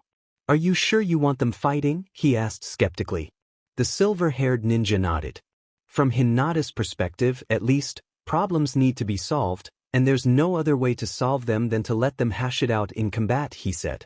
Hiruzen frowned once more. What have you seen to give you this idea? He asked. Kakashi sighed. Where to begin? Fight back, demand it. Don't just gawk at me. Give me what I want. Is it that hard to understand, you pathetic simpleton? A horned girl screamed, her teeth bared to reveal a set of fangs. Naruto, whose eyes were crimson with slitted pupils, clenched his jaw and ducked down to avoid a kick aimed for the side of his head. The blonde then planted his feet and returned fire with a hard punch to the left side of her jaw that sent the girl tumbling backwards. That's better. Now keep that up. We aren't finished yet, the girl hissed as she rubbed her bruised jawline. The blonde looked on in a confused haze as he was attacked again and again by the girl, who he couldn't quite identify. Her movements bore similarities to something Naruto had seen before, but they were much more feral and aggressive. As he retreated away from her, her features became more and more clear. The more visible the specific details of her face and figure became more recognizable, the greater the confusion ravaging the Jinchuriki. Despite the obvious answer being presented to him as to her identity, it took another 2 minutes of frantic combat for Naruto to catch sight of something that forcibly confirmed his fears. In the center of the black scara encompassing her eyes was a pair of pale lavender irises. The Jinchuriki's eyes widened and his body tensed, allowing his opponent to land flush with a palm strike to his chest. Naruto coughed up blood and dropped to his knees. Hinata? He sputtered as he struggled to breathe properly. The demonic Hyuga scowled for a moment, but allowed a dark, sanguinary grin to spread across her black lips. She knelt down in front of Naruto and rested her forehead on his, the tips of her small horns digging into his skin under the weight of her skull. Something wrong, Naruto-kun? Do you feel like giving up? If so, you're out of luck. I'm not done with you yet. Not nearly. We're going to have such fun together here, where nobody can hear you scream, she whispered in a smooth, almost hypnotic tone. Before Naruto could respond, his throat was seized by his teammate. Naruto's eyes snapped open as he sat up straight in bed. His breathing was ragged, and his body was soaked in a cold sweat. It had all been an awful nightmare. The Jinchuriki flopped back onto his side and rubbed the side of his head. That was a new one. Where the hell did that come from? Most of my dreams are about things that have actually happened. That definitely hasn't happened, he thought to himself as he repaired his badly compromised composure. He then sat back up again and sighed. And I have to see her face in, he thought, glancing to the left at his alarm clock as the thought formed completely. 0.4 hours. Great, just great. At least she doesn't actually have horns. Not that they wouldn't be fitting right now. She's been so edgy lately, the genin thought to himself as an image of his far-from demonic teammate flashed into his mind. What's your problem, Hinata? One day, you're being about as close to friendly as you're capable of being, and the next you act like you'd rather eat dirt than be around me. You're so frustrating, he thought to himself. He then performed a mental comparison between the horned girl in his nightmare and the Hyuga heiress, sighing as he came to the same conclusion for both versions. You were still kind of hot as a demoness, which is really saying something. Honestly, you'd be really desirable if you were consistently likable. Too bad you're about as reliably warm as a blizzard, he thought to himself somewhat humorously. The blonde then hopped off of his bed and stretched as he sensed that sleep would not come easily that night. He threw on a jacket and strapped on his sandals before making his way to his front door. Before he opened it, he checked his pockets and sighed when he realized they were empty. He quickly jogged to his dining table and grabbed a kunai from its surface. He tucked the blade in his pocket and exited his apartment. He jogged down the stairs and leapt down to the ground, skipping the final 4 on his way down. For somebody who should be asleep, you're quite energetic. Naruto froze and glanced over his shoulder. Leaning against the side of his apartment building was a very tired, but still quite amused-looking Hayashi Hyuga. The blonde stared at the man for several moments before asking the most obvious of questions given the situation. What are you doing outside my apartment? Don't you have clan head things to be doing? If we're both being honest with ourselves, you need the sleep more than I do, he asked skeptically. The Hyuga clan head sighed and stepped out into the light of the street lantern that illuminated the street. Under any other circumstances at any other time, I wouldn't be caught dead outside of your dwelling. Not because I strongly dislike you, but because of the image I must maintain. You understand all too well, I know, he replied tiredly. The Jinchuriki chuckled. What are the circumstances that make tonight an exception? I'm honestly dying to know, he asked curiously. Hayashi smiled tiredly. Do you really want to know the answer?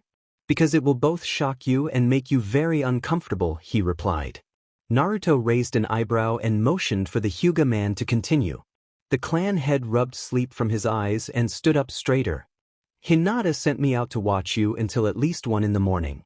She had studies to attend to, so she simply did not have the time tonight to do it herself. I, for the first time in 6 months, had a night of free time. So, taking advantage of the fact that I had not yet drank the herbal tea that allows me to sleep at night, she demanded that I do it instead, he explained. The Jinchuriki frowned. And you listened to her because why? He asked skeptically, clearly confused by the series of events that had just been explained to him. Hayashi shrugged. If I am to be honest, I have no idea. Maybe it's because I expected this to be much more interesting than it has been.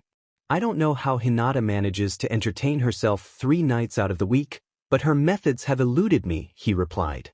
The Jinchuriki studied the response carefully, becoming more and more concerned as he took it apart.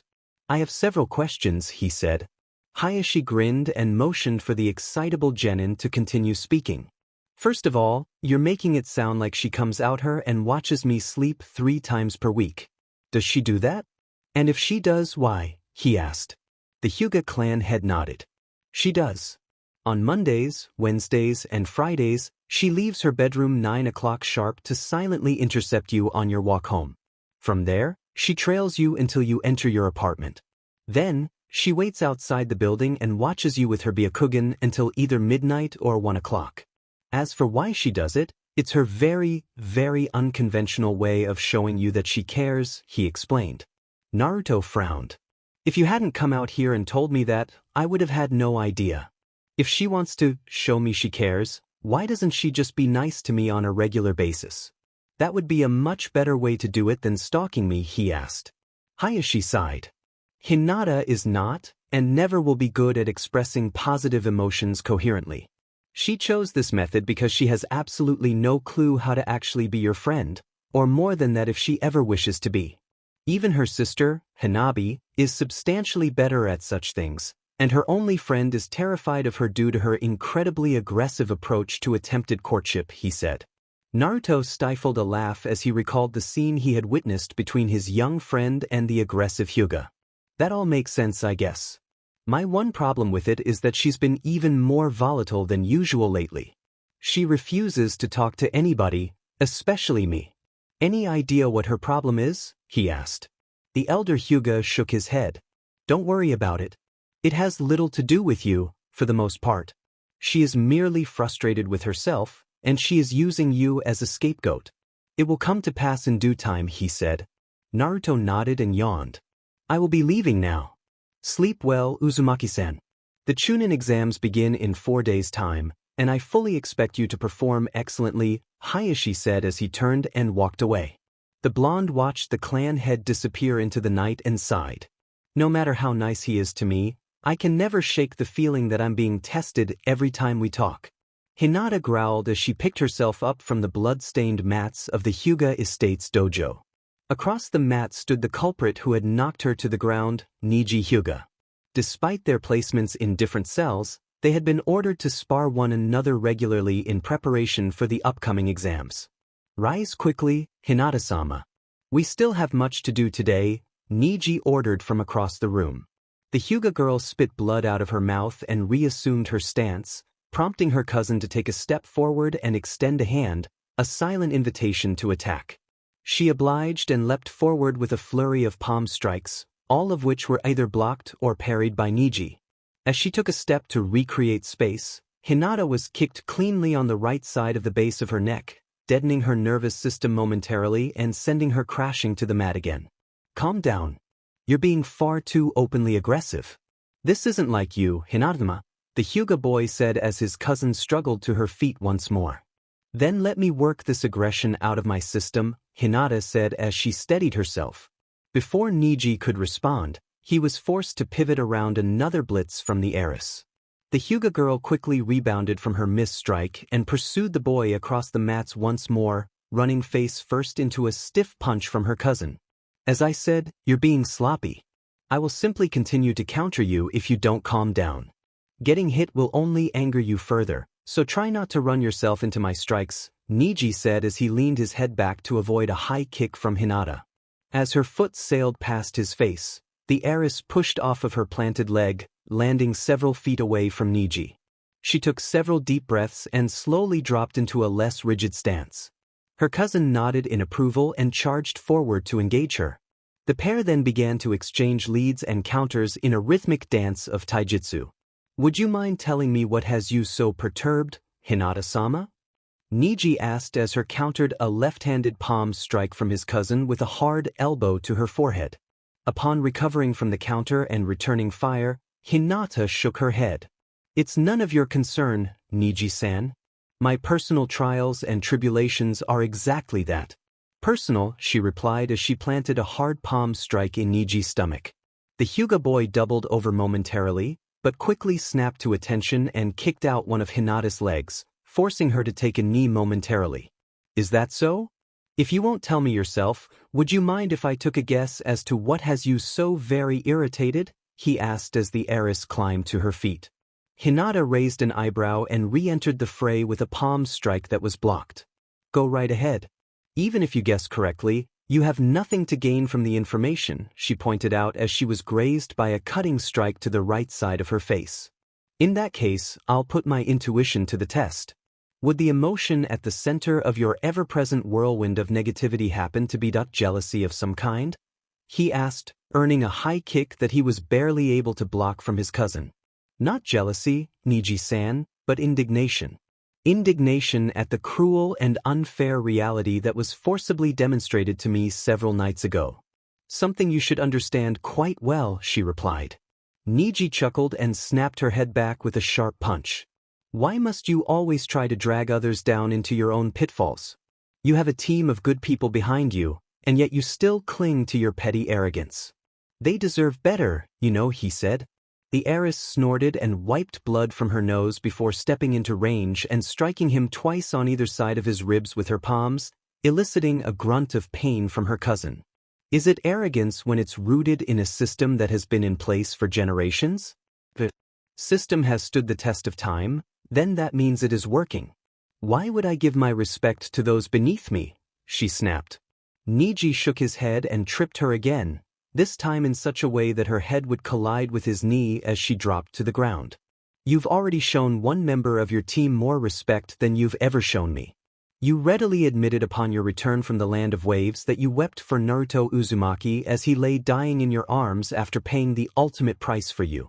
Beyond that, you oh so elegantly stalk him from the shadows for the sake of your own worries. You may not want to admit it, but you respect him, and possibly only him, greatly.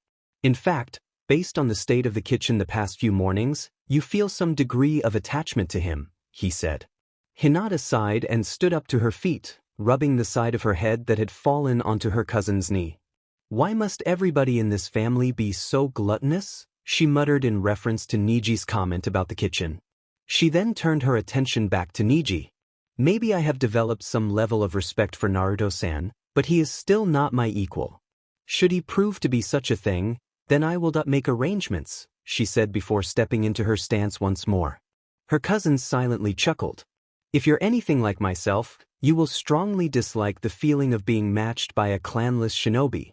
Naruto groaned tiredly as he peeled himself from his couch and walked towards his front door, which was being knocked on. It was 9:30 at night, and the blonde had fallen asleep on his couch roughly 3 hours previously. His nightly session with Kakashi had been cancelled due to another set of unknown reasons. Coming. Give me 10 seconds, would you? Naruto called as he tiredly walked to his door. Upon reaching it, he threw it open and sighed heavily at who awaited him on the other side. Oh, so you finally got sick of watching from the outside bench? Are you gonna sit by my bedside now? He asked sluggishly, a hint of irritation in his voice as he gave Hinata, who stood at his doorstep, a bored look. The Hyuga girl was carrying a stack of books and several pencils, and if the subtle scent of lavender surrounding her was any indication, she was freshly showered. What are you talking about? She asked, her tone defensive and face red. Naruto shook his head and gestured to the scholarly materials stacked in her arms. Oh, save it. We both know what I'm talking about. Enough about that. What are you doing here, and why are you loaded with books? He asked. Hinata quickly recollected herself and stepped into his apartment without an invitation. The exams begin tomorrow, and while much of the testing is combat-based, one particular section is always a written test. I trust Nara-san's family to prepare him, but I don't trust you to study on your own. As such, I will be helping you study, she explained as she turned on the lights in the room and set the materials down on his dining table. The Jinchuriki rubbed his eyes and trudged back to the table. Good luck with that. There's a reason I hardly ever passed our written tests in the academy, he said as he sat down across from the Hyuga girl. Hinata shrugged and launched a pencil at him point first, forcing him to reflexively catch it before it could remove one of his eyes. For all of your frustrating traits, I don't think you're stupid. I think you probably could have passed those tests had you felt compelled to prepare, she said. Naruto raised an eyebrow at the near compliment. I made a decision early on that I wasn't going to put effort into anything that wouldn't matter in the long run. Studying wouldn't have done me any good. The stuff they teach academy isn't applicable anyway, he said. Hinata nodded in agreement. Very true. As a person who has been trained in taijutsu from a young age, I can confirm that the hand-to-hand combat they teach is utter rubbish. I never paid much attention to the lectures, as much of it was worthless information. My scores were always excellent, but never perfect for that reason, she said. Do you know what's going to be on this test? Naruto asked skeptically. The Hyuga heiress shook her head and spread the 4 books and 3 scrolls she had brought across the table. No, but with all of this material, we should be able to educate you on just about anything the test makers might throw your way. I have been steadily reading this throughout the last 3 weeks, so I have already absorbed most of the information. All you're going to need is a serviceable level of proficiency in each topic, she explained. Naruto scratched the back of his head as he began to fully comprehend the sheer amount of information contained within each collection of text. You really might be wasting your time. I don't remember things very well, and it's already late at night, he said. Hinata tilted her head to one side, the slightest hint of a smile on her face. Tell me, Naruto-san, how many hours of sleep would you like to enter tomorrow's testing with? She asked innocently. Naruto frowned. I don't know. 8 maybe, he replied, unsure of his teammate's intentions. The Hyuga girl nodded and unfurled one of the scrolls. In that case, shut up and start taking notes, because you aren't going to bed until I am satisfied with your memorization of this material, she said, tapping on the now open scroll as she spoke. The Jinchuriki snorted and twirled his pencil. What if I just get up and go to bed? Are you going to attack me in my own home? He asked semi-seriously. Hinata gave him a hard stare and began looking over the scroll she had unfurled. If I must. The more likely scenario is that I would simply force my way into your bedroom and obnoxiously read the text out loud to you. I would make your ears bleed until you came to your senses and returned to this table. Don't test me, Naruto-san. Hell hath no fury like a woman scorned, as they say, she said. Naruto shuddered at the thought and put his pencil to the paper that had been given to him. The pair then began to study. It was a slow, arduous, and incredibly, unbearably boring process, but the blonde slowly absorbed the information as time went on. Why are you helping me, Hinata? This doesn't make much sense if we're comparing this to how you've been acting during the morning sessions, Naruto asked after roughly 15 minutes of studying. The Hyuga girl glanced up from her notes and remained silent for several moments. I have heard that if one member of a team fails the written test, the entire cell is disqualified. I cannot and will not allow that to happen. This is merely a precautionary measure to ensure the passing of Team 7, she said, her face and tone unreadable. Naruto nodded. That makes sense. It lines up with the bad attitude you've had lately. Thanks for being consistent for once, Hinata, he replied sarcastically. Hinata scowled at him. Just because I take my training seriously doesn't mean that I have a bad attitude. I simply do not wish to speak with either your or Naruto any more than I have to, she explained irritatedly. The Jinchuriki maintained eye contact despite her glare. When did that change? You may not have been all that uplifting to talk to before, but you were willing to talk. Also, I don't appreciate you treating me like a liability, which is exactly what this feels like, he said. The Hyuga heiress' glare intensified at his words. Have you ever considered that perhaps you are won by some metrics? She snapped. The moment she had finished the sentence, her face paled and one of her hands slapped over her mouth. Naruto stared at her silently for several moments. I don't understand you. You say all of these hurtful things, and then you look like somebody just murdered a kitten right in front of you. What's with you? If your own words bother you so much, don't say them, he said. The Hyuga heiress pursed her lips and lowered her eyes to the table. After another 5 minutes of silent studying, Naruto spoke once more. And to answer your question, yes. Yes, I have, he said quietly. Hinata glanced up from the table briefly and took a deep breath. I'd apologize. I stepped out of line. Forgive me, Isen, she said, clearly hating every word that was leaving her mouth. Naruto raised an eyebrow. An apology? Not something I thought I'd ever hear from you. Either way, it's fine. Don't worry about it.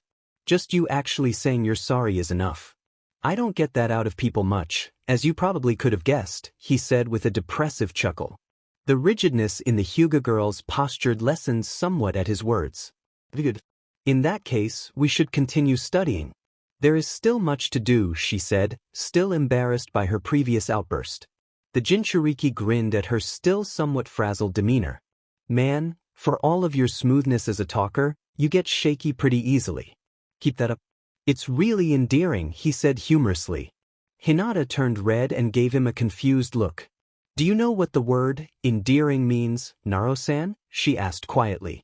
The blonde shook his head, much to her relief and subtle disappointment. Nope.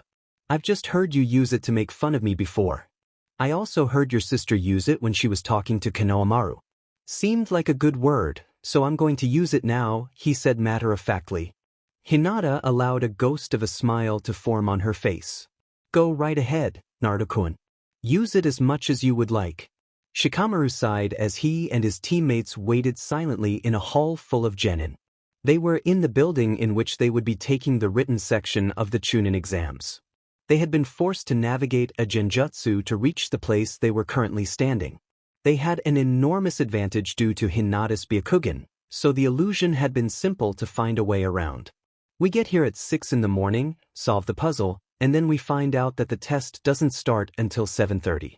Typical, the shadow user thought to himself sulkily.